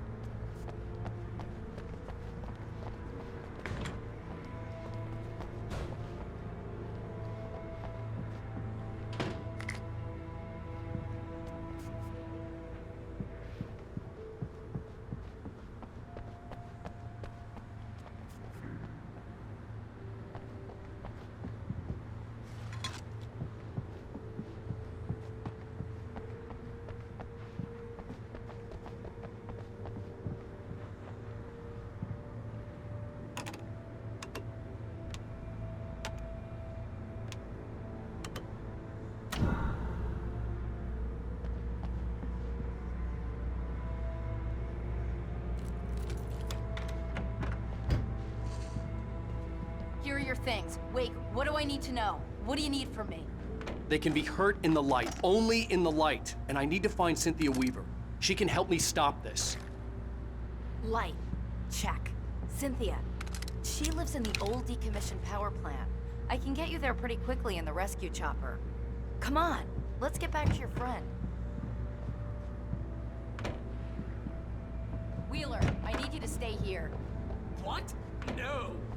We're going to fetch our ride, but I have friends who need to be warned about this, and I can't be in two places at once. I need your help. Well, okay.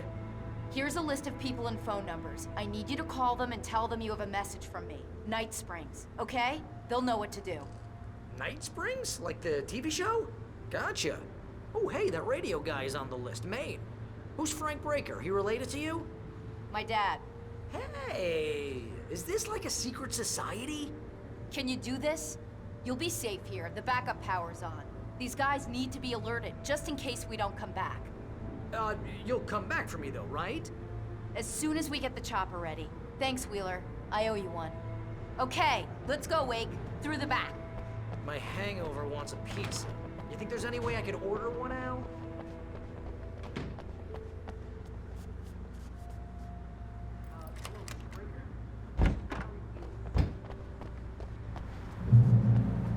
Oh, hell. Whatever took Nightingale must have broken the gate controls. We can't reach the gate's control box from here. We need to get to the other side over the rooftop. I'll go. I'll open the gate for you once I'm across. You stay here in the light and cover me, Sheriff, okay?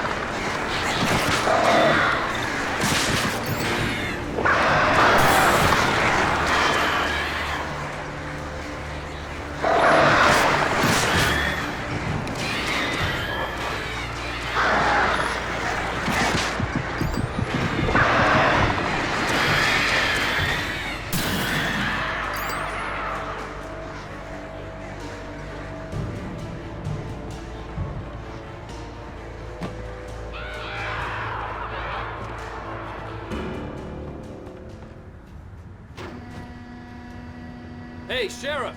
Your password. Night Springs? What's that all about? It's a stupid joke we have. That Bright Falls is the original inspiration for the TV show. This town can get weird at times.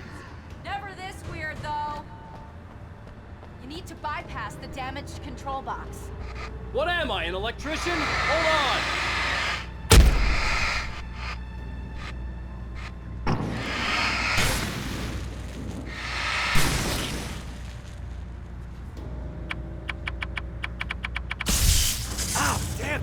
Smart. Good job. Okay, stick close. Our first stop is the town hall. The keys to the chopper are there.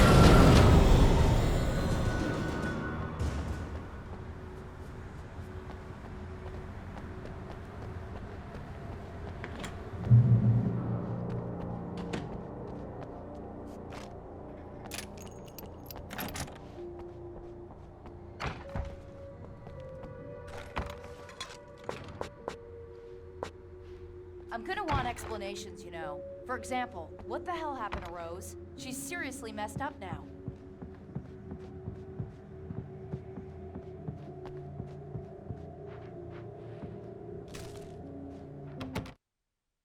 Barry was in his element, making calls, making things happen, even if he didn't entirely know what those things were. He wouldn't let the hot sheriff chick down. Even if every noise he heard from outside, and he heard plenty, made him jump. He had only paused to text Al a message, told him to hurry up. Suddenly, Barry froze in mid-dial. A window broke somewhere in the building, and then the lights went out.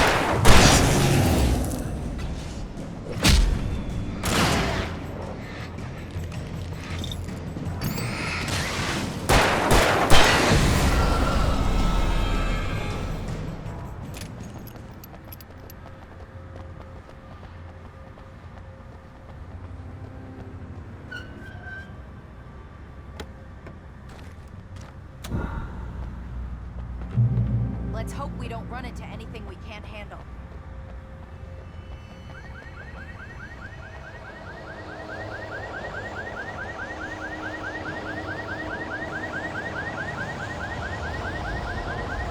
Wake, over here! There's light!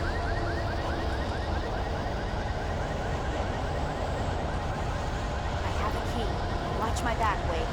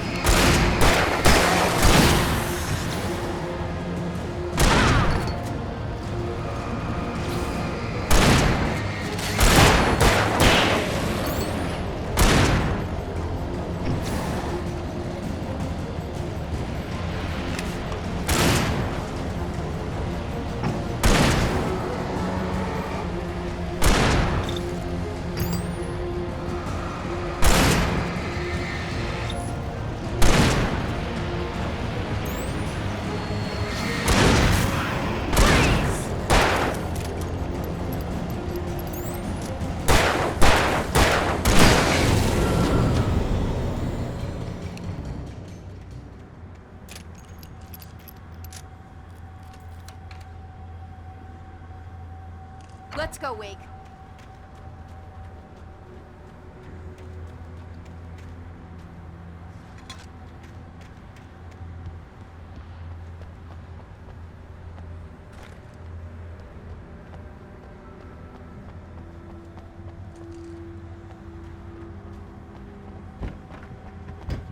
Okay, someone's messed with the fuse box here, but you should be able to jury-rig it while I find the keys.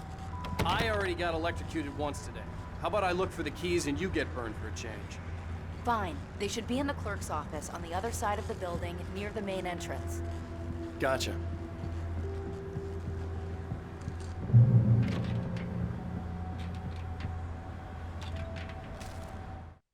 The darkness that wore Barbara Jagger's face was furious. The story in the manuscript had been making it stronger all the time, but now the light had set the writer free and hurt it, weakened it. It was only a matter of days before the dark presence would be strong again, but meanwhile, it would be difficult to recapture the writer.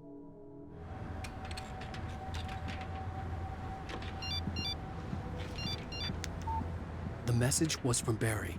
He was getting worried at the station. He wanted us to hurry.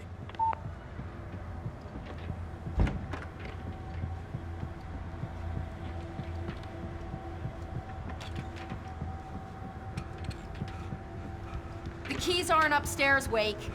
I'm just gonna take a quick look.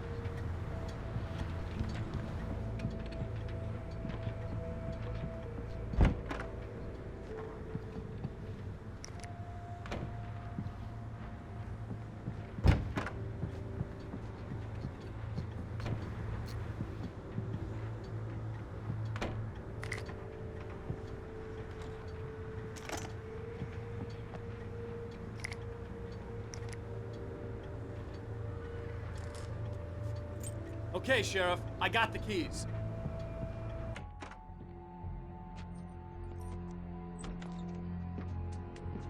Barry? Why isn't he inside? Oh, God. Oh, God.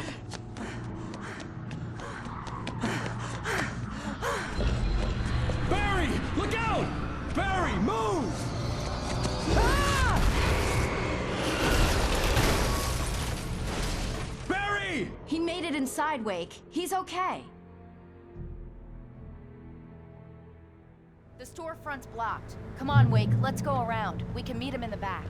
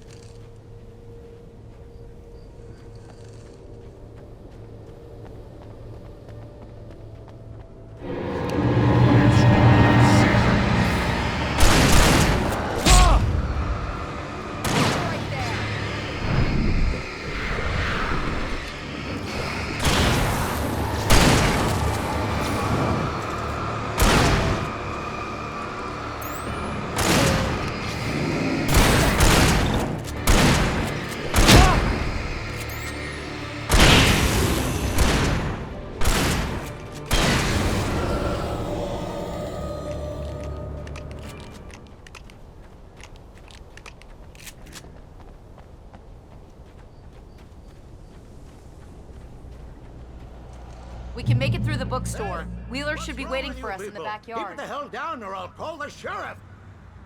Oh, hi, Doc. I've got it. Don't worry about it. Sarah, about time somebody showed up. All this shooting in the air is idiotic. One of these days they'll kill somebody. And over Deerfest. I know. Go back to bed. He's got a point, Wake. Look, this town can't take this. It's me they want. The sooner I get out of here, the sooner you can all get back to life as usual. I hope you're right. Come on, let me get this door open. Wait, you got the keys to the bookstore? Perks of being the sheriff. A girl needs to get around.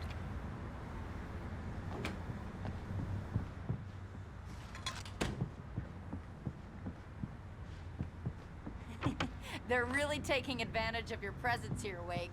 I heard they're selling a lot of your Alex Casey books.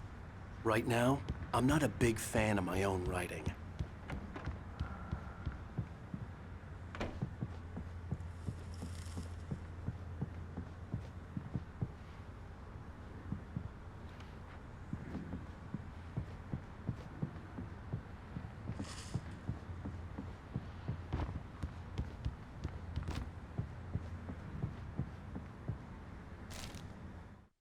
Cynthia Weaver worked hard, following her obsessive rituals, sometimes fighting them, always giving in to them in the end. She haunted the halls of Bright Falls' abandoned power plant. She marked her caches with light-sensitive paint that could only be seen by eyes that had been touched by darkness and saved by light like she'd been. She was preparing defenses and supply lines for the war she knew would come. The war between the forces of light and darkness.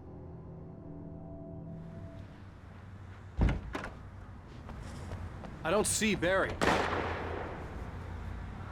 Look, wait, maybe that's him. That's the way to the chopper.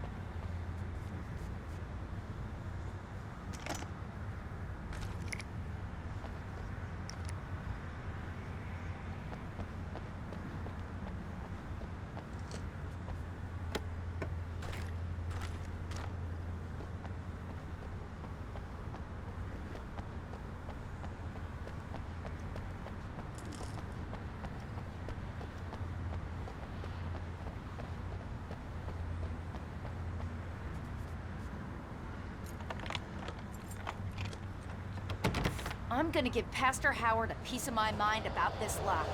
I told him to get it fixed. Physical labor. Let's take a break.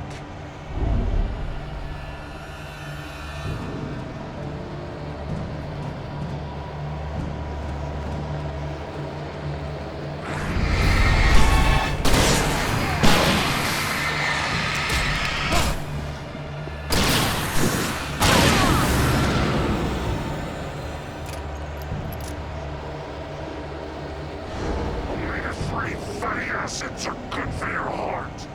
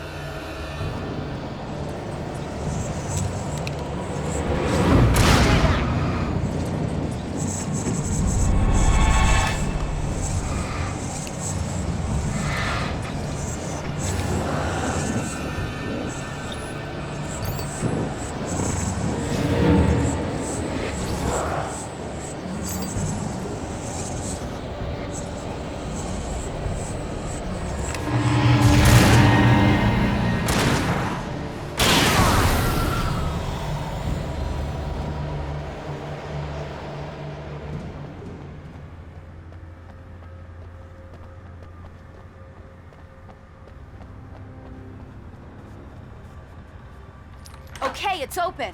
Let's go, Wake.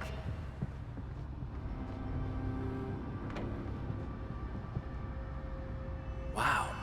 We keep them lit all night long on the night before Deerfest. Why? Well, it's tradition.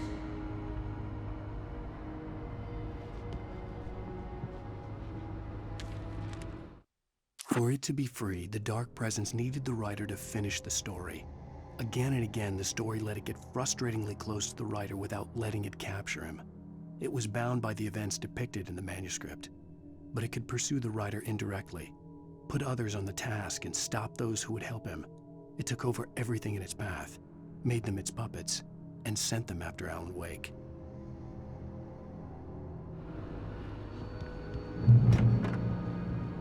We're almost there. We'll have to go through the basement to get to the parking lot. Yeah, there's no way going through the crypt will turn out to be a bad idea.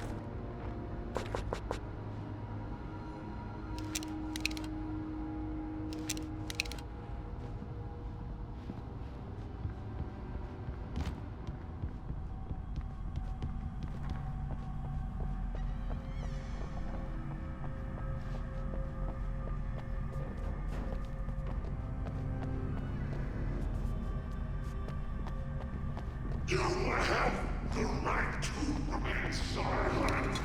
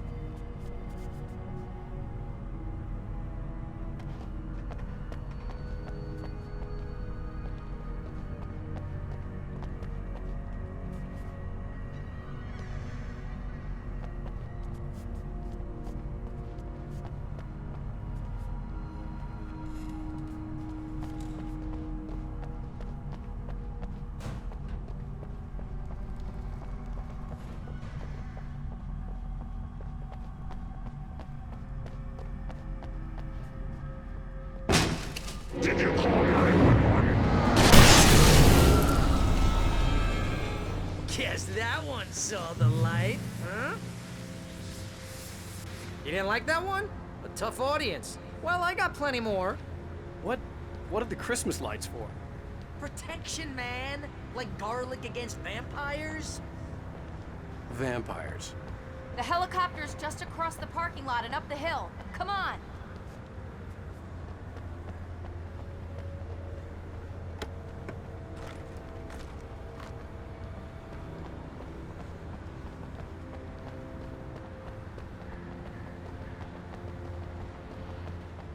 The Bright Falls General Store is now my favorite place in the entire world. See this headlamp? It's like a superpower. I can just look at one of those things and they die. It's my flaming eye of Mordor. I wish I didn't say that. Yeah. Hey, I want a headlamp. Last one. Bastard. Alice had screamed until she had no voice left to scream. Around her, the darkness was alive. It was cold and wet and malevolent and without end. She was a prisoner, trapped in the dark place. The terror would have burned her mind out, but one thing made her hang on. She could sense Alan in the dark. She could hear him. She could see the words he was writing as flickering shadows. He sensed her too. He was trying to work his way to her.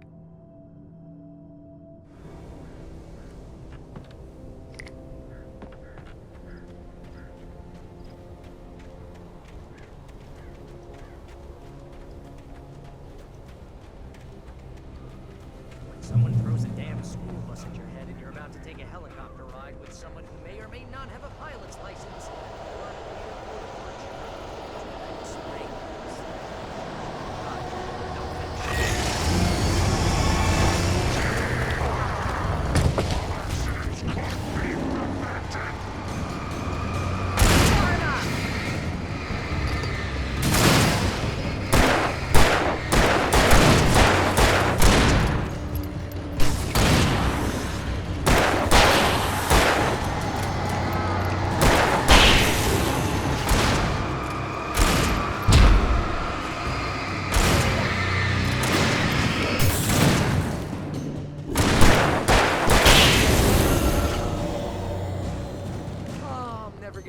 To this.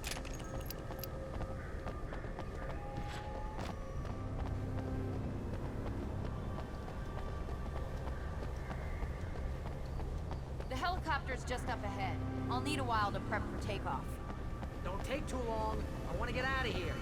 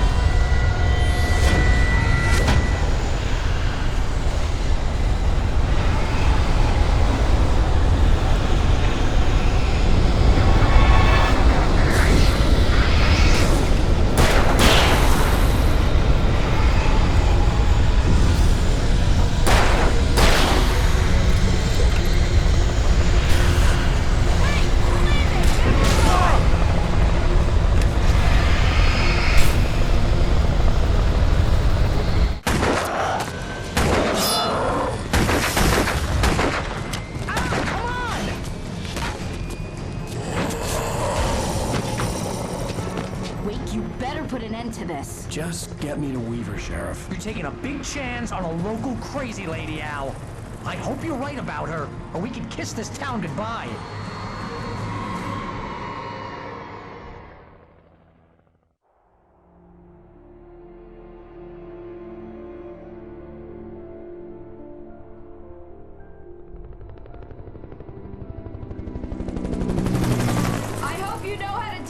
Wake.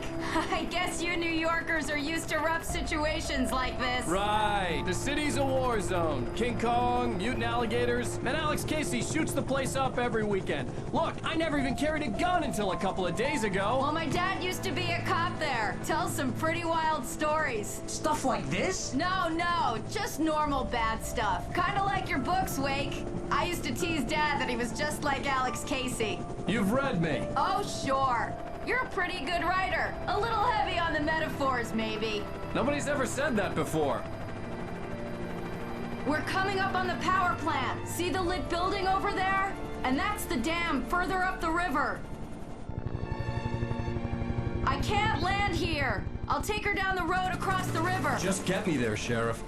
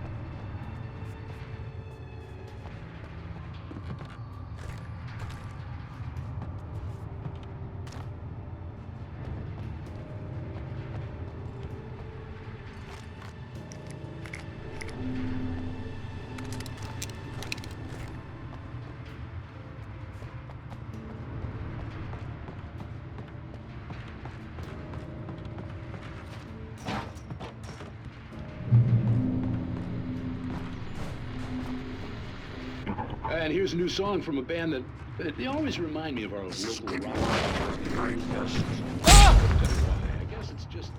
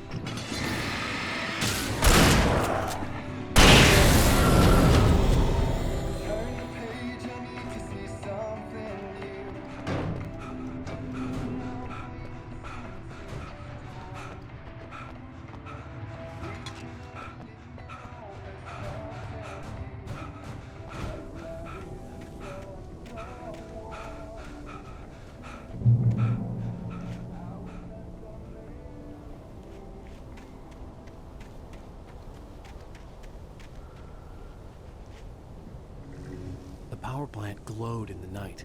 It was close, but I had to find a way across.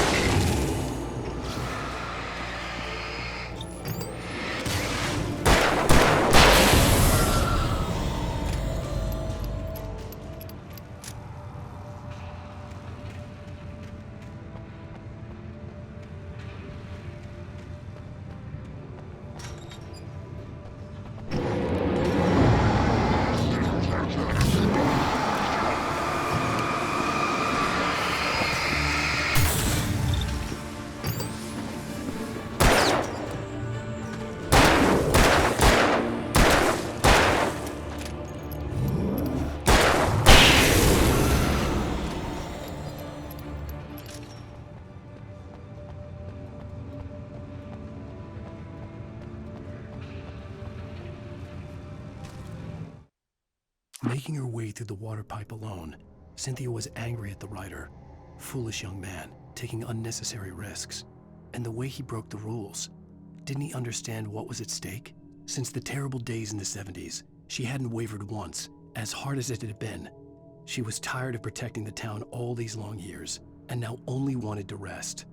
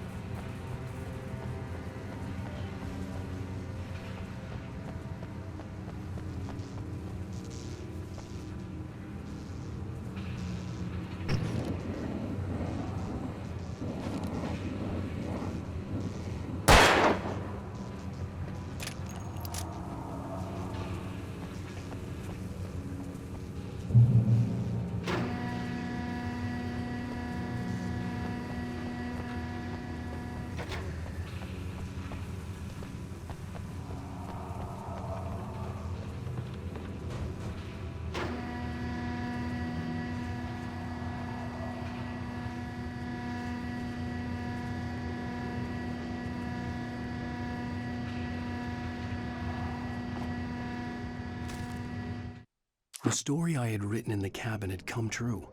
Touched by the dark presence, I had written a horror story, but the end was still missing.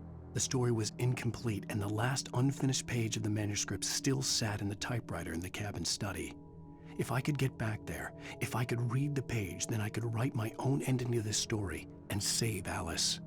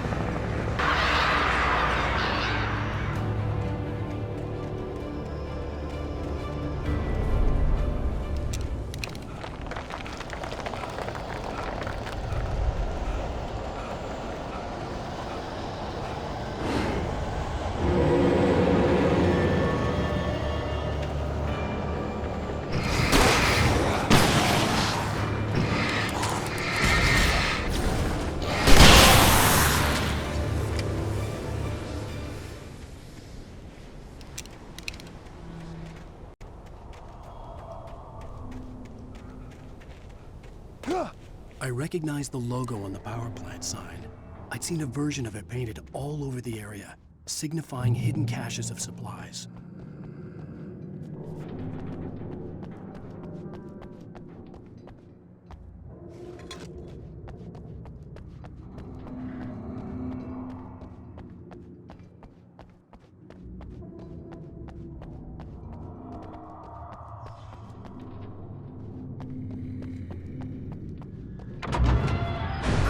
Hold it right there! Miss Weaver! Cynthia! I'm a friend! Prove it! You knew Zane! Thomas Zane! You're the Lady of the Light in the song! You can help me! About time! Young man, I've been waiting a very long time for you. It's in the well-lit room. Excuse me? What you need to drive the darkness back. The well-lit room is at the dam. I built the room to keep it safe. Will it help me find Alice? Will it get me back to the cabin? Fine, let's go. I can get my friends to come back with the helicopter. Oh, we won't go outside. Never at night. That's rule number 1. You've been breaking the rules, young man, and where has that gotten us, Oh, I have a secret route, a good route, an old water pipe.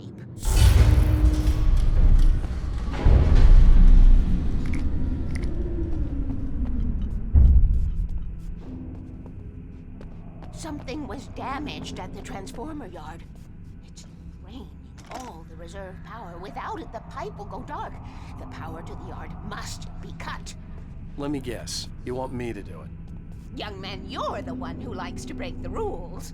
I can't be outside in the dark. The kill switch is outside. I have been preparing for these times, the dark tides. You have found my caches, haven't you? You can see the signs. Very few people can.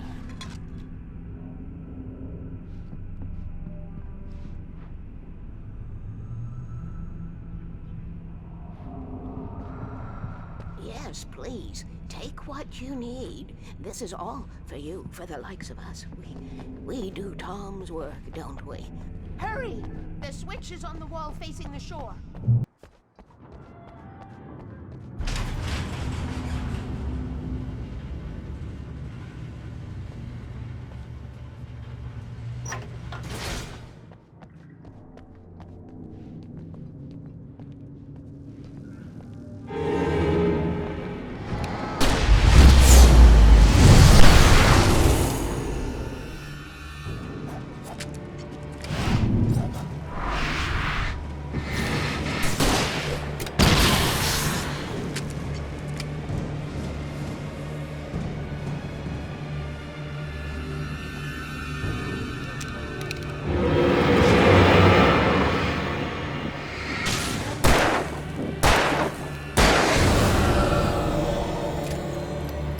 Sent me to cut the power to the transformer yard. I was willing to do grunt work for her to get her to help me. I hoped Weaver was dependable. I'd stumbled into this crazy world a little over a week ago. She had been living this insanity for decades.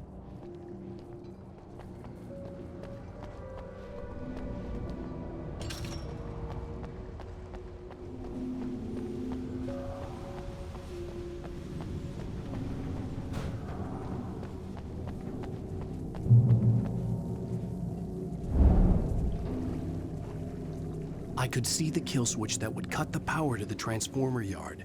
Now I had to find a way to reach it.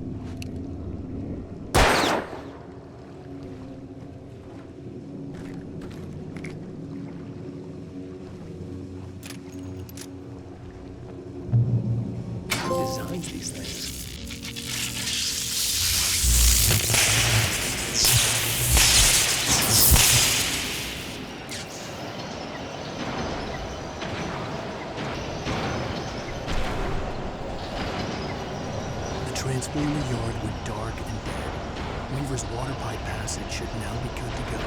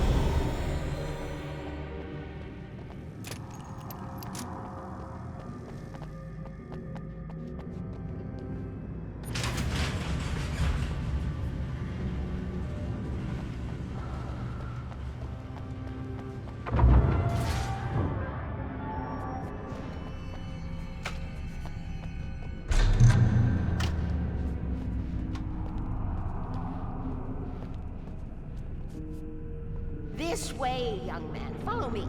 Come, come. The pipe's empty now. We're ready to go. This way. We need to go. I knew them both, Tom and Barbara. I had such a crush on him. Such a beautiful man. I was jealous. There was a part of me that was maybe a little glad when she had the accident. And then Tom started writing and woke the darkness up. He tried to bring her back, but you can't do that. There are no free rides like that. I'm starting to realize that. In that case, young man, perhaps you're a smarter man than Tom was. The witch looked like her, but it wasn't. Barbara was sweet. He didn't understand until it was too late. He tried to undo it, wrote himself, her, everything he'd ever written out of the world. Oh, he was so famous. And afterward, no one knew. Oh, Tom. He left only one thing behind in my care, in case it happened again. Insurance. He trusted me. Or perhaps used me a little. Tom knew how I felt. Knew I wouldn't refuse him. I built the well-lit room and put it there. It's been waiting for you. We are characters trapped in a story. And none of us will survive to see the end. If the darkness isn't stopped, she'll twist the story to her own dark ends. How do you know all this? Tom, that's the way he wrote it. He still talks to me, you know, in television, from beyond, from below. We have both been touched by the darkness, young man. He saved us both with light, but the darkness stays with you. Leaves a stain. This pipe will take us directly to the well-lit room. Okay, I need to call my friends, tell them where we're going. Hello? Al! Barry, we're headed to the dam in one of the pipes. Meet us there. Okay, I'll tell Sarah. It's Sarah now? Whoa! No! For the sweet love of... Barry! Barry! We gotta go see if they're okay. They're probably dead. You must reach the well-lit room. This is no time to be a selfish idiot. That's my best friend.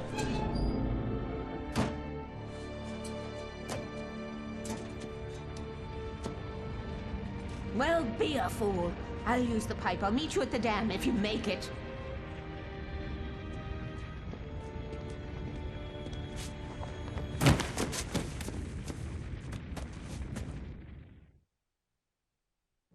least I didn't have to worry about her.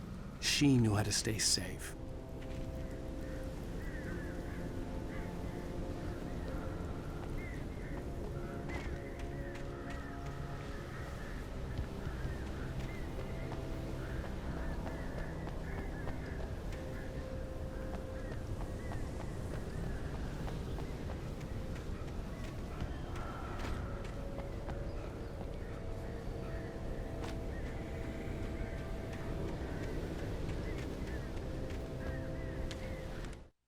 Sarah was almost starting to relax.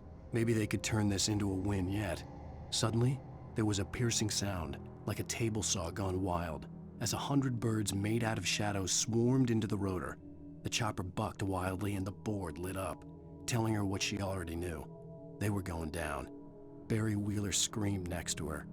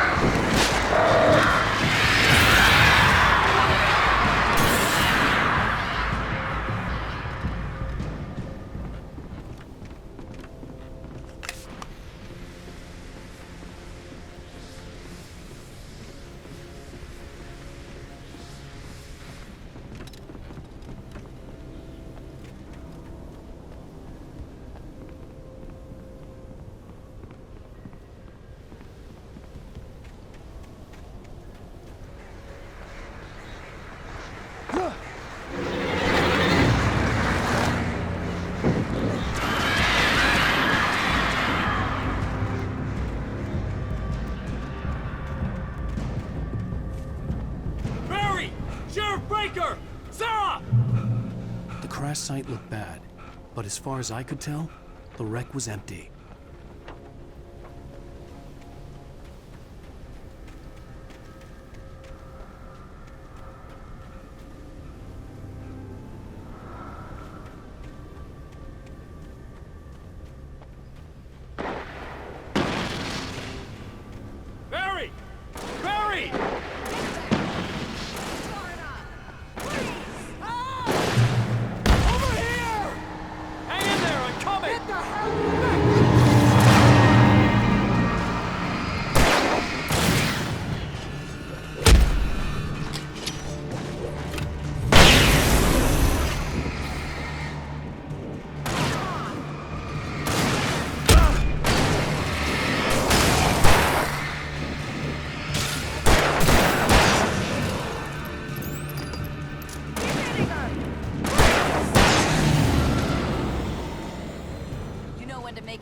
Wake.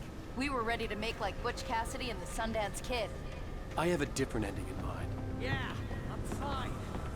Thanks for asking. I knew you'd be all right. How's that? The flaming eye of Mordor? Laugh it up, funny man. Didn't we have somewhere to go? Weaver will meet us at the dam.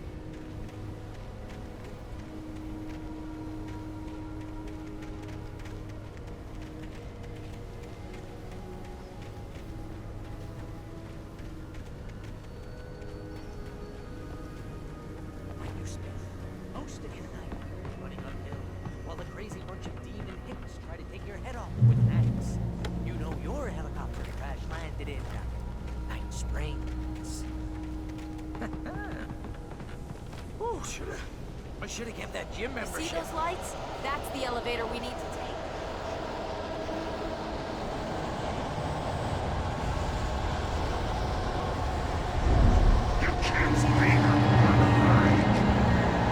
What the hell is that thing?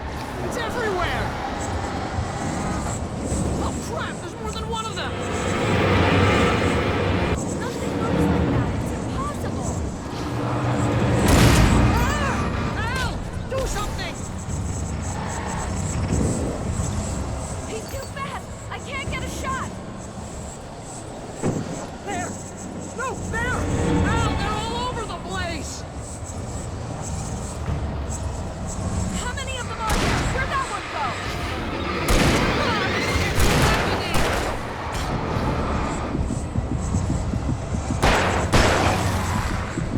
Wait, this is bad. This is really bad.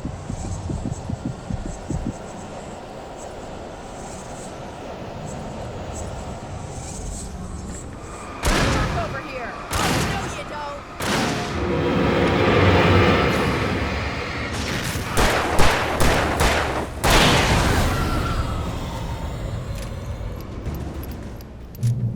Was that it?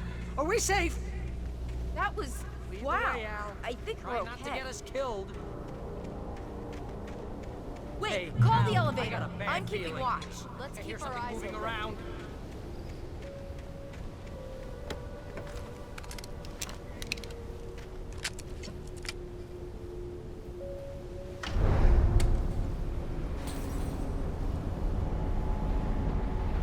Heads up! Here they come!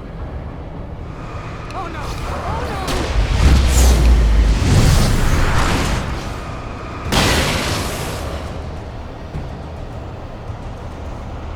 They're coming! We have to hold them off!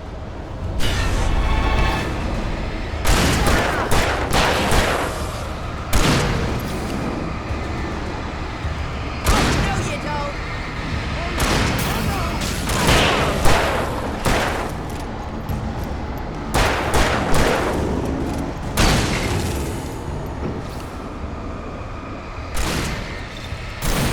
I swear this is the elevator.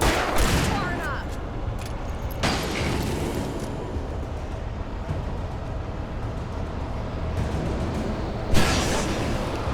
It's almost here. Come on!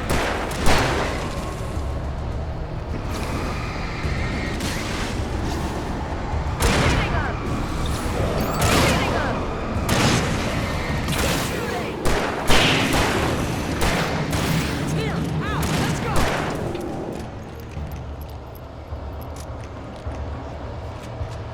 Al, the button!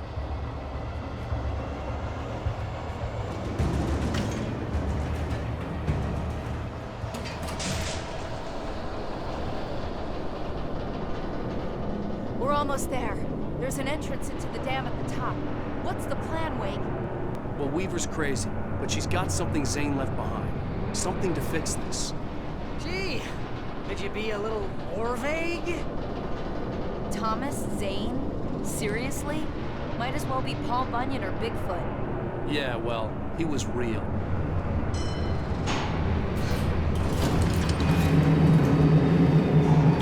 Let's be careful, okay? Oh, jeez, I hate this.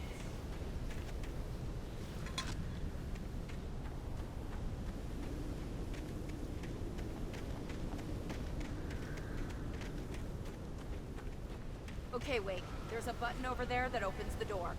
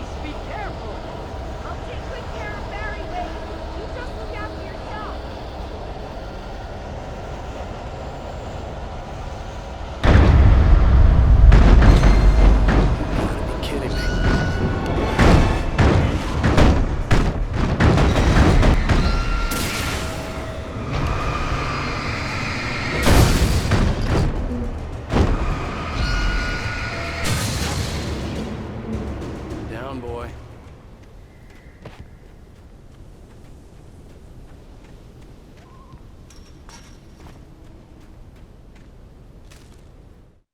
Thomas Zane knew he had to remove all that had made this horror possible, including himself.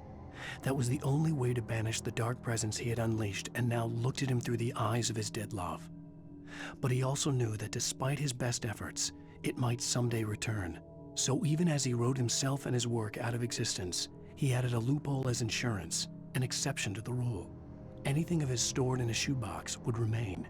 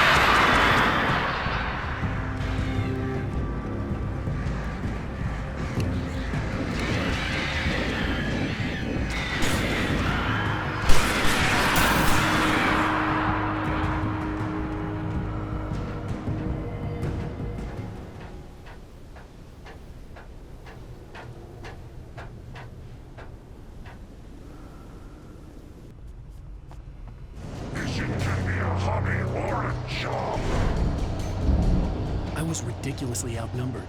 The searchlight could even the odds.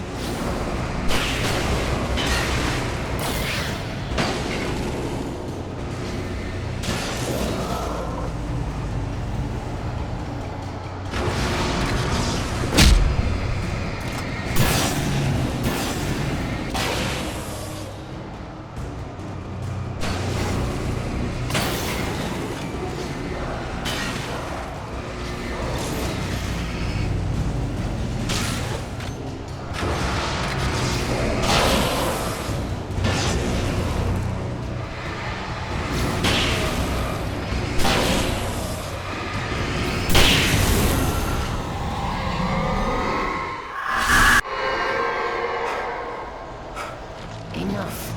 You will go no further.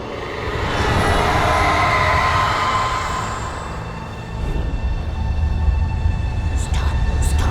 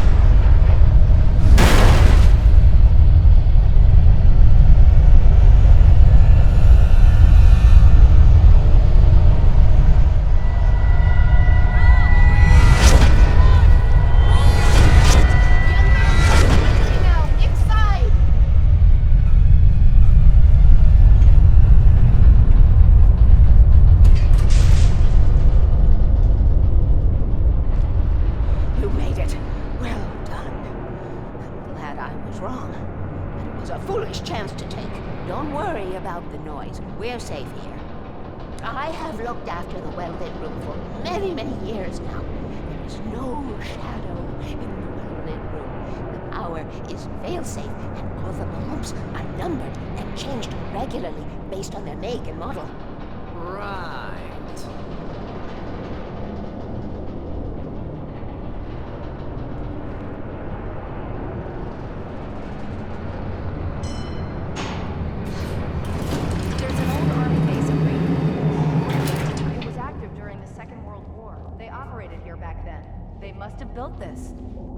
Yes, they did. It's my place now.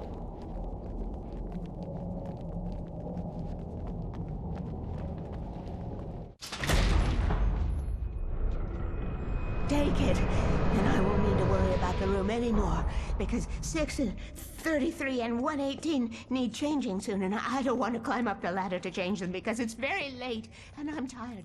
And if you take it, I won't have to do that anymore. The page was autobiographical, a memory from my childhood. But I didn't write this. It was a page written by Thomas Zane. None of them were supposed to exist anymore. Alan, 7 years old, would fight sleep to the bitter end. When he did sleep, he soon woke up, screaming, the nightmares fresh in his mind. One evening, his mother, sitting by his bed, offered him an old light switch. She called it the clicker, and flicking the switch would turn on a magical light that would drive the beast away. To imbue the talisman with all possible power, she added that it had been given to her by Alan's father. Alan never knew him, and anything of his took on mythical proportions in his mind. With the clicker firmly in his hand, Alan finally slept like a baby. Now, almost 30 years later, Alan thought of this as he stood on the rim of Cauldron Lake, the clicker in his hand. He took a deep breath and jumped. My mind swirled. I'd given the clicker to Alice, yet it was here. Zane had written it into existence, in a story I had written. I can get to her now. I can finish this.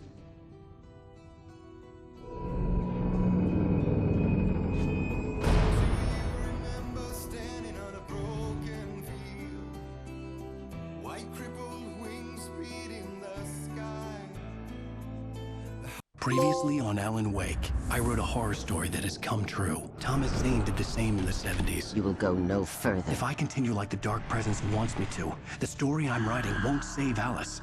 It's a horror story. No one will survive. You knew Zane! Thomas Zane! You're the Lady of the Light in the song! He left something behind to help me. The clicker.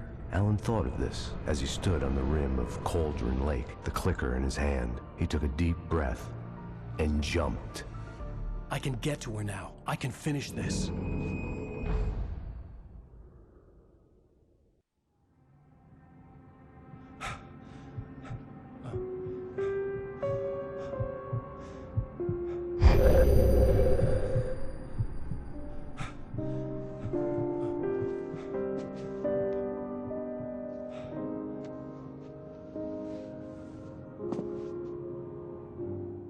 I had a hangover.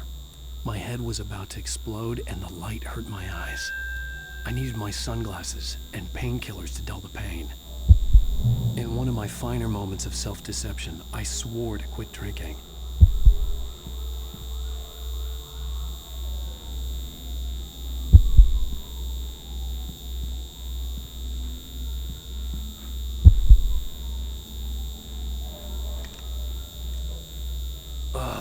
The sunglasses made the world look bearable. Now I could keep my eyes open without feeling like a vampire in the sun.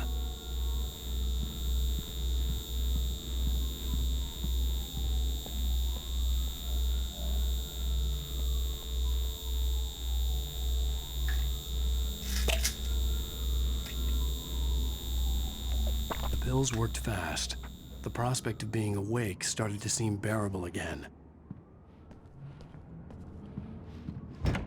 There was a message waiting for me on the machine. You have one new message. Al! Are you still asleep? Wakey, wakey! You should have your show on your TiVo. If Alice wasn't too mad to record it. She called me earlier and really chewed me out. Yeah, we went a little overboard last night. But parties are a part of this business. Al, look, I'm saying this as your friend. She's not doing your career any favors by trying to run your life like that, okay? I'll talk to you later, Al. Watch the show.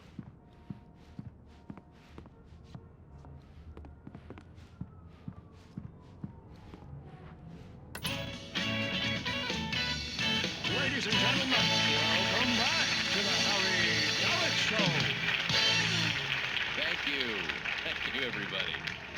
We have a great show tonight. I've been talking with the best-selling author Alan Wake about his new book, The Sudden Stop. Good read. Go buy it. No, it is a good read. Look, I'm gonna be honest here. Is that wise? No, but I'm gonna do it anyway.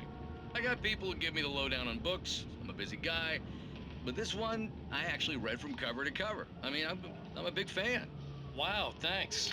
Now, this might be a spoiler for those who haven't read the book yet. Based on the sales figures, the 2 people out there who haven't read the book yet. But this last book is all about the death of the main character, the hard-boiled New York detective, Alex Casey. Now, there's been a lot of outrage about this. Why the hell did you kill Casey? What the hell were you thinking, man? Good riddance. No, seriously though. 7 years and 6 books is a long time.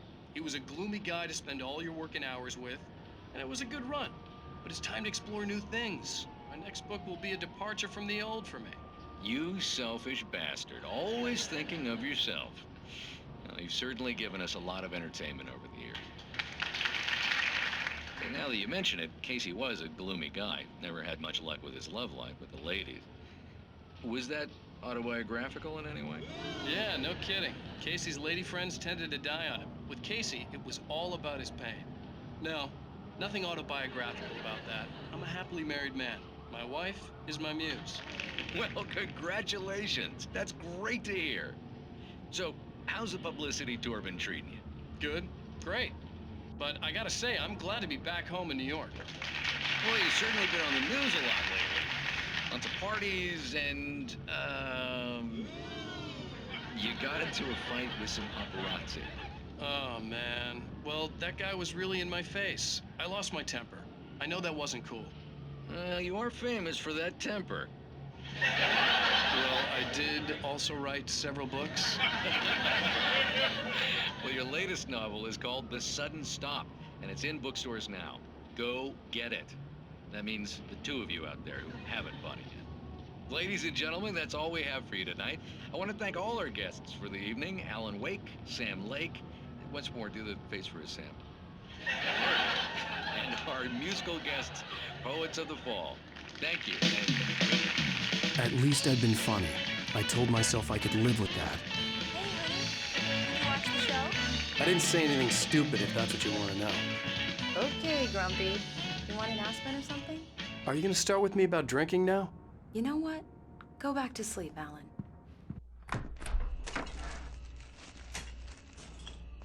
What? Now you can't even talk to me? Well, this morning I was angry because you said you'd be home at midnight and you showed up at 7 a.m. and passed out in mid-sentence.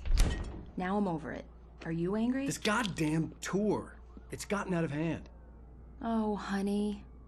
It's almost over, right? We can get back to normal. Then you can start writing again. I'm sorry, honey. Alan, you're not thinking straight. Just take a shower and go back to bed, huh? Yeah, you're right, honey. I'm sorry. Once this is over, let's go away together. A vacation. Just you and me. Some peace and quiet.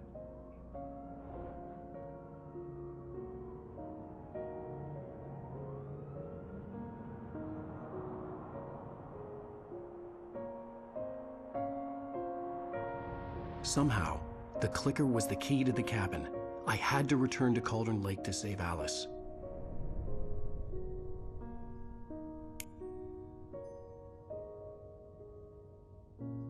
I'm going back to the lake to finish this. I'm going to write an ending to the story in the manuscript on my own terms, to make it all right. Why can't you just write it here? The last page is still in the typewriter. I need to read it first. Everything needs to be just right. Zane tried to cut some corners, and it didn't end well. Okay, ready when you are. I'm sorry, Sarah, but I need to do this alone. Barry, take her gun. Miss Weaver, close the door when I leave.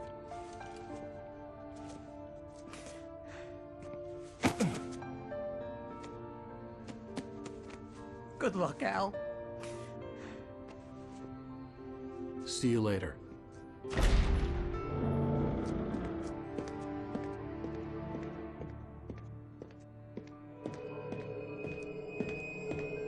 When I got out, it was warm and sunny.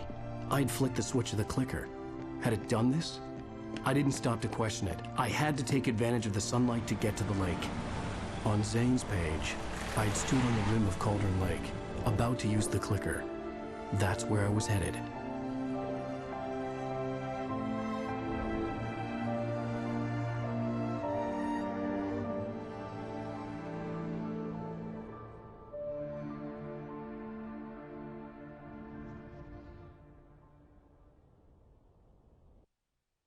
Alone, in daylight, surrounded by the beauty of the Pacific Northwest landscape.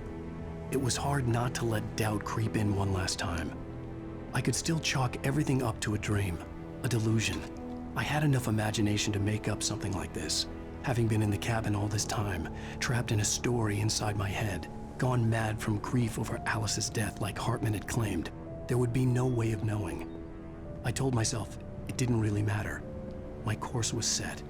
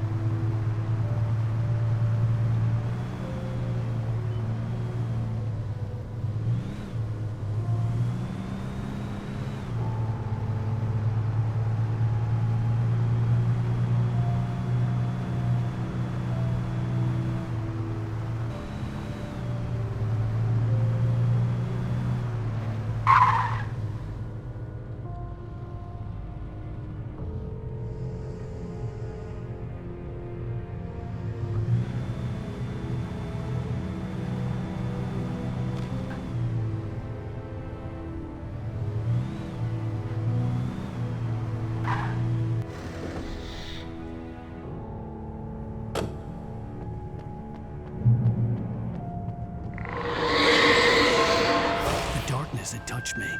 There was a link between us, always would be. I could feel its presence again, getting closer.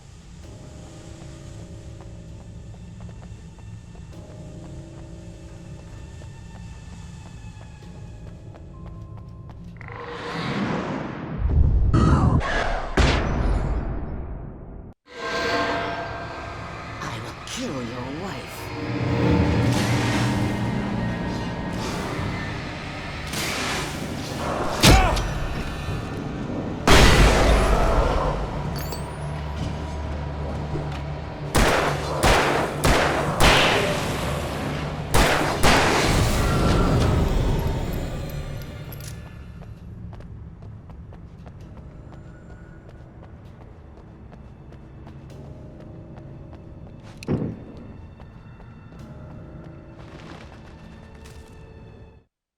The dark presence was no longer trying to capture the writer so he could create the ending it wanted. The writer knew too much. He was too strong. And he carried a weapon left behind by Thomas Zane, something that could hurt it. Now, the darkness was doing everything in its power to simply stop the writer from ever reaching Cauldron Lake and the dark place it came from.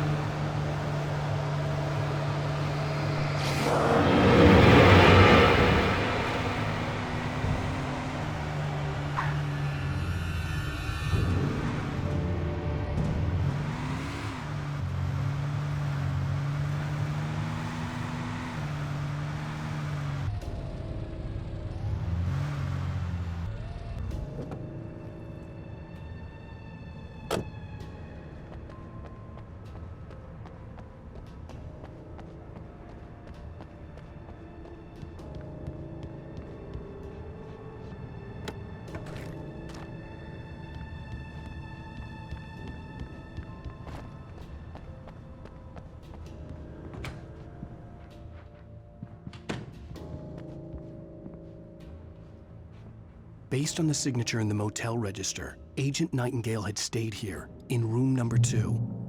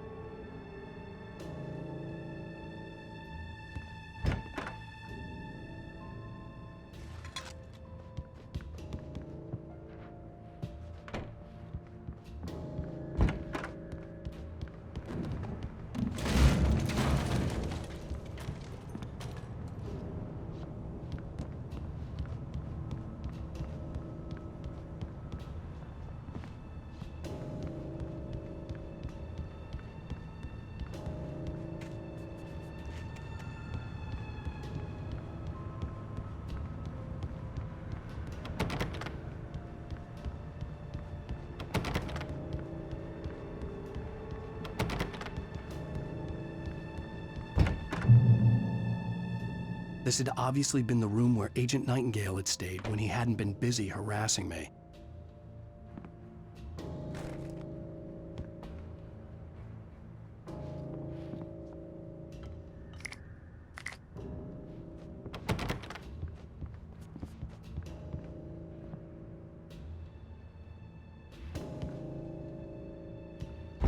Look after yourself, Ranger!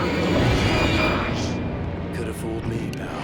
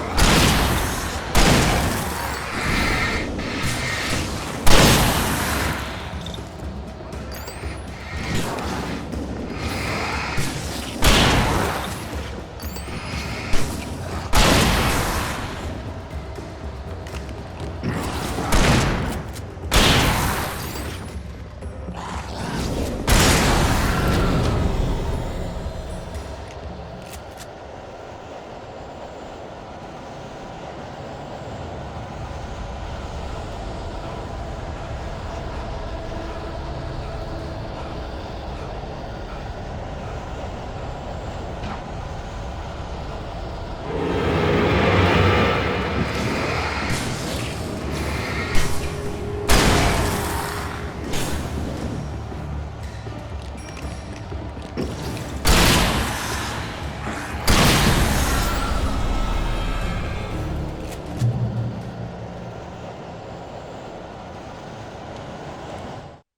bottom of Cauldron Lake was a graveyard of things the lake had claimed in one way or another over the decades. The dark presence brought them up in its wake, scattering the rotten waterlogged hull of an old boat here, the remains of a long-ago crashed airplane there, trees shattered under the impacts. The earth groaned. It didn't even notice.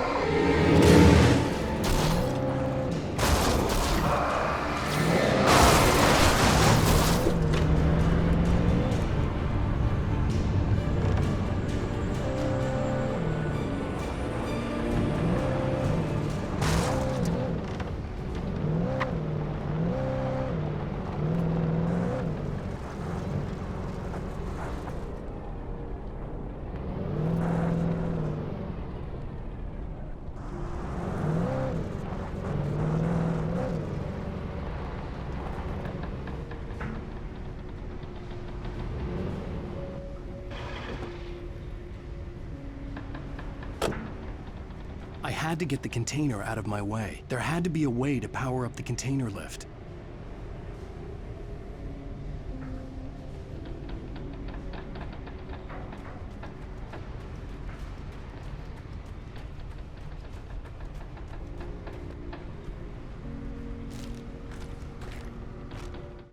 Zane cut its heart out, but it didn't die.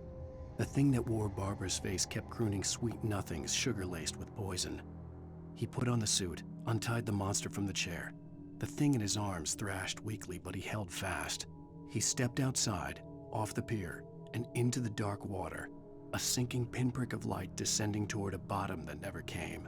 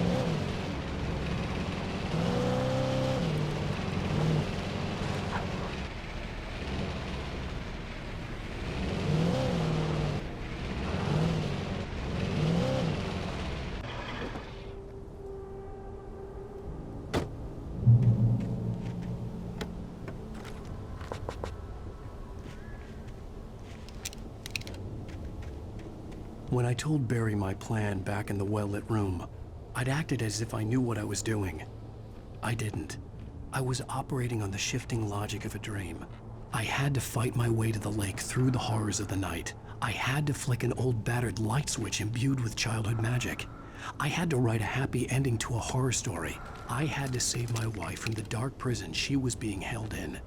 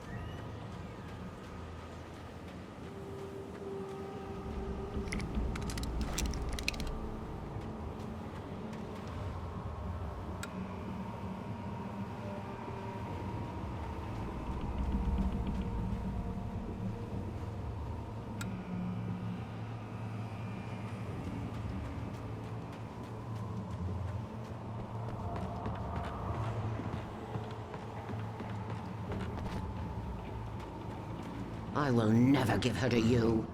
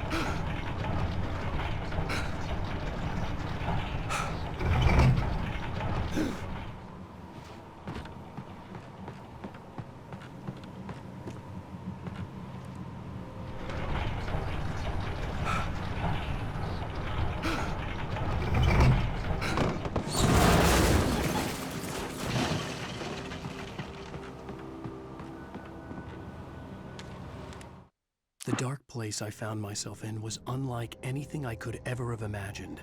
It wasn't solid. It flowed. It was conceptual and subjective. For someone else, an artist in another field, it would have been very different.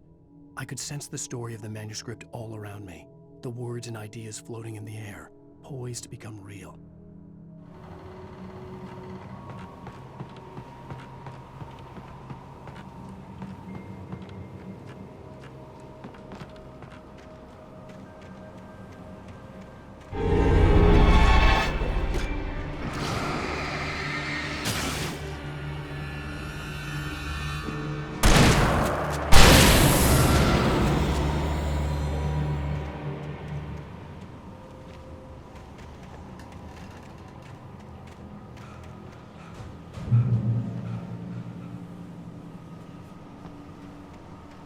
could see Mirror Peak in the distance.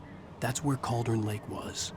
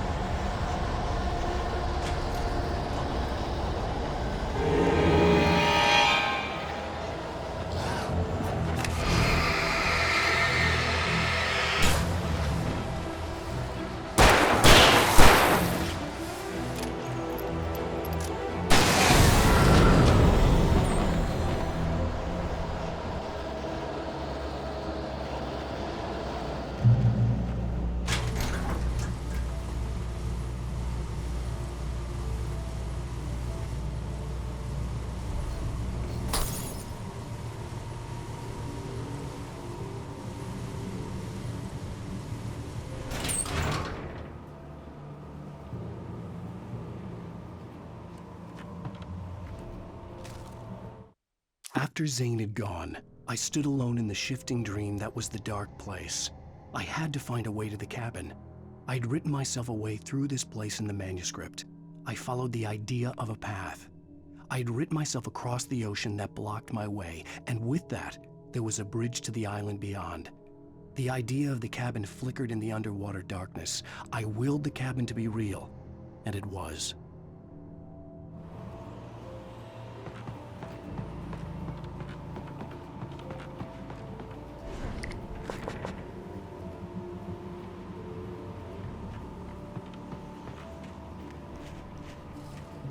Turn back now.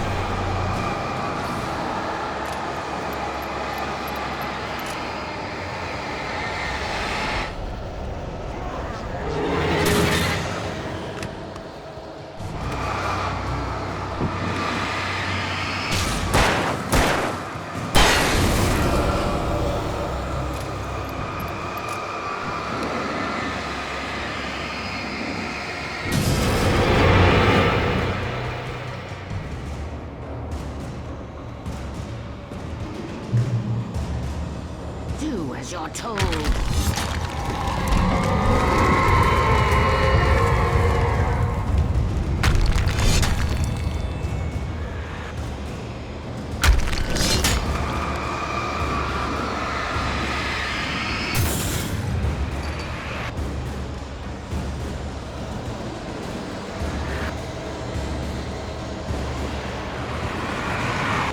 Alice never loved you.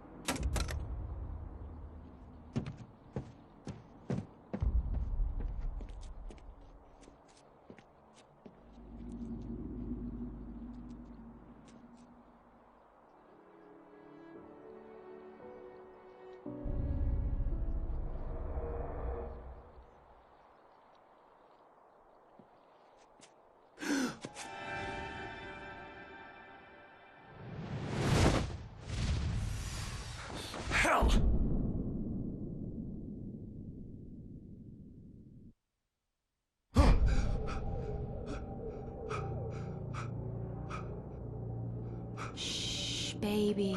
You were having a bad dream. It was just another nightmare. No. Everything's fine. You're home. It wasn't a dream. Everything's fine. Turn the lights on. Turn the lights on! Shh, baby. The power's out. There's no light. Come back to bed and I'll make you forget all about your fear of the dark. My fear? It's your fear. Why aren't you afraid? You're not Alice. Turn the lights on now. Where's the clicker? What did you do with it? Alan, honey, you're still 1 foot in a dream. You're not making any sense. Come back to bed.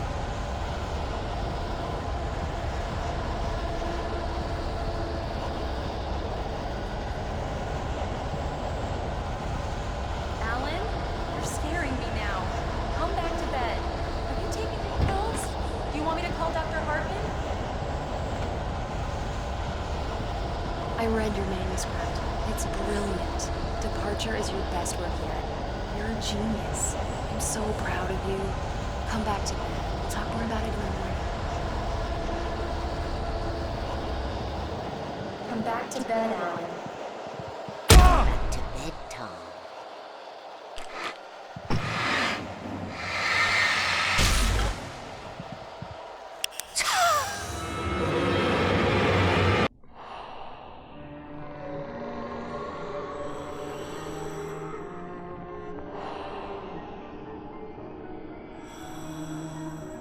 You must find your way to the cabin.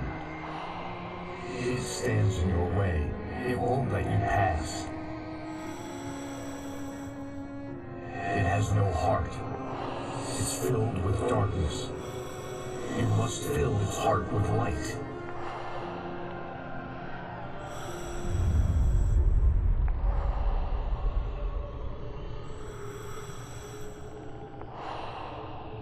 Don't mind him. He's Mr. Your friends will meet him when you're gone.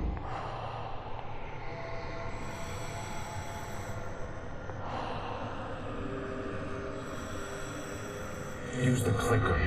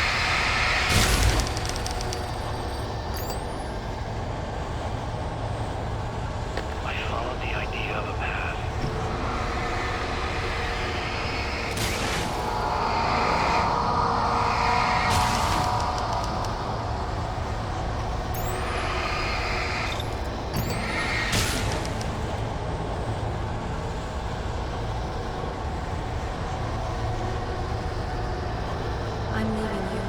What? I'm leaving you, Alan. I met someone. I'm in love with someone else. Alice? No, what are you saying? You can't... You don't love me. How could you? You don't even love yourself. All you do is torture yourself with work you can't do it. No, I love you more than anything in the world. You're my muse. I'm not. Who are you? What have you done with my Alice? Alan? What are you doing?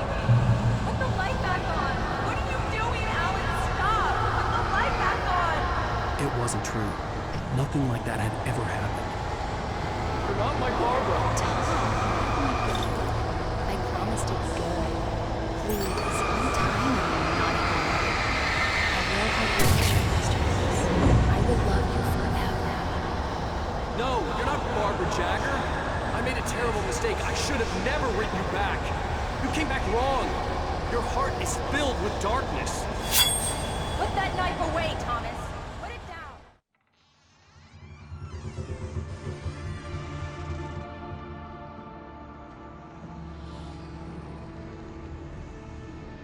Now you will never get her back.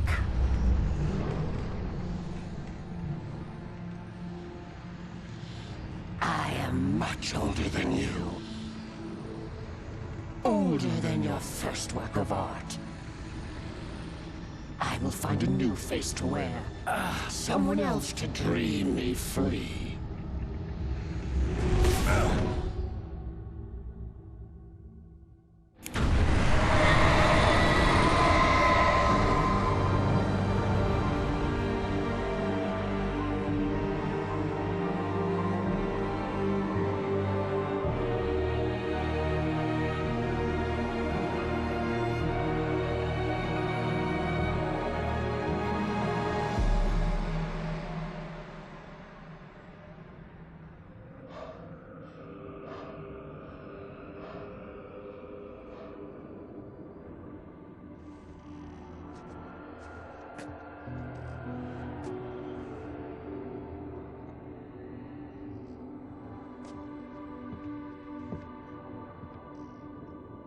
I could feel Alice's presence close by.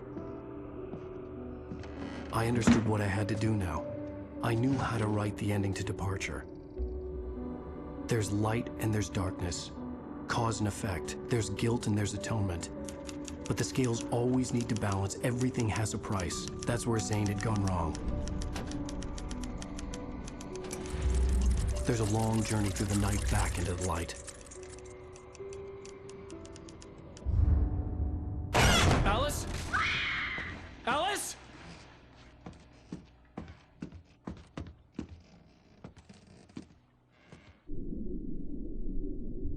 Oh no!